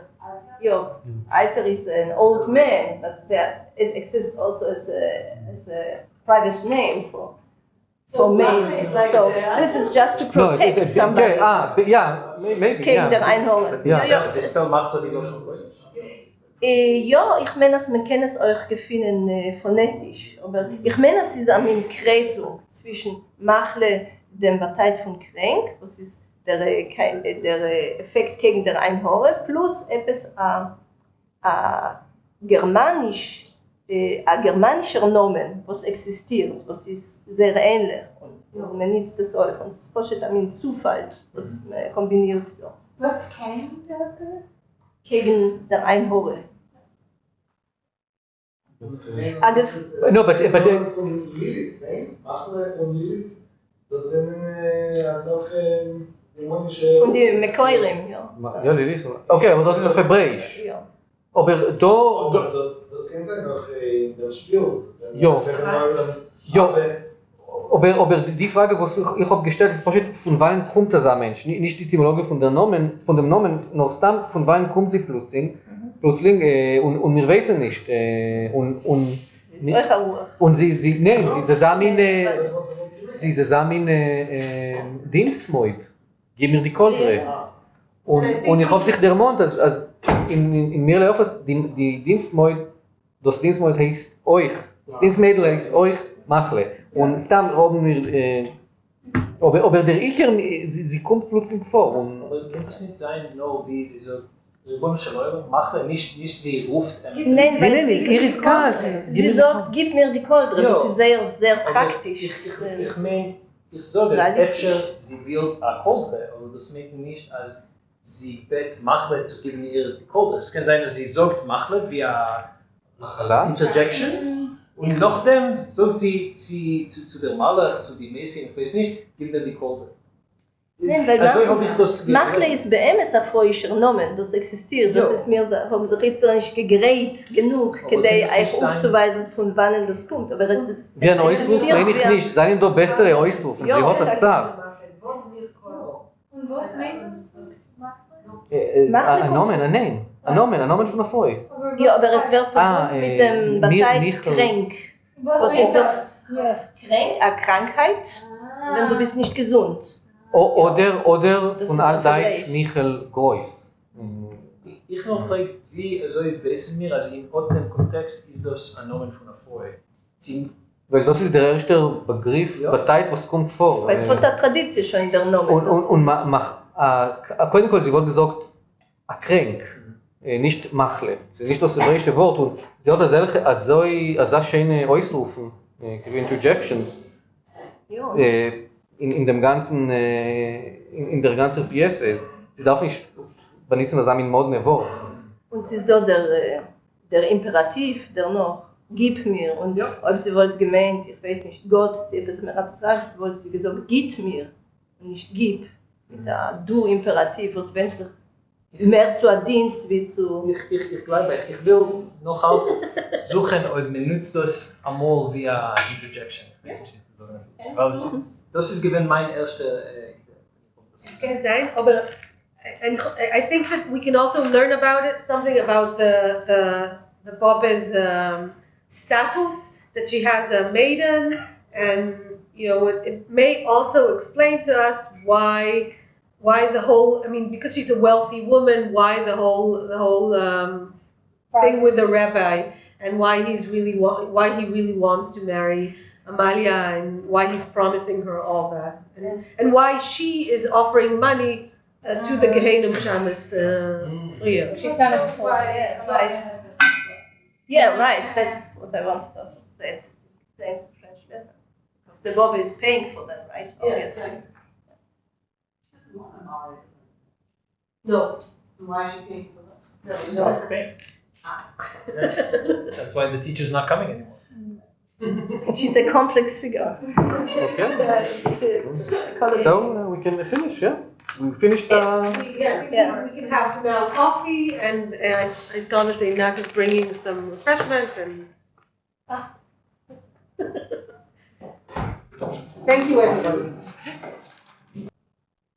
Wir haben voneinander geplantert, wer ist Hanze?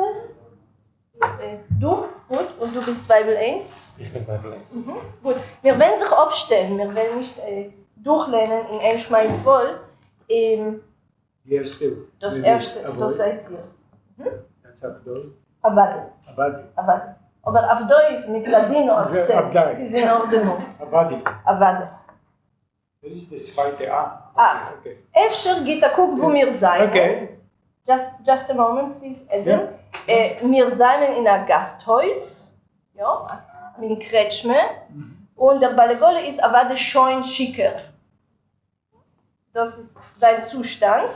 Und ist gerät mit der Beitsch und mit Gelle, wo sie sein erster Passagier. Ja. Aber da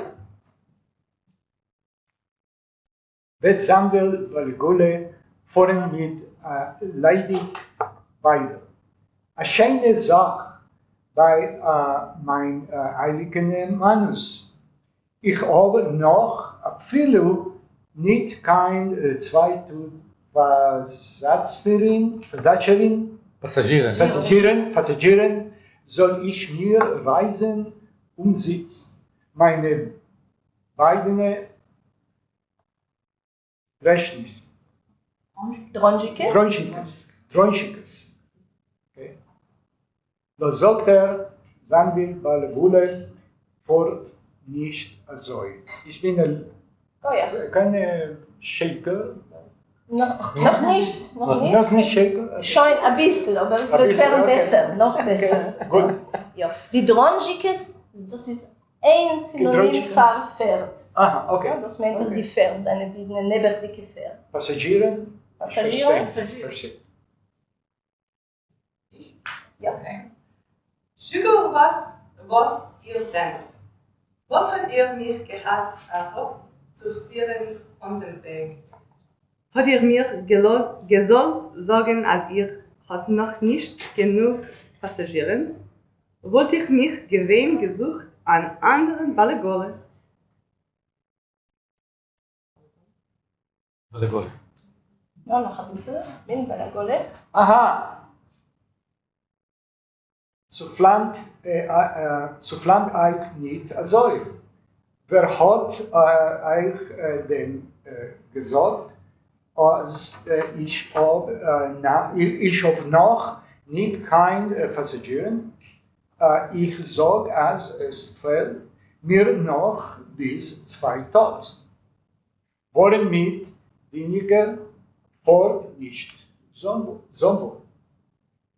hat bald wird der Ruch noch unter Drogen Etliche. Etliche ist 2, 3. Okay. Also dafür ich mir heus mein Wagen und Katebe Viol so nur fort bald. Rabbeinu Shalom, Tage noch des was wohnt in der Lotte soll handeln mit euch Balagoles. Sie ist nur teinig, danke, zu hören, wie in anderen Städten hat man etwas gemacht, aber was geht unfair und man versport mit die Weste Balagoles zu haben zu tun. Oi, ich hab schon nicht kein Koch zu reden für sowas. Wer weiß, wie viel ich will noch davon warten. Ja, und jetzt kommt da rein Hansche und bald wirst du sie lernen, sagen wir, und wir werden weiter fahren. Noch da haben wir, ich will es sagen noch bekitzer, ja, dass wir haben da Aremes auf der modernen Zeit. Sie kommt heraus die Themen Bahn. Es ist da eine Bahn, es ist die Zeit von den ersten Bahnen und das ist aber eine gefährliche Konkurrenz, nämlich für die Balagoles. Wenn eine ganze Profession wird verfallen werden, ja, es ist nicht kein Spaß. Das sagt Gele dort in der letzten Replik, was wir haben jetzt gelernt, ja. Sie hat nicht gesehen, sie hat noch gehört, es ist dort eine Bahn on Pferd. Es ist eine Schmue, ja, es fährt on Pferd und das ist die Schule zu den Wüste Balagoles, was man kann sich nicht verlassen auf sie. Ja, man ist, falls mit Akkorden sie fahren oder sie fahren nicht wie sie wollen, man darf warten. Ein bisschen wie Taxichauffeur. Es ist wie Nescher. Ja, genau. Nein, wie Nescher, heißt, wenn wir kommen von Fliehfeld zu sich heim, darfst du warten eine halbe Nacht, ja, bis der Taxi wird voll. Punkt, also da, mit Sand und dem Balagole. Ist nicht gedeiht. Und wieder einmal laut sehr schöner sprachlicher Tradition, nicht die Oidene Beine loschen, ja. Da ist es. Sie ist ganz mild, aber sie schält ihm. Ich habe bemerkt, dass der Dialog zwischen dem Balagole und ihr ist nicht kein höflicher, es ist nicht mild. Ja? Es geht gleich, man sagt sich rein. Und das ist der normale Nusser, sagt euch, wie man redet zwischen sich auf der sozialen Madrege. Ja? Eine kleine Dogme noch, Tage beim Sof, wenn sie sagt, Riboine Sheloilem, Tage nur der, was wohnt in der Blotte, soll handeln mit euch Balagoles. Nur die samme tiefste, was einen gefallen, tief sollen haben, als Scheiches mit euch. Nicht wünsche ich euch nicht kein andere Coin. Etwas sonst nicht. Gut, lassen wir weiterfahren, danke. Hansche? Morgen, gerne. Gut, ja, hat euch diese Hanse. Was ist das? Ihr fahrt euch. Ich fahr, also auch ein Weiß zu mein Fahren, no. Und ihr, süße Gerle, fahrt euch? Als besser wollte ich den Kopf gebrochen, oder ich soll Dach fahren. Wo fahrt ihr diese Hanse? Als Gott soll leben, ich soll fahren in der Sascho, als man soll mir erkennen fahren mit mein Manns Levoye. No. Und ihr, wo fahrt? Wohin ich fahr, als Gott soll es geben, ich soll fahren in der Sasche, als ich soll euch mein Manns Kiewer, Knobel, Waffen, Tate sicher. Also es soll auf ihm angeschickt werden, Paros Makes. Soll gar nicht wissen, von wann es ist ihm gekommen. Und euch meinem soll kommen, dabei ein Beis verhappenisch zwischen your name. Soll gar kein Tches am Meisim nicht aufstehen. Und meine soll Gott zu Kivat Israel nicht kommen. Ihr sollt mir noch sein gesund. diese Kanzie, für was stellt ihr so ein? Also soll auf ihm kommen, Homens Mapole. Und meine soll eingesunken werden wie Heuer. Man, Minhastem hat euch eure genug getan, was ihr stellt immer so. Es getun soll ihm schon werden zum Teufel, Riboin Freude. Und meine soll ich in einer gleichen Zeit begraben, Tate getreiert. Otto sitzt in gehackte Wunden, bis ich ins Welt mir anfangen, meine Logikas und noch will ich nicht allein euch anfangen. Ich habe euch als eine Schumme wie meine Drashitskes. Ja, schönen Dank. Es kommt wieder der Balagole und ihr seht, ja, okay. Aber er kommt zurück, ja, beim Song. Er hat einen wichtigen Satz. Ja. Aber was? Ihr seht, als euch der Balagole, nur ein Balagole ist ein großer Jid. Ja, Balagole sind die Balei Meloches, was befinden sich irgendwo tief in der sozialen Leiter. Und also ich rede euch, Prost noch einmal, ja, und also wendet er sich zu seinen Passagieren, nicht edel, nicht höflich, und dort sitzt in gehackten Wunden, ja, sitzt und schweigt und wartet. Das ist einmal zu die Freuen redet er also, trotzdem aber ist klar sein ganzer Vokabular Prost. Er hat doch zu tun mehr mit Chayes wie mit Menschen. Ja, also Kate wie wir. Ja, Kate wie wir, das heißt Schlag, die Pferde, sie sollen laufen. Und da beim Sof sagt er, gut, ich will anpoien meine Dronjike, meine Pferde. Anpoien ist ein slawisch Wort, ein Verb, was beteiligt, geben zu trinken. Und was man nutzt in dem Kontext von Chayes. Ja, ein spezifischer Verb, zu geben, trinken, Chayes.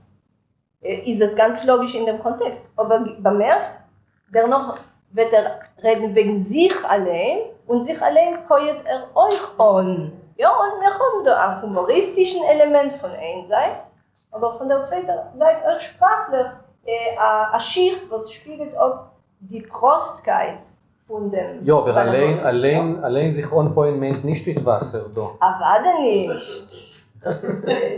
Das ist ein Teil von der Grobkeit, ja. Der Unschicker, da steht. By the way, there is a Balagole in Ansky's Dybbuk in the Polish film. There is a scene with the Balagole. Oh yes.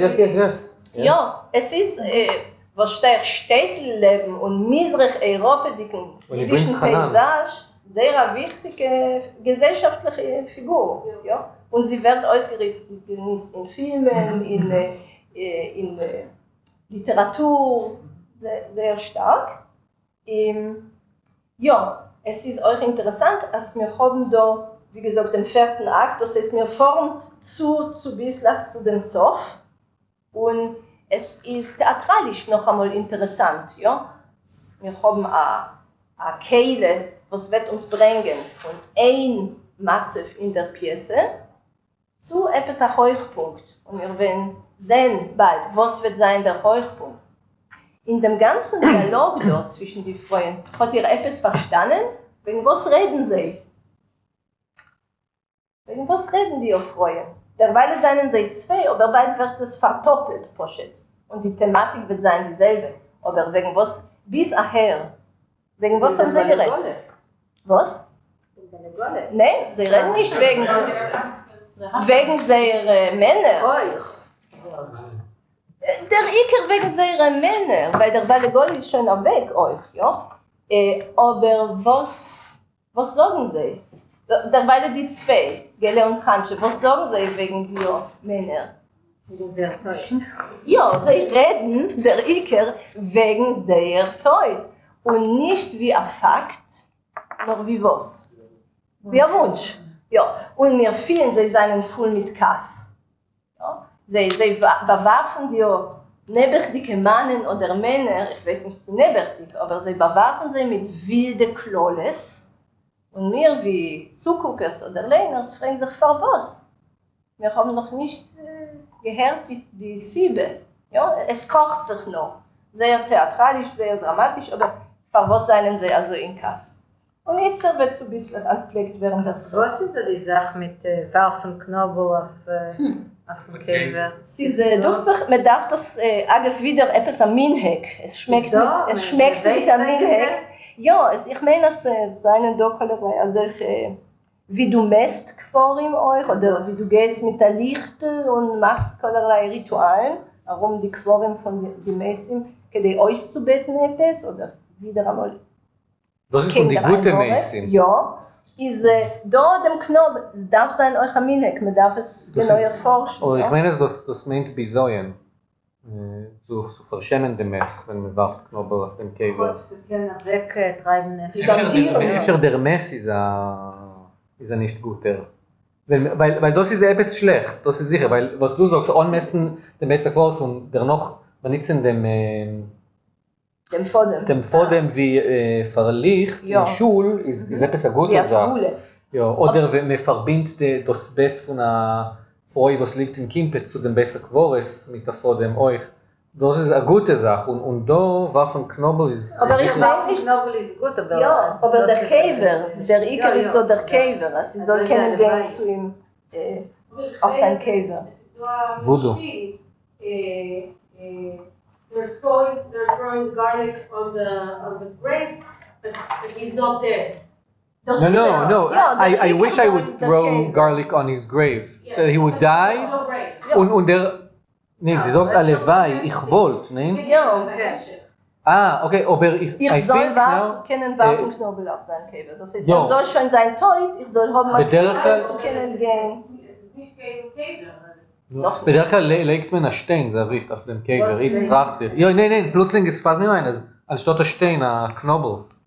Ja. Es ist Tage bitter, als man fragt, wo in Forster, man kommt besser lieb zu reden, wegen dem Treut von einem Mann, wie zu sagen, wo hin weg vor. Das ist etwas, was legt mich da in Zirkel. Das ist sehr interessant. Aber das ist noch einmal sehr komisch, sehr theatralisch, ja, und es bringt gleich rein eine Dynamik. Es zieht uns rein. Und das ist noch einmal an euch wie zu bauen, die Spannung. Dort wird man sehen, dass sie ja da etwas direkt scheicht. Ja? Noch? Also muss keep the devil away. Ja. Ja. Das ist der Knobbel, wollte ich gemeint, ist da nicht etwas schlecht. Ja, es ist nur der Idee, dass ich soll haben die Gelegenheit, ihn zu bringen auf mein Manns Käferschein. Das ist die gute Sache. Gut, dann lassen wir sehen, jetzt was wir reinbringen, die zwei neue Weiblach. Ja, Gelle. Fängt an. Wer sind die Weiblach? Ich brauche euch mit uns in einen. Ich fahre zur Kartenwerferin, sie soll mir treffen, wo mein Mann befindet sich jetzt. Schon 4 Jahre, also hat mich übergelost, eine bittere Agune, und ich habe von ihm keine ungetunkene Feder. Wo ich fahre, also viel und weh ist zu meinen Fahren, wo ich fahre.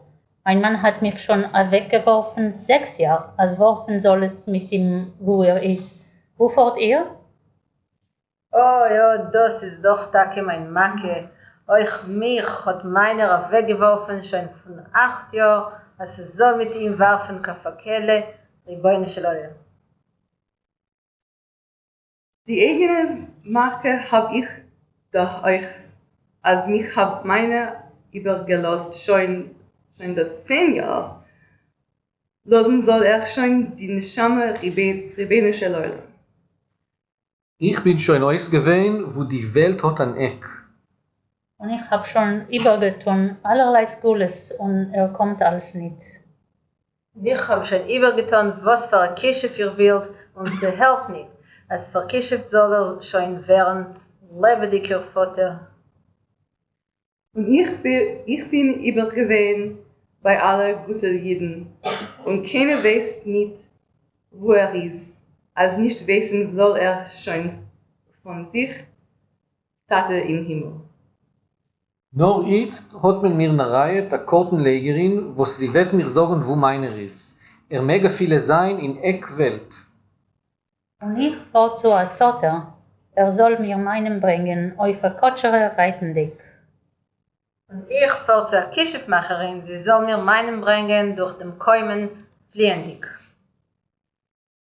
Seht ihr als, ihr sollt werden fahren, wo ich fahre, da nicht weit in der Städte ist angekommen ein größer Balmois. Man erzählt von ihm seine Mäuschen, als habt euch an am Mäure. Weiß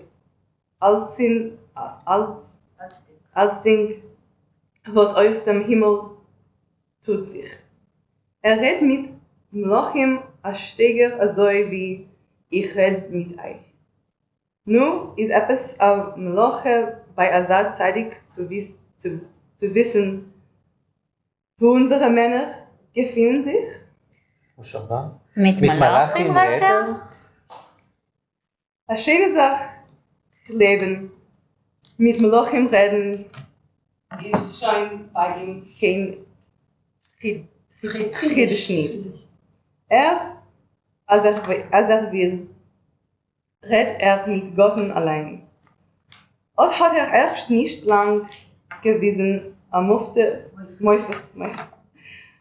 was die ganze Welt klingt damit. Hat gehabt einen nicht guten und hat ihm verspart bei sich auf dem Boden. Ist von ihm geworden ein Golem. Zieht fort die ganze Welt zum Rabbin auf es Chidush anzugucken, dem Volk. Ja, Yasher Koyach, Gele, Eider mir wenn Endiken, können wir jetzt entfernen. Für was seien also im Molekas, die alle Weiber, auch ihre Männer, ja, Sonja.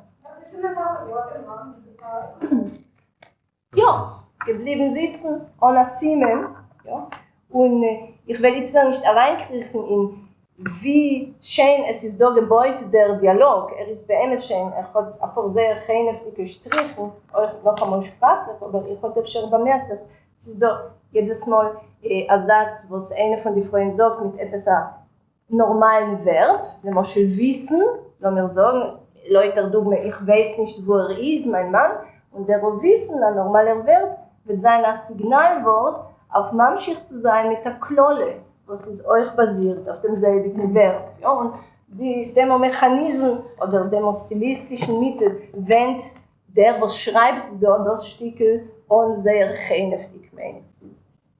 Es wird gekannt, kimat durch wie ein Stückel ganz feine Literatur und nicht so schön.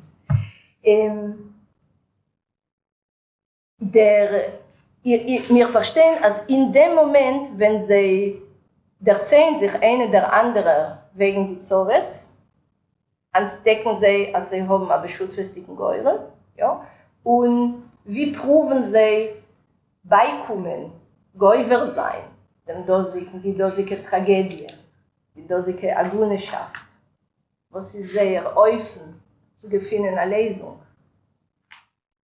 Und das verbindet sich mit dem Balagole. Ja, Corinna? Noch nicht, not yet. They haven't decided yet to go to the very same one. But the last one, yes. Said, my guy can do all of this, everything that everyone else wants, so she's kind of selling. Das ist es. Sie macht ein bisschen Reklame für ihn, weil sie gewusst, aber noch älter, wir kommen zu dem Moment, also wir werden beschließen, ja, wir fahren mit zu dem Balmoifes, was wir bringen, die Geule oder eine Lesung hat. was ist sehr offen zu lesen, sehr Problem. Konkret. Das heißt, und sie erzählen wegen dem. Und sie ist derselbe Offen, dieselbe Jente, noch anders geschleiert jedes Mal. Sie proben kriegen ein Geld? Nein. Ja. Kischef, ja. Alle Minim. Kischefmacherei. Richtig, ja. Sie fahren zu Akkordenlegern, zu guten Jiden, was wenn aber die wissen von etwas ein Kischef-Spruch und ab wird sich beweisen der Mann. Ja, das heißt, wir haben noch einmal zu tun mit Ebergleibenischen und mit Hogim und wieder einmal haben wir das Bild von durchschnittlichen Jiden oder Doidenes, was seien nicht sehr klug. Ja, das bleiben auf etwas ein niedrigerer Madrege. Ja, okay. Ich will sagen zwei Sachen. Erstens, zwischen die Kischefmachers kommt vor euch der Rebbe. Der Rebbe ist wird präsentiert wie ein Kischefmacher, genau wie der Tote oder die Kortenlegerin. Und zweitens, sie gehen zu Kischefmachers, um zu gewinnen den Mann, der soll sie geben ein Geld. Das wollen sie ja haben, aber früher muss man ihn gewinnen. Geht, erschweren sie ihn zurück. Das ist nicht möglich, ja. Ja, sie seien noch nicht so kategorisch. Ja, warten sie dem Geld für die Fies. Aber können ihm gewinnen, ja. Das ist es, ja. Er soll können vorn weiter. Ja.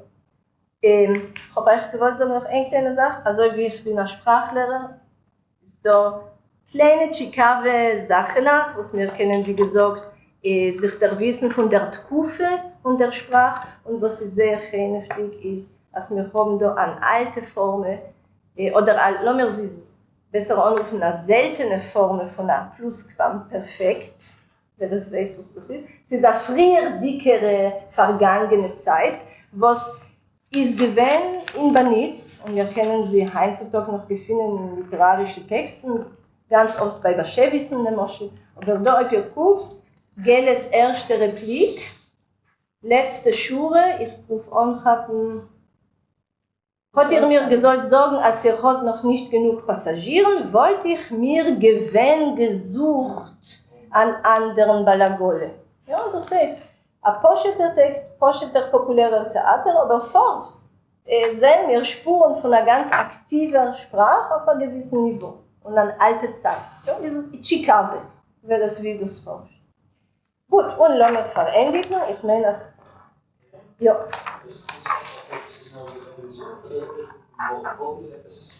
Nein, der Wort ist schon ein Teil von dem konditionalen Gedanken. Ja, es ist zu neu gemischt. Ja.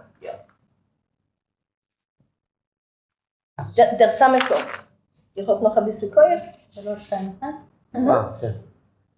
Sein Gruß soll uns beistehen. Ja, ihr folgt mich und folgt mit mir zum Balmoifes. Und als ihr Karotte haben, sollt ihr mich schelten. Ja, ich fahr mit euch. Ich folge euch. Und ich fahr euch. Oder?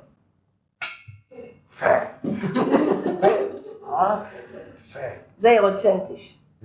Katkes, Weiber, Eufen, Wogen, Agrol. Als Gott zu geben, wir sollen fahren in der Schor. Wir sollen alle gewinnen unsere Schadens. Amen, das ist sicher. Ja, Amen, das ist sicher. Wieder sehr idiomatisch. Wir sollen gewinnen unsere Schadens, ja, noch einmal, bemerkt, wie sie reden wegen ihrer Männer. Und der Balagole, ja, ein konservativer Mann, was wendet sich zu den Freunden mit dem feinen Wort Katschkes. Ja, hey, Katschkes. Weiber auf den Wagen auf. Für was ruft er sie Katschkes? Ja, sie plappeln und no, reden, das alles von der klassischen Guckwinkel von einem Mann. Das ist nicht ausgetragen von Demo Balagole. Ihr sollt wissen, es ist gewähnt, etwas als ein Also ein Weltbenehmen in der Männerscher traditioneller Welt, was hat oftmals verbunden, Freuen, was plappeln speziell in Schiel, auf den Esels Sanoshim oder in dem Freundtee, mit Katschkes, was pleudern und so. Bimkem Davenen habe ich da euch gefunden eine alte Illustration von einer Wandmalerei in Aschir, in Rumänien, von der Städte Bohusi, ja. Dort können wir gefunden auf den Esels Noshim ein Bild von Katschkes und was das Schöne, ich will das herumgeben, ihr sollt es kennen, ihr sollt genießen und erneuern. Es steht der Name von dem Künstler, das ist gemalt geworden in 1917 und es steht unter dem Namen von Künstler und etwas Apostel steht, du kannst es lernen? Schweigt Katschkes. Ja. Schweigt Katschkes. Ist auf ihr Weg ein bisschen erneuern. אפשר לזון kommen später und angucken, schaut dein Computer. Ich habe nicht mehr, aber ja, die was kennen sind von der Weile. Ja, und wir haben dem Motiv von Anrufen, freuen Katschkes, beide reden zu viel euch in andere literarische Texte. Nicht ausgetrachtet dort. Ja. Gut, schönen Dank.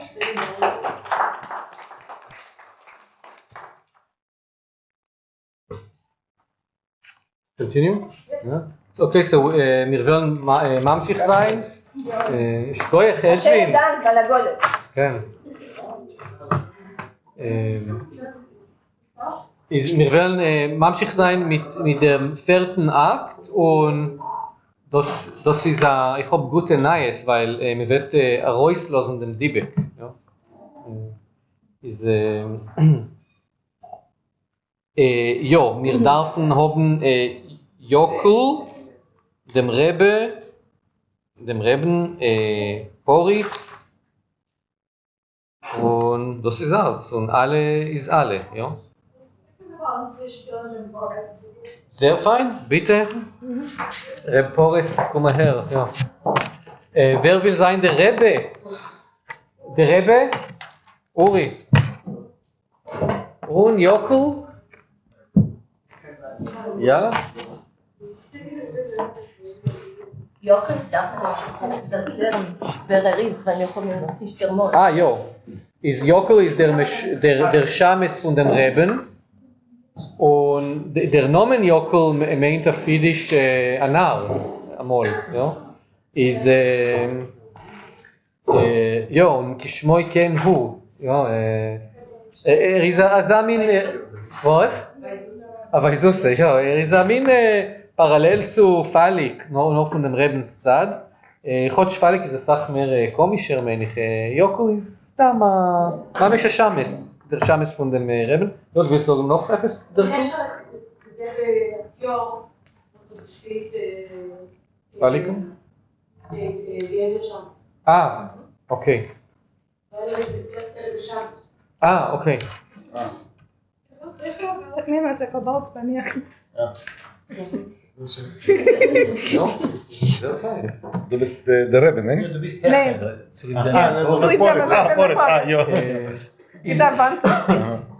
Da haben wir die Szene, das heißt in allgemein ist die Szene, ist der Sipper Meise, der Plot, relativ realistisch. Und da haben wir der Poritz, der Landlord of the Städtel. Und kommt zu reden mit dem Reben und kennt Jiddisch und weiß euch Mistome, also ist euch Haid, was ist nicht, das geschieht im Theater, nicht im Leben. Das ist ein interessanter Kontext für dem. Ja, und der Poritz ist euch a Deutsch. A Deutsch, das heißt ein moderner Jid, oder öfter in ganzen a Deutsch, Roger kennt Jiddisch später, weiß Deutsch, das kann sein, dass ist nicht kein Mamesh a Deutschischer Deutsch, nur a Jiddischer Deutsch. Ja, es lassen wir anheben hören. Und es hebt sich an mit dieser Szene, als beim Reben in der Heim, der Rebbe habt Malochim. Und was das meint, theatralisch, als der Rebbe habt Malochim, kann man auch sich vorstellen. Aber Mistome muss man sich haben von oben. Und ist der Mond ein bisschen wie, wird gehabt fliegen. Fliegen? Was tut mit sie? Was mit habt? Und noch dem, ja. Nee, du weißt was? Es ist doch der Ausdruck haben fliegen, was bedeutet, gehen ledig, sein Abatteln. Ob das Äfscher ist, das ein Spiel ein bisschen. Das heißt, geht ledig gehen. Das kann sein. Aber Emitzer hat gesagt, dass bei ihm ist ein Patch, Malochim ist eine kleine Sache, ist eine poschete Sache. Mistome kennt die Malochim führen Gottes Willen in der Welt und kennt sie haben und beiden, was geschieht in der auf der metaphysischen Welt oder etwas so. Also ich verstehe ich das. Also steht auf derselben Madrige wie Malochim. Ich meine, das ist die Revusse von dem. Ja. Und man klappt auf ein Tier. Was der Tier? Das ist mir. Rebbe, man klappt. Genau, Severs klappt. Jakob geht sehen und kommt gleich zurück und ruft dem Rebbe in der Seite. Das darf sein der Rebbe, nein? Nee, das ist... Jokol sagt dem Rebbe, du? Nu Boże, bist du also... Ja, du bist gerecht, aber das sagt er, ja. Okay. Nu Boże, bist du also bleich geworden. Es ist gekommen etwas ändern mit der Heuchen, das mit der Lokschen Top. Ich nehme es, du bist gewinn gerecht, es darf Nee, Jokol ist gewinn bleich, nicht dem Reben. Ja, weil Jokol Jokol hat gesehen mit sich bei dem Tier, ist Jokol darf sein bleich, nicht? Oder der Rebbe hat gesehen und Jokol fragt ihn vor was. Wir dürfen kontrollieren noch einmal die Handschriften. Ja, ich meine euch. Ich gewinne Chikane, aber ist das, was Jokol duzt, dem Reben, was klingt modne, ist in der Piese nicht so modne, weil Lesof, wenn wir sehen, seien sie Schutfin. Ja, das sind nicht kein Rebbe, ja. In der ganzen Schwindlerei. Ja, und bald wird er ihn anrufen bei Leuten Neuman. Ja. Mamisch Ocker steht. Aber ja, wir haben das kontrolliert, Uri, und ich meine, also, das ist akkurat, aber wir werden noch einmal kontrollieren. Efter der Rebbe hat gesehen von der Weite. Ich habe nicht im Ganzen verstanden, wer redet zum Wemmen in der Szene, aber schon zu dem habe ich nicht verstanden. Okay. Also ich habe heute Abend schon abgehalten, hat ein heuchen Dos mit der Lokschen Top. Der Lokschen Top, das ist der Hut, der Top Hat, der Zylinder. Und der Dos, was gewinnt dieselbe Sache. Meinst du mir? Was ist das? Mit der heuchen Dos. Ja, ich meine, das ist zweimal dieselbe Sache, was du sagst. Ja, mit der Dos, mit der Lokschen, wie mit der Komme. Ja. Nun, los ihn mal rein.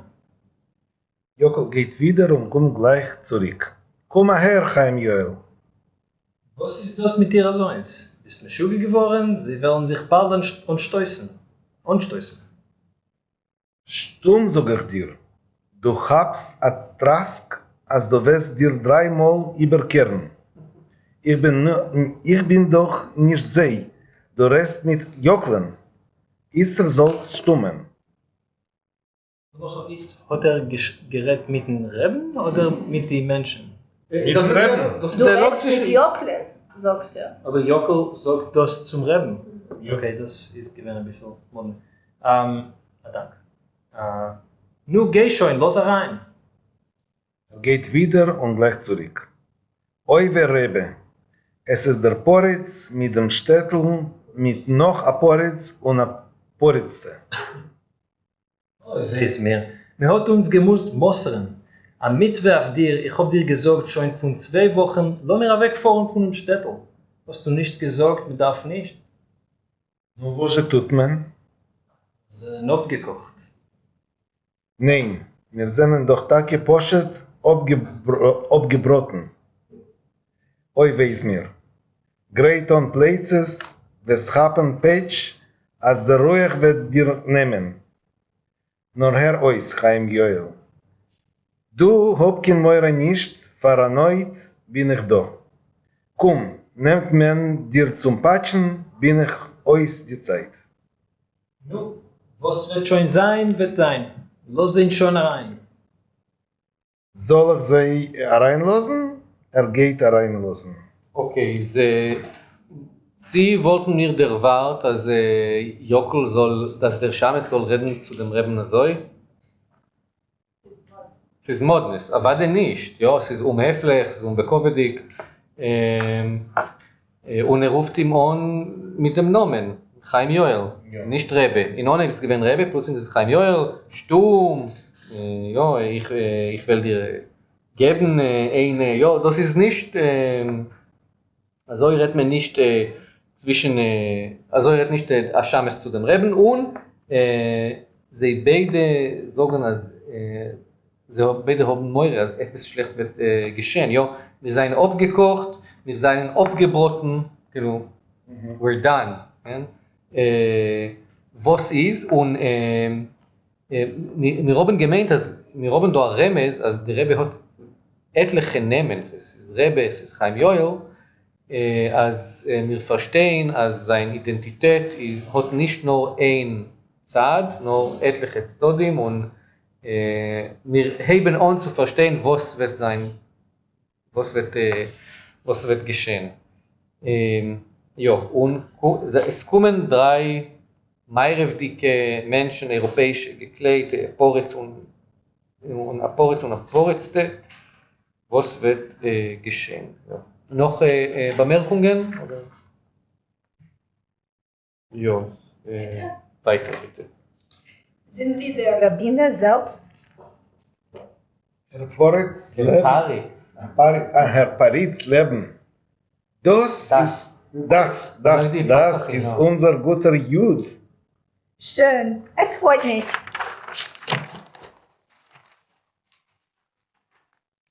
Rebbe der Poretz hat gesagt, sie freut ihn.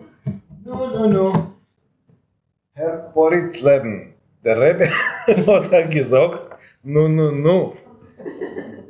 Jockel, frag ihn, was ist sein Bakosche? Herr Poretz leben.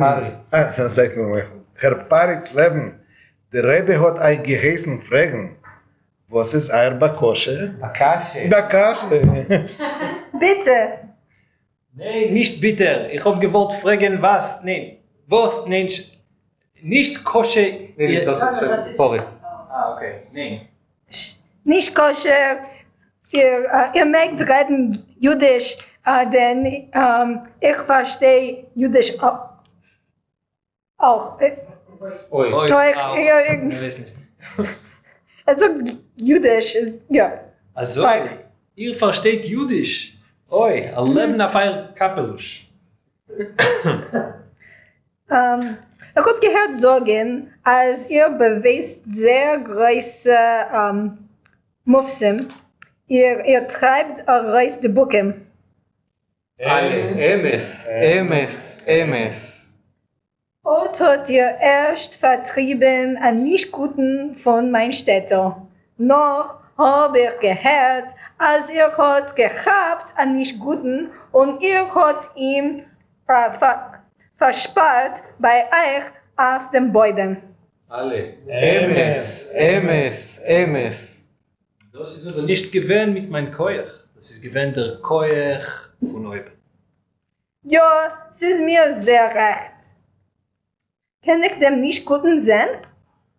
Ihr meint dem Golem, was der Rebbe halt ihm bei sich auf dem Boden?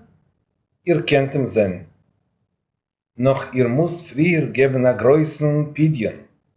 Wenn nicht, kann euch Halila maßig sein. Wie groß darf sein der Pidyon? Jockel, mach ihm Cheshben, soll sein größer von seinem Kapelusch. Resches le mein Schmoi. Okay, Lomir aufstellen da. Ist קודם כל kommt die Frage von der Sprache. Also, hat übergesetzt mit Kleumerst von Jiddisch auf Deutsch, aber das Deutsch da ist nicht gewöhnlich in Deutsch, es ist nur Jiddisch mit Passachim. Ja, besonders mit dem Wort Bakoshe, das ist ein hebräisches Wort, das sagt Bakashe, ja, das ist aber nicht in Deutsch und ein Deutschreder wollte das nicht verstanden. Aber für ein Jiddischreder, das hört sich aus wie Deutsch, weil, oder wie nicht Jiddisch, ja. Ja, das ist komisch. Ja. Wie kann ja. Es ist da ein Witz, die Levane scheint mir in Panama rein.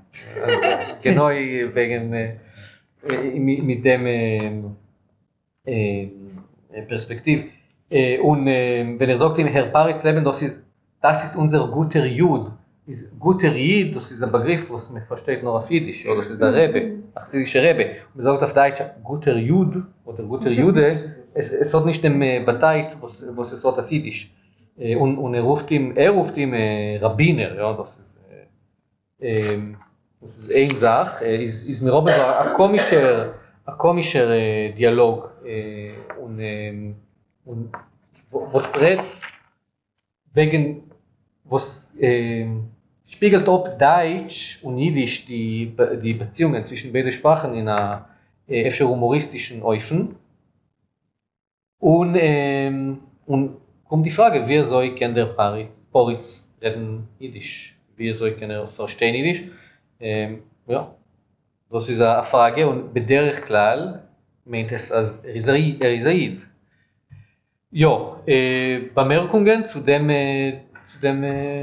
Dialog, wie sieht zwischen dem Poritz und der Rebbe? Der Poritz euch gelebt in dem Rebbens Keuches, ja. Sagt ihm, hat gehabt nicht Guten, mag ich ihn sehen, und benutzt Wörter wie Mofsim. Ist Aid, ja, und gelebt mit Kleumerst in dem. Aber Poritz ist Leon, nein? Nein, es ist interessant. Die Szene Poritz Leon, Das ist der zweite Poritz. Es ist interessant, dass Jokl meint, als Leon und Amalia sind in euch Poritz und Poritz. Weil sie seien ungetan wie Deutschen. Ja. Ja, ich meine, ja. Okay, weiter. Wo hat man? Und jetzt kommt, Entschuldigung, und jetzt kommt die Sache mit dem Pidien. Und Pidien, noch einmal, das ist eine chassidische Sache, ein Teil von dem chassidischen Leben. Also, wenn man kommt zum Reben, das ist eine von den größten Kritiken, was die Maskilim haben gehabt auf die Chassidim. Also, es geht nicht nur in Ruchnies, man darf bezahlen dem Reben Geld. Und das heißt der Pidien. Ja? Und da sehen wir das, ja. Also der Rebbe fordert das Geld. Herr Poritz Leben, der Rebbe hat euch geheißen, fragen le man Schmoi. Was ist das? Wie ruft man euch auf zu der Teure? Leopold. Lampard? Le ist 30, Lamed ist 30, 71, Mem ist 40, P ist 80, ist 1, Rebbe ist 200 und der Resh ist 200 und alles ist 4 und Schar Jerokes macht es in einem 435 Schkolem.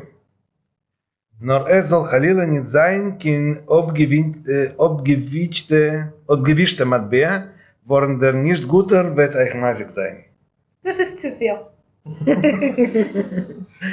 Ihr darf danken Gott, was heißt als ein kleinen Namen Lampard. Was wollt ihr getun, wenn sollt noch heißen Hirta Shashta? Hat 2 Schien und 2 Sov, und Schargerokes wird doch nicht abkommen mit 3000. Nur klar geht her das Geld. Und jetzt legt er nieder.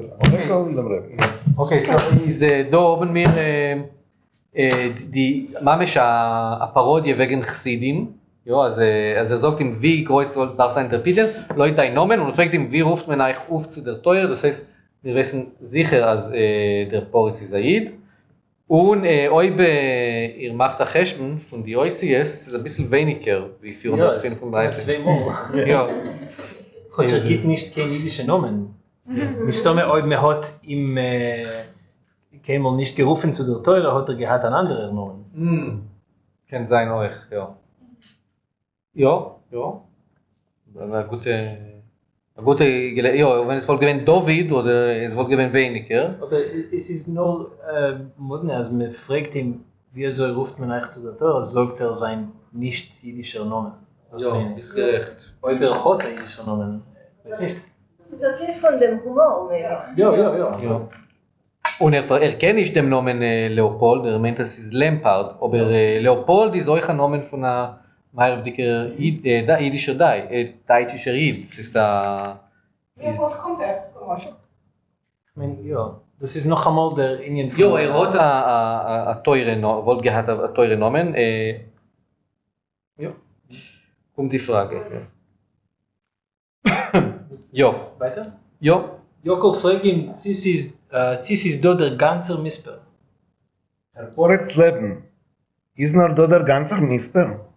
Warum Tomen nicht, also können euch alle der Masik schuld sein? Schuldig sein, ja. Es wird gar nicht von dem Geld. Nein? Nun ist gut. Geht weg und gleich zurück. Herr Poretz Leben, ist noch nicht da kein falscher Matbees? Nein, es ist gut Geld. Wenn Tomer Halil schlechte Matbees bleibt ihr on dem Kapelusch. A Klall ist geh herob bringen dem Goylem. Nur sollt euch gar nicht schrecken. Aber geht Apidien kann zu euch kein Schlitte nicht haben. Nimm dir mit meinen Stecken. Und dem Schuss von dem Stecken wird euch Gott nicht schaden. Gar nicht schaden. Nimm dir nicht mein Stecken, ja, die zu schlagen. Ja. Der Gott. Darf לך איתך את המקל שלי. Ja. Ist, man redet da eine Sache wegen Geld, will bestimmten Min von Matbees. Und geht herabbringen den Dybbuk. Aber man hat ihn nicht herausgegeben. Ich habe zugesagt, dass man wird befreien dem Dybbuk. Ja, aber man wird ihn befreien zum Sof, aber dem Menschen, ja, dem Palik, ja, nicht, man wird befreien Paliken, nicht Stocken Emerson, Dybbuk. Ja, wie ihr seht, Sitom kritikiert weiter die Chassidim, unser dem Konflikt oder dem Paradox zwischen Ruchnies und Geld. Das ist die falsche Rabbeim, was fordern Geld für sehr Nisim und Mofsim. Und man redet viele, nicht nur wegen der Summe, sondern auch wegen dem Sort von Matbees. Und ich denke, abgewischte Matbee ohne solche Inionim. Was ist das abgewischte Matbee? Schruck. Abgewischt. Das kann auch sein, dass wir falsche Matbee. Ihr meint? Es wird gekannt sein. Das ist gedacht. Und Tomid, es soll Chalila die Sakone, also der Nicht-Guter kann eigentlich maßig sein. Es ist nicht zu limitieren, aber ein Nicht kann sein, dass der Nicht-Guter wird eigentlich maßig sein. Ja, ist mir oben da noch einmal eine Szene, eine maskilische Szene, was beschreibt, was passiert in der Emessen in dem Rebenshäuf. Und der Räuschem ist schlechter. Was tut der Rebbe? Narrt auf die Menschen, nimmt von sie Geld und nützt euch sehr Glaubens. Naivkeit. Kultiviert sie und sie euch, ja. Und der Rebbe und Jockel werden da in der Remsen vorgestellt wie Unterweltnikes. Ja, mamisch. Are they really, like, is he really a rabbi or is he just posing as a rabbi?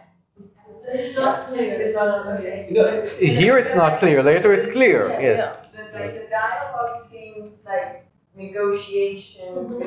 But that's the underworld. yes, but that's typical. That's a typical maskilic presentation of what's going on in the rabbi's court, because they often ask for money. I mean, sometimes they would receive presents, but others would have claimed such presents. And in maskilic criticism of Hasidim, you hear about that a lot. But the overall text doesn't clarify whether he is just a crooked rabbi or if he is. He's not a crooked rabbi, he's just a crook. He's just a crook. Okay, so he's not a rabbi. I mean, it's not clear. I mean, he definitely doesn't serve as a rabbi. And I think, given that, I think the relationship between the rabbi and Yochel is super interesting because he's like isolating him from the other Hasidim so that his scheme won't be revealed. Because the more he talks, the more he can sort of reveal himself. So he's just catching angels and sort of isolating himself so that, but really he's doing it so that he won't have any contact with his court. I don't quite understand the staging where suddenly you see them appear on stage and say, Emes. Where have they been this time when Yochel and the rabbi are talking? I think it's just 3 of them, right? No, Ale. They're standing in the room, maybe. So they're not listening to this. Well, it says Hasidim by their tir in the beginning. So maybe they're coming in at some point, or maybe they're talking from behind the door. I don't know. It's a little funny when they suddenly appear. Like, But No, but I'm saying at the beginning of the scene, it says before anybody says anything, it says Hasidim by their tir. It would be an interesting staging if the play was performed and you constantly had a choir of 3 Hasidim on stage that were commenting about everything that was going on. But a ton of choral throughout the score. They're constantly chorus. So they must be they're around a lot. Yeah, I think that it has to do something also with the theatrical staging, that it's not a realistic representation of. Well, you get this in Mozart and everywhere, that the 2 characters are supposedly not overheard singing their heads up. And it's all in parentheses when you get it sometimes. Is the chorus, the choral group, are they all men? No, not always. There are several choirs. Men, women, mixed. men. It depends on the situation. Sometimes they say Hasidim men and women walking down the street, so it's men and women. But here, because it's in the Rebbe's room, they also have sometimes only the righteous women. The Rebbe. Yiddish theater allowed women to step on stage and act, and that's a break away from tradition. Right, like they say. And the rabbis said no, that it's forbidden, but people didn't listen to them. Some did, but the actors in the audience went to the theater. So Shmelov says that in that way, Yiddish theater symbolizes the secularization of Jewish society. On the one hand, paradoxically, in New York, especially in America, the people so if you went to the theater, it meant that you're not part of Jewish tradition anymore, but the themes, the content that they wanted to see on stage was Jewish nostalgia, including synagogue scenes. So there's a paradox there, but Mir ist noch aufgefallen, durch speziell der Lehnendig, als wir haben in der Remsen noch einmal, also ein Theater in Theater oder eine Pièce in eine Pièce, weil die ganze Szene dort zwischen dem Reben und Joklen ist in der Remsen auch ein Spiel, also sie spielen Rolles. Das ist apropos deine Frage, Corinna, sie ist an Emes Rebbe, sie spielt und in der Beziehung zu Joklen haben wir manchmal dem Räuschen, als Jokel ist der Ballerboss, ja, ist der, was dirigiert dem Rebbe, und der Rebbe ist ein Marionettkele. Chicago. Der kehrt sich manchmal über. Ja, wir dürfen endigen wie in alle guten Filme, ja. Und Vorstellungen. Oder Pieces mit der Hasene, ein Happy End. Ja. Ist lassen wir das da, einen kurzen Start. Ich meine, dass wir haben eine Viertelshow, ja, Ruthie? Ist das so? Ja. Wir dürfen, aber die Chosenkalle, das ist Amalie und Leon. Okay, ja, euch gefällt, aber öfter Professor, sagen ihr wird noch eine Rolle, also beim Sort von dem Tag, sich ausschuchen ein bisschen. Ja. Ja, das ist absurd, danke. Nicht Chor, Ihr habt etwas, was ihr heute wollt? Bobbe? Leon ist der Chosen. Ihr seht Chosen? Seid ihr Chosen? Ja, wir haben Leon, der Chosen. Die Kalle ist entlaufen. Happens all the time. Ja, ein klassischer Motiv. Wir darf nach Kalle. Wer will seine Kalle? Nehmt es nicht zu ernst. Man steht nicht genehm in der Gruppe. Amalie, wer? Noch einmal? Ja, aber was nicht. Mit Schwung. Jetzt darf man das machen frei. Wir haben die Bode. Das ist Leon, meine ich. Ja, Leon. Bode. Und Poretz, sehr wichtig. Wir dürfen den Poretz. Er wird euch sein Kimata kosten. Das ist sehr interessant. Ich kann lernen den Poretz. Wir dürfen noch Poieren. Das ist eine Freude. Und Fallig. Ja, sehr gut. Sorry. Poieren. Fallig. Ruthie. Ruthie? Wir haben schon nicht kennen. Gut, lassen wir abrichten die Hasene in Einschmeißroll, Punkt und Schach.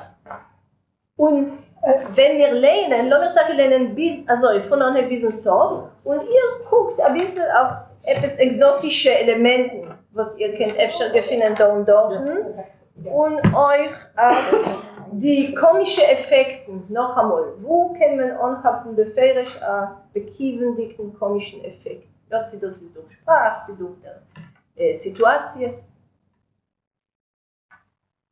Amalie und Bobbe. Siehst du, Bobbenil, nur guck dich an, wie schön du bist. Jetzt bist du doch gar eine ganze Madame. Weh mir, ich hab doch ein Ponym wie ein Deutscherke. Du passt doch dir so schön. Nee, mein Kind, es ist genug, was du hast mich so übergekehrt, dass ich glaub schon nicht mehr in gute Jiden. Willst du mich noch machen für ein Deutscherke auf der Welt? Nein, mein Kind, das will ich nicht. Bobbenil, hast doch schon gesehen, was für ein Schwindler die gute Jiden sind. Was schon noch zieht es dich zu sehen? Was willst du? Ich soll werden auf der Welt ein Deutscherke? Du gehst noch nicht mit den Haaren so wie ein Deutscherke. Was? Ich soll noch gehen mit die Haaren? Weh zu meinen Eltern. Ich soll es gar nicht erleben. Aber mein Hasene Bobbenil will ich so gehen moderne. Mit Herner? Lass mich Gott abhitten, oi Maliko. Gib nur geschwinde Achtung, sie steckt nicht dafür ein Reus Haar. Moderne, meine ich. Das heißt, mit der Mode, du sollst ein Ponem haben wie eine Madame. Mein Kind, willst mich machen auf der Eltern für ein ganzer Epikoirste. Gib Gott Achtung, setz dich nicht raus von Ärger zu Haar. So hat sich nicht was raus zu sein. Bist doch im Ganzen abgeschoren. Weiß ich, die Show soll nicht sein. Ich soll nicht dürfen auf der Eltern Cholile bringen einen jungen Mann zu einer Wehre. Es ist verdeckt, herum und herum. Sag nur, Bobbenier, kannst du machen ein Kompliment? Ein Kompliment? Was heißt das? Was heißt das? Weißt du, etwas ein Gest? Das darf sein ein Gest, nicht ein Kompliment, wie wir kennen, nicht durch Wörter. Etwas, ja, eine Verbeugung. Wirst du schon gedenken? Und es kommen rein Poritz, Leon, Falik. Das ist noch du. Ein Grand Cotillon, Madame. Bravo. Nein, nein. Oh ja, ein Grand... Nein, es ist noch aus Maria. Das ist ein Satz. Nein, das ist nicht. Das ist Leon. Leon, ja. Ja, Herr Leon. Reb Leon. Ihr sagt jetzt, Und noch ein bisschen höher, Bobbenier. Bobbenier, sagt jetzt die ganze Madame. Ja, noch ein Grand Cotillon. Ja. Okay. Ganze Madame. Weiß ich, was ihr wollt von mir haben? Ihr seid jetzt jünger geworden mit 70 Jahren. Also, wo ist der Spiegel? Weiß ich, was sein also?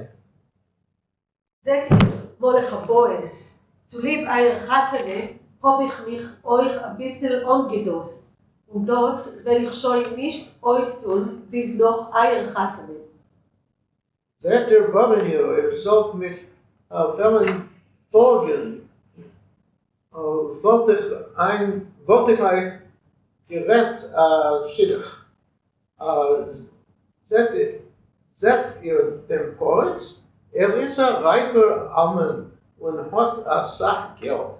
Das ist der Poet euch von dem Stern. Leben? Hat kein Freu nicht? Wollte ich ihm euch gerät. Ist ein Jid. Weiß ich was. Zu meinen Zures kehre mir euch. Und zweitens, wo wird sein die Chassene? Der Herr hat uns geraten, zu sich euch dem Gut. Wir sollen dort machen die Chassene.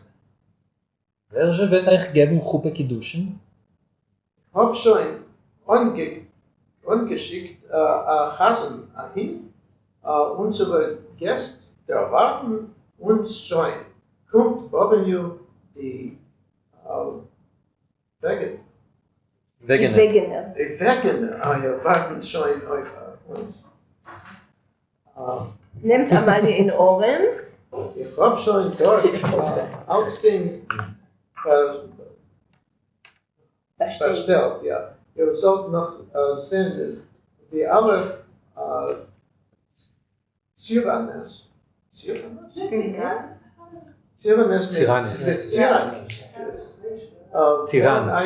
Bringen Metanis auf der Chassene. Nu kommt Bobbenier, lassen wir schon gehen. Man war schon dort auf uns. Völlig geht geschwind und fuhr rein in Dorf rein und so dort alle Cyranes mit die Cyrankes, als wir kommen. Bald und ihn sehen, was sollen sein vorbereitet. Bitte. Hey, mein Eltern, nur das soll ich tun. Refusiere keinen Menschen, es ist nicht schön. Was willst du? Mich gar im Ganzen überkehren auf der Eltern? Nun, gib schon dem Herrn die Hand. Es passt nicht. Ach, weh, meine alte Jo. Okay. Nein, das Herz, der lässt mich nicht. Komm mal her, mein Kind. Dir will ich geben die Hand, ihm nicht. Sie passt aber nicht. Eine Dame muss gehen mit der Kavalier. Soll ich wehren auf der Eltern ein Klavier? Nimm auf dir die Avere. Ich nehme auf mir die Avere. Nun, komm schon. Ja, jetzt ist eine Verwandlung. Man fährt auf dem Land. Es ist dort wieder die Feuern mit den Feuerinnen, mit Blumen und Kranzen und das wird Freude. und man ist in einem Garten und Gita guckt auf der Instruktion Full Stage. Wir haben sehr winzig Englisch in dem Text, in die Xaviaden. Aber das ist ein verfährisch Englisch Begriff. Ja? Ausgestellt mit Schlurkatzen, beputzt, fertig. A guten Purim. Hey, Marsch. Mein Balabowes hat ein Hasene mit Herr Freilen. Lo ich machen die Spiel. Und gehen Sie. Nun, wir dürfen alle. Viva, viva, wünschen wir euch jetzt alle Glück und naches Spiel auf Jahren lang. Empfangen freilich die schöne Chosenkalle. Lo wir Kinder jetzt mit Freudgesang vivat. Die schöne Blumen noch frisch und grün, Empfang von uns jetzt ein Geschenk. Wie die Blumen so sollt ihr blühen, glücklich sollt ihr leben mit Jahren lang. Vivat! Vivat.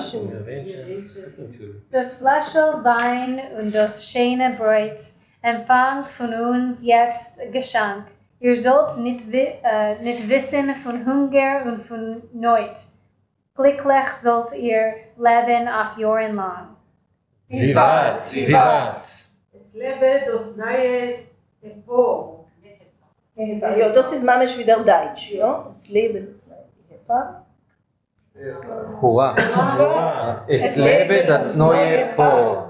Vivat, vivat, schreit man alle. Alle tanzen Lustig mit die schöne Chosenkalle. Starke Kinder, gibt euch noch mehr. Glück und Naches wünschen wir euch alle in einem Ziel. Tanz 2, 3, Tanz mit Hesche Kinder, das neue Po begrüßen, a jeder Besinder. 1, 2, 3, gibt euch noch mehr. Glück und Naches wünschen wir euch alle in einem Ziel.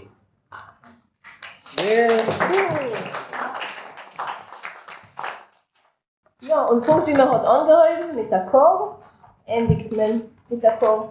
Und eine Bemerkung, auf dem ist die Zeit, und danach können wir noch müssen, das Wort Ziran, ja, was beschaß meistens, wenn man hat gelernt, hat man nicht gewusst, was zu tun mit dem, und es hat uns dafür genommen Zeit, aber ihr bestätigt, ja, es ist da ein ähnliches Wort auf Rumänisch, was bedeutet Ziran? Ziran.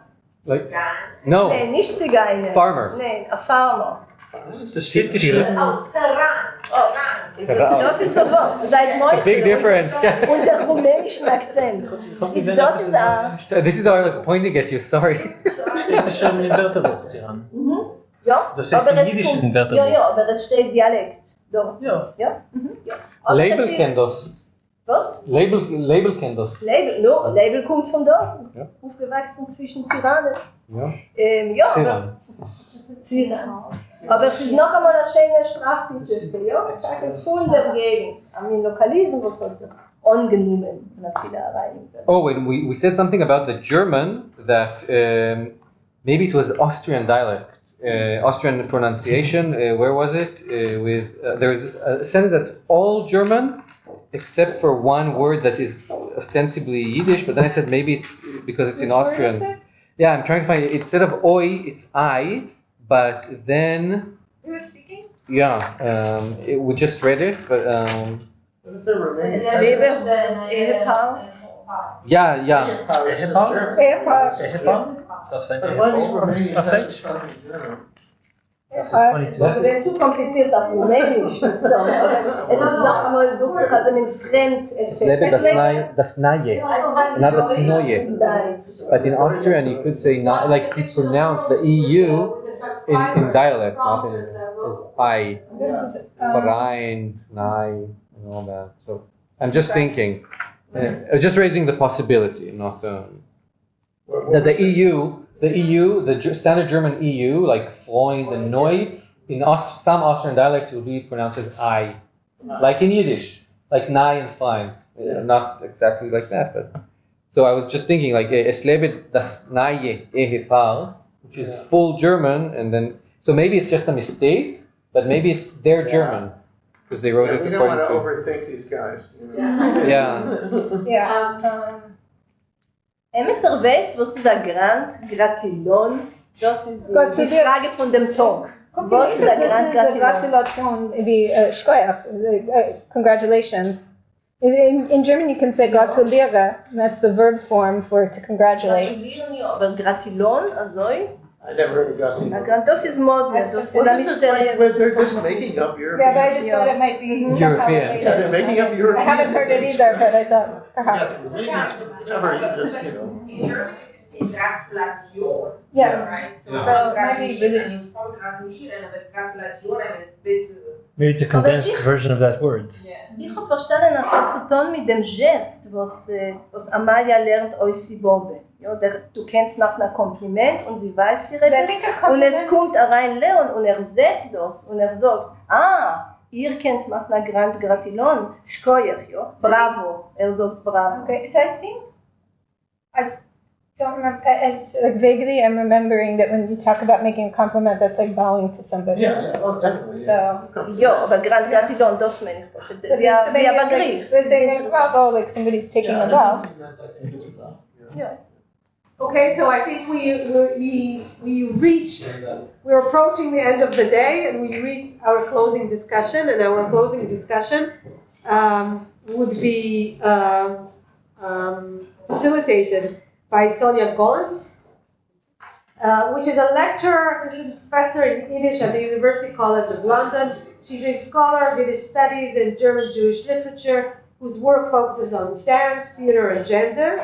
Her first book, It Could Lead to Dancing, Mixed-Sex Dancing in Jewish Modernity, out at Stanford University Press, was a 2021 National Jewish Book Award finalist, and she's currently developing a project on women who wrote plays in Yiddish. Before moving to London, she taught at the University of Vienna, the Ohio State University, and the University of Göttingen in Germany. She earned her PhD in Germanic languages and literature from the University of Pennsylvania, and in addition to her scholarly pursuit, she's also a Yiddish dance leader who teaches dance at Jewish culture festivals such as the Yiddish New York and Klez North. Sonia, thank you so much for agreeing to facilitate this discussion, and thank you for being here with My us. pleasure. Thank you so much for bringing me here. Thank you. So a lot of this is also going to be done by all of you, but I was going to open things up by giving a bit of a summary of some of the things that we've talked about and some thoughts about some of the themes that have been addressed, and also some themes that I think might be productive to think more about, or that the Dybbuk project team might consider thinking about more going forward, and then open it up for discussions either your thoughts about the themes that I addressed, or to go in other directions. And I'm going to be speaking in English, but feel free to contribute in the language of your preference. So we started out by hearing about the idea about art that might be started by one artist, continued after they've passed on. And we're getting a sense of this in terms of the reconstructions and the scholarship and looking at the textual analysis of Lateiner's Dybbuk, even though it's in the context of theater as opposed to architecture. We heard from Monit about Ruthie. We heard from Ruthie about the history of Lateiner's Dybbuk, about the plot and the context of the play, and about Lateiner himself. And then we also heard from Sinai about the digital humanities aspect, about some of the opportunities that you can have with the right digital tools, and also about analyzing handwriting and the different editions, both in Yiddish and German, and also about the work of the team itself. And then we also had several productive reading sessions facilitated by Miriam and Eran, and we got to look into the text itself with the readings and also discussions. And so some of the themes here's some themes that have that have come up. So one really important theme is that of language. And so we've thought about the register and the idiom of the Yiddish, also about the incorporation of other linguistic elements, Slavicisms, for instance, and also Deutschmirisch or use of German. We've also thought about humor and how it relates to vulgarity, and also the incorporation of Jewish texts, both in terms of like references to Jewish thought and also like names of books that might be significant, and also the use of folk beliefs if we're being somewhat generous, superstition if we're being less generous. We thought about the role of modernity in this conflict that frequently comes up in modern Yiddish drama about modernity versus tradition, often connection with the Haskalah, and the way that this process of modernity is represented in themes like language, education, and also the partner choice. In a sort of related way, we've also thought about gender, both in terms of roles. So for instance, Amalia as a modern woman for her time, and the representation of the Boba character, and also about drag, where you have characters that are, where actors are portraying a different gender. We've talked a bit about class, particularly in terms of the Boba's wealth and some of the social roles for like the Balagola. This might be an area we might want to think more about in a more systemic way, but we did address specific characters. And a very important component that we'll hear more about tomorrow is the role of music, and also thinking about staging, both in terms of how we might think about staging it based on the stage directions, and also what some of the stage directions we have, like for instance with the word tableau, what they might mean. We had a discussion about whether it was shund, what are some of the elements of shund, and also about some of the intertextuality and what that might say about the ambitions, how it might relate to other works such as Goldfaden's Die Boba mit Einikel, and also we've referenced Tevye, the Milchiger. And another topic that came up also in connection with intertextuality was the idea of a play within a play and how it relates to the concept of a Purim spiel. So those are some topics that have come up repeatedly over the course of our discussion today. There's some other topics that we might be able to think more about, and some of them, I'm bringing them up not as a criticism, and I think these are all things that shouldn't be considered a criticism, but there's some of these topics where I was also wondering, considering how important they often are in Yiddish drama, if they might have come up in some of the scenes that I haven't read and we haven't read. So specifically in that, I was curious about the role of government or politics. We heard about the role of censorship with the German edition, but I was sort of curious whether that was a topic that could be that had more of a role either in the reception and productions of the play or in the play itself. And in connection to that, I was sort of curious more about the role of the specific place. It might have slipped my mind, but I wasn't sure how urban or rural or where exactly the play was taking place, and so I was curious about that. I was also thinking about the role of costumes. We talked about the ways that the more European and more religious men were dressed, and we talked a bit about the Purim costume, but I was sort of curious about costumes more broadly.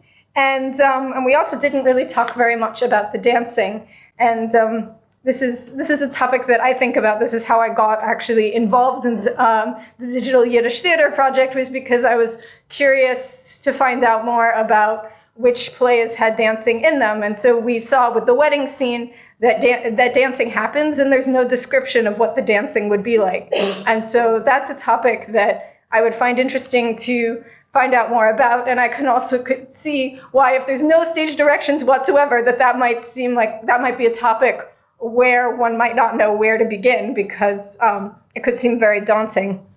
And then I was also curious, not just in terms of the play itself, but just thinking more broadly about some of the broader apparatus, how this project might connect with other projects, other digital humanities projects or theater projects, not just in terms of like digital theater projects about the world theater canon, but also in specifically with Jewish and Yiddish theater, and how the work that's being done is in conversation with other projects.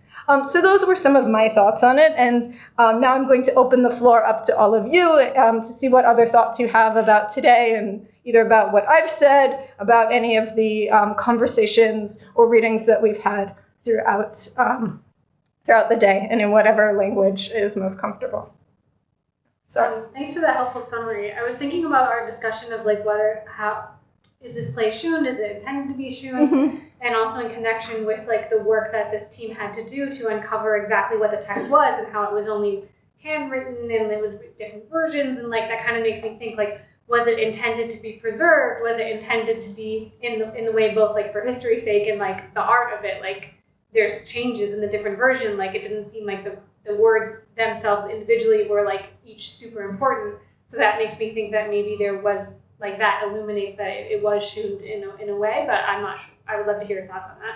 And I think that's one of the topics that I think about when I'm thinking about the idea of a theater canon, and also for some of my own work in thinking about how women participate in the creation of a theater canon, because theater, I feel like the dramatic repertoire is in this like really interesting place in terms of its publication, because with a lot of other genres, when we think about literature, if something's in a manuscript, it's probably not something that is known to more than a few people. But when you have a performative genre like theater, and I think that would probably also be true for song, it might be something that's distributed in an oral form or in a visual form, but just because that's happened doesn't mean it's been published. And with theater in particular, often a work of theater only gets published after it's had a successful stage run. So when you find a manuscript in the archives and it's a theater production, that might actually be something that resonated for a lot of people, but it might still be in a form that scholars might find more difficult to access. So that creates this sort of interesting ephemeral quality for theater works that goes beyond just the fact that a performance itself is an ephemeral medium. Really interesting dialogue. So when we did the synoptic edition, one of the things that we saw is that you get the same sort of mistakes recurring in the same places in the three manuscripts, and this is something that could indicate that there was some kind of lytics. There was some kind. I don't know if it was printed or if it was handwritten by Lateiner, but I think that when we're dealing with these kind of materials, we should always remember the Popen. We should always remember that most of the materials were somehow destroyed either over time or through wars or through the turbulence of the 20th century. And so, I mean, it could be that this is a sort of ephemeral kind of transmission, but it could also be that there was some kind of authority text, and that these are performative realization of it, but the likeness text is lost. As far as we manage. Thank you. I was really struck by how much of the discussion was literary, since I don't think of Lateiner as a literary figure, and it really revised my opinion of the fact that you kept finding things that were about his style. I like the recuperation of these writers who were so denounced as being actually really, possibly interesting Yiddish writers, and maybe one could do that more systematically or more forthrightly in the sense of putting this out. Say that part of the recuperation or reappraisal or something like that of the actual textual content, in addition to all the other issues.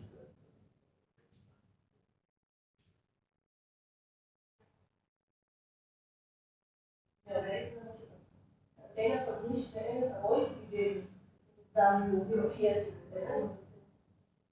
käme die Frage, das ist wenn es ein Urtext oder man kann sich auch fragen, wenn die Corona, die Lateiner Corona בכלל, zu schaffen euch Text wie gesagt, sie ist wenn jeder fort ein Theatermensch und hat gesehen in dem Text, noch etwas an Struktur, was soll dienen wie eine Basis, eine Sort weiter zu an den dynamischen und theatralischen Theorie.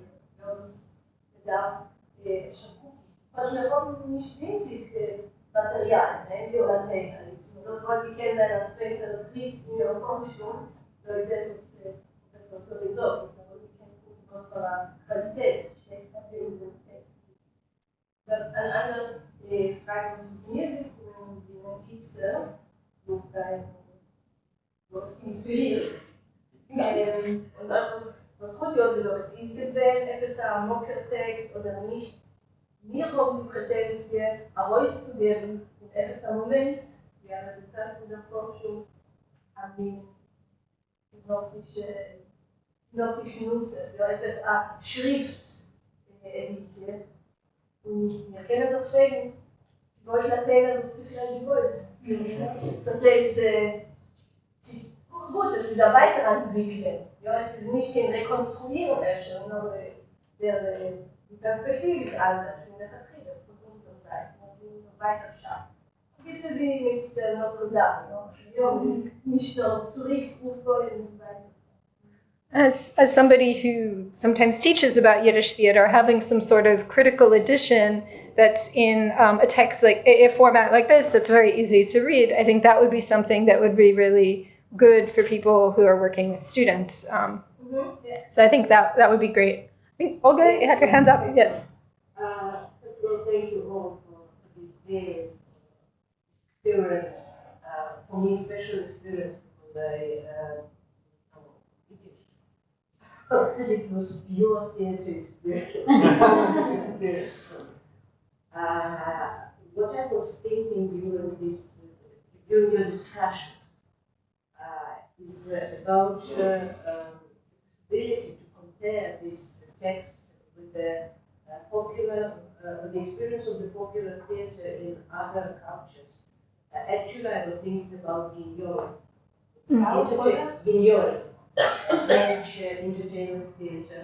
And when you were talking about the models of stage behavior, it may be really productive to compare it and to see the place of Yiddish entertainment theater in general in European theater. Thank you. Yeah, that would.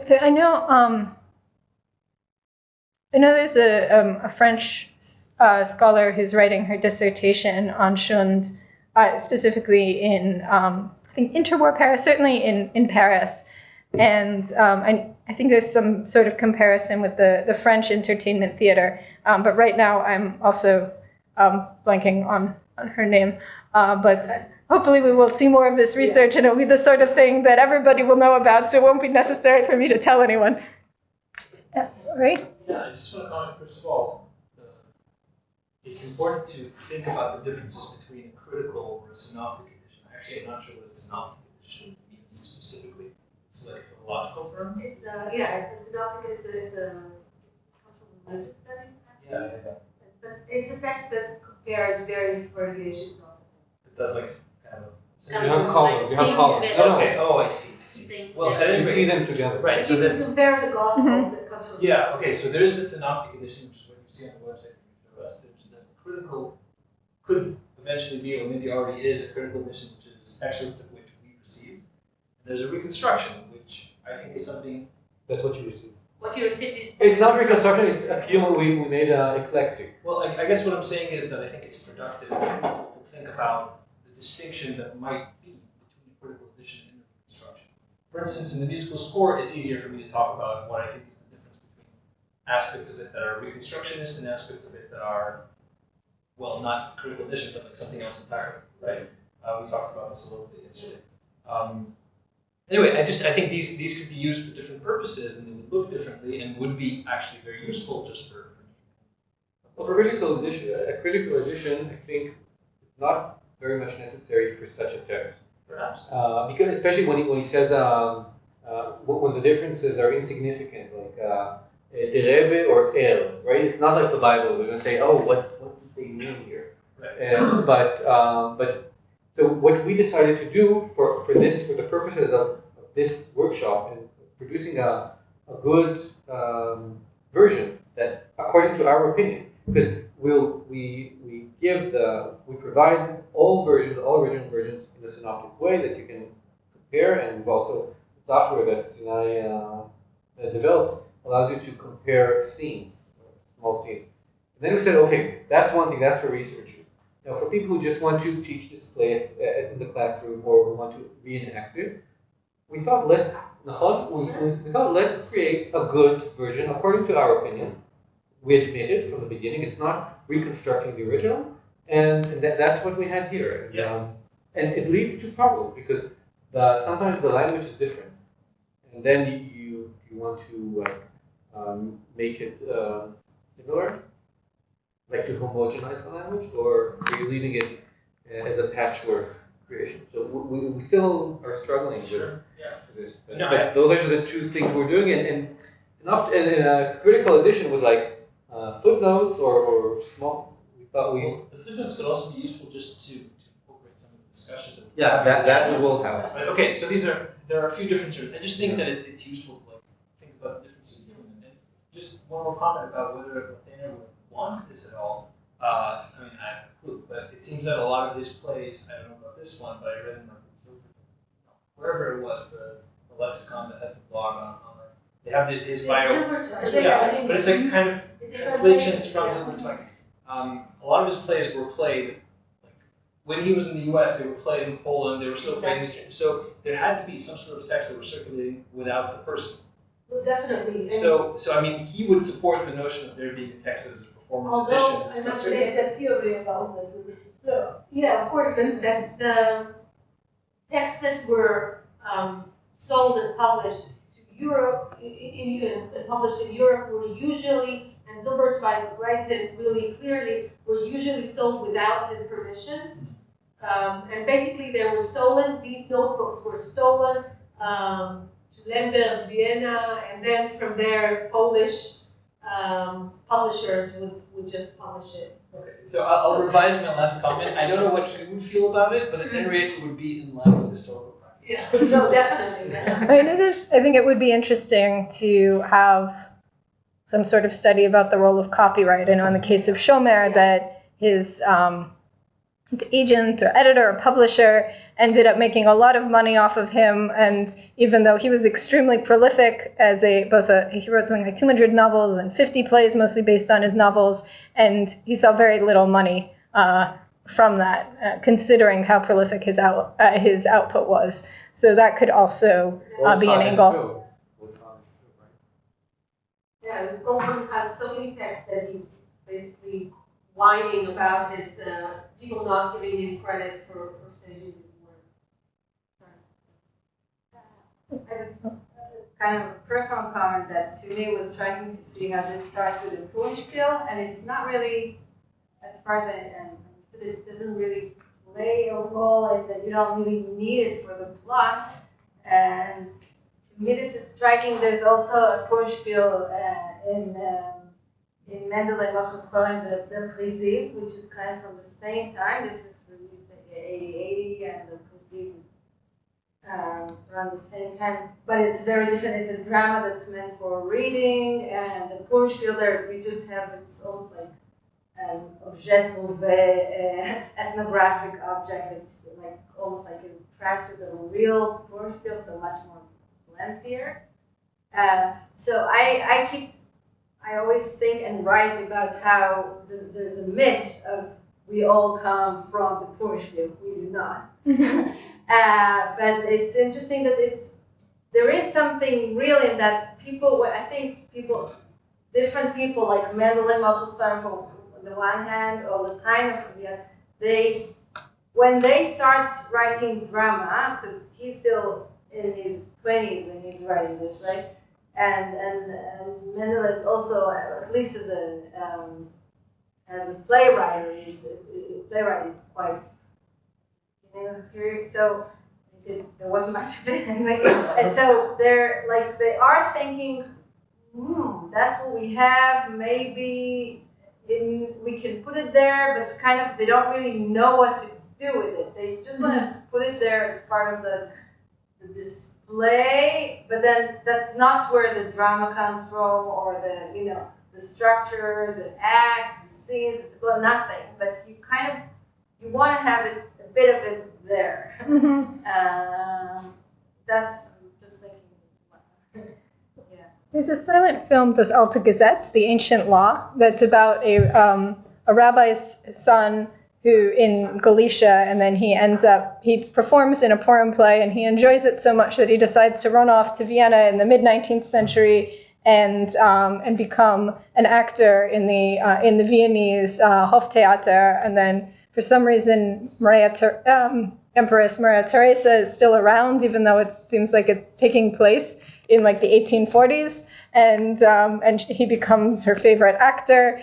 And so there, the Purim spiel actually plays a role in the character development, whereas here it seems like it's more theatrical dressing, other than perhaps to show who Falak is as a character. So, but of course, I cede the floor to you when it comes to talking about the role of like the Purim spiel in the developments of Yiddish theater. I think the Purim spiel brings in the framework of the musical theater, because Purim spiel was always only sung without there were no parts of this play without the musical accompaniment. So when you announce this, that we begin with the Purim spiel, it's clear that the whole thing. There was no there's no dialogue or monologue? No, it is always da da da da da da da da da. Rest in peace style. Yeah. So this brings the context, and I would like to comment on what Ruthie said about the critical edition or something. For the teaching you mentioned, and I agree that intertextuality is a very prominent aspect here. So I, as a teacher, would really like to have here comments on parallel excerpts from both Fallon's plays. For example, commenting on what Mark said about the dream. We have this scene in the Bobe Mitneiniko, when the Bobe dreams of a bloody river with the sinners boiled inside. And then she tells her it's only borscht. Yeah, it's borscht. Yeah. So parallels like this, I think I can recognize them here and there, but I didn't make this research, so I don't know if it really helped. I was also thinking about the dialogue when with the Boba and Amalia, where the Boba was like saying, "Go, I have news for you, and you're going to be tzedekes," and Amalia seems not to get it at first. That sort of dialogue, it definitely comes up in Tevye, between Tevye and Laser Wolf, where like Laser Wolf wants to marry Tzeitel and Tevye doesn't understand it, and it just felt like something. It felt very tropey to me, but I also wasn't sure what the origins were and where else that might come up. So that was something where I think I would have been sort of curious to hear what the parallels are. I would be curious to see if we can find any parallels to non-Jewish, to non-Yiddish plays, because we said how do we define shun? We talked a little about this, and when music comes in. But part of the reason why we talk about Lateiner and Abeliovich as shun is because they keep telling us that a lot of stuff that they stole, and they just Yiddishized all of these plays, and they call it baked. Yeah, baked or Baltaish or Besset, whatever you call it. But yeah, if we can really, that would be really, if you just use this as a case study, and you can really find bits and pieces, because again, if we're only, of course, in the Yiddish world, it's relatively easy, because at the very beginning, what is there out there, like the Vorspiel, okay, but the Goldfaden, that's it, so we can relatively easily find it. But the hard work, I think, is to find into text. And again, if we use it as a case study, we can actually make a statement about, how true is what we, or at least in this case, what we tend to think about Schund or about Lateiner as like, just borrowing and taking and speaking about copyrights from wherever the environment was. Yeah. This was like talking about just for French. But maybe not only French. But probably Lateiner was less familiar with French. I'd love to write an article at some point about the German influence on some of the Yiddish Schund plays. So yeah, I think that would definitely be a very productive direction.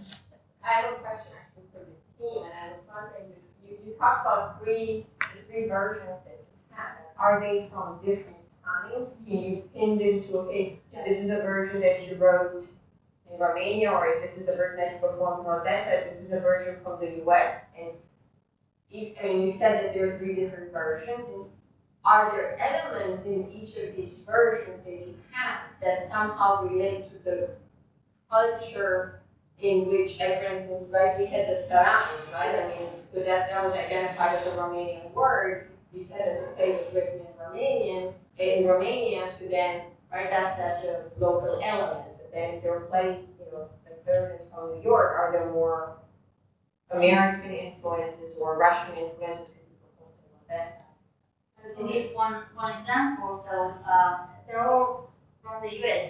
Yeah, we have dates on each of the notebooks, and all three dates are from the time Lateiner immigrated to New York in 1886, and all our notebooks are from later on, so 1898 and 1904 and 1907, and also the Russian, the German one that was submitted is from 1904. So they're all from the US. And so we're actually, we can see like the word Paris,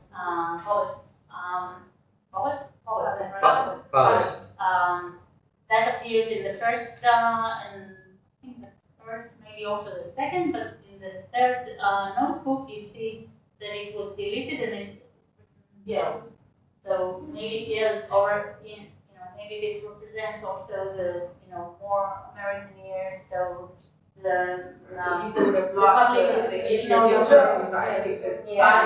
it's no longer like Romanian theater, It's the Ottoman term. That's where the Romanians started. That would probably lost by So in a way they are sort of Americanizing the language. Maybe we find more examples of this. There's definitely much more to look for in the synoptic version in order to find these things. Generally, the second one is much more abridged, whereas the third is actually expanded. But that would be, the synoptic table is a tool, so we use it mainly or the team used it in order to create the performance version, but there's much more to look for in the comparison. In terms of a larger discussion about Schund, I think in talking about these entertainment forms, like worldwide, you have forms that are restricted, like they're restricted codes in a way. For one reason or another, it's ritual or it's class related, it has to be restricted in some sense. And then you have inclusive forms that are even encyclopedic forms, where they want the idea is to put in everything that people might have a reference to, because it's for a wide kind of audience, or it's a period of time when there's more of an inclusive sensibility. And I think we have to think of this as being one of those inclusive forms. So when we say, yes, Gebotersinger, yes, it isn't just Goldfaden, it's Gebotersinger.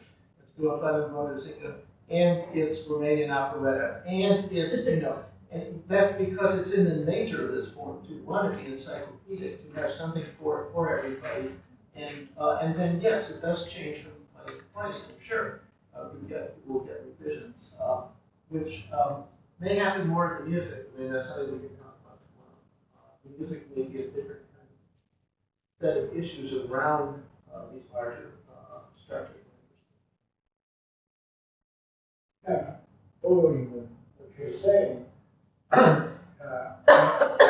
in general, in relation to the concept of critical edition or full text, that there is still, even at this stage, a heavy component of what was the origin of this art form. That's an oral tradition. Say, the idea that the basic plot and the basic structure is malleable, it's adaptable, it's improvised.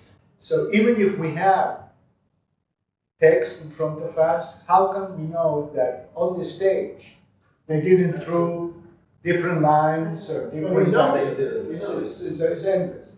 So in that sense, and this again in the terms of musicology, if you remember, the religion of musicology in the mid-20th century was the urtext. But there is one original version of the sonata that Beethoven had in mind, and that's it. Today, we're totally on the other side. Okay? There are only performances of the work and interpretations.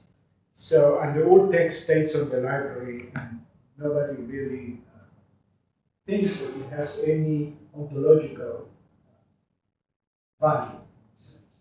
So, no matter what edition will come out from this incredible project, it will always be one more version. Yeah. And there's also on the other side of the full text, there's also the idea, which is also obsolete, of the correct text, so the improved text. So even critical edition has these two very different meanings. And we kept on facing this whenever we wanted to, even to the point of you will see that stage directions sometimes appear with and without brackets. And we kept it as it appears in the text, except when there were open brackets that did not close, which happens a lot. We didn't complete them because they were on the eyes. But we did try to remain faithful to the handwriting, but you sort of cannot give up correcting some of it. But you're right that we are always on this tension, and we are aware that it's just yet another version. We have also an additional problem, which is that in one and the same version, you have different layers, traditions. You can see when somebody just overwrote something and added something. We struggle with this as well.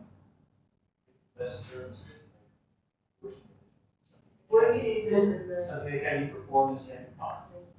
It is yet another version, which is obviously a lot more useful to us than somewhere in New York. Something that's digital but also legible and has come with some sort of resolution of the conflicts that if you want, you can look back into the synoptic and reopen them. But at least if you just want something to perform, here it is. This has been such an incredible day. Thank you so much, everyone, for your generosity, for your participation, for the good spirit. Really, it's been beyond my dreams, anyway. We are supposed to go now for dinner. We'll take our cars there. You're all, of course, welcome. Those of you who are leaving, I hope to see you tomorrow morning. We're meeting at the Music Academy. On the bottom floor near the recording studio. I suppose that one of these will be waiting there and guiding you. And yes? Is there a place to leave our luggage if we have to check out of the guest house? Tomorrow? Yeah. No problem. Okay. Talk to me. Okay. That's it. Thank you, everyone.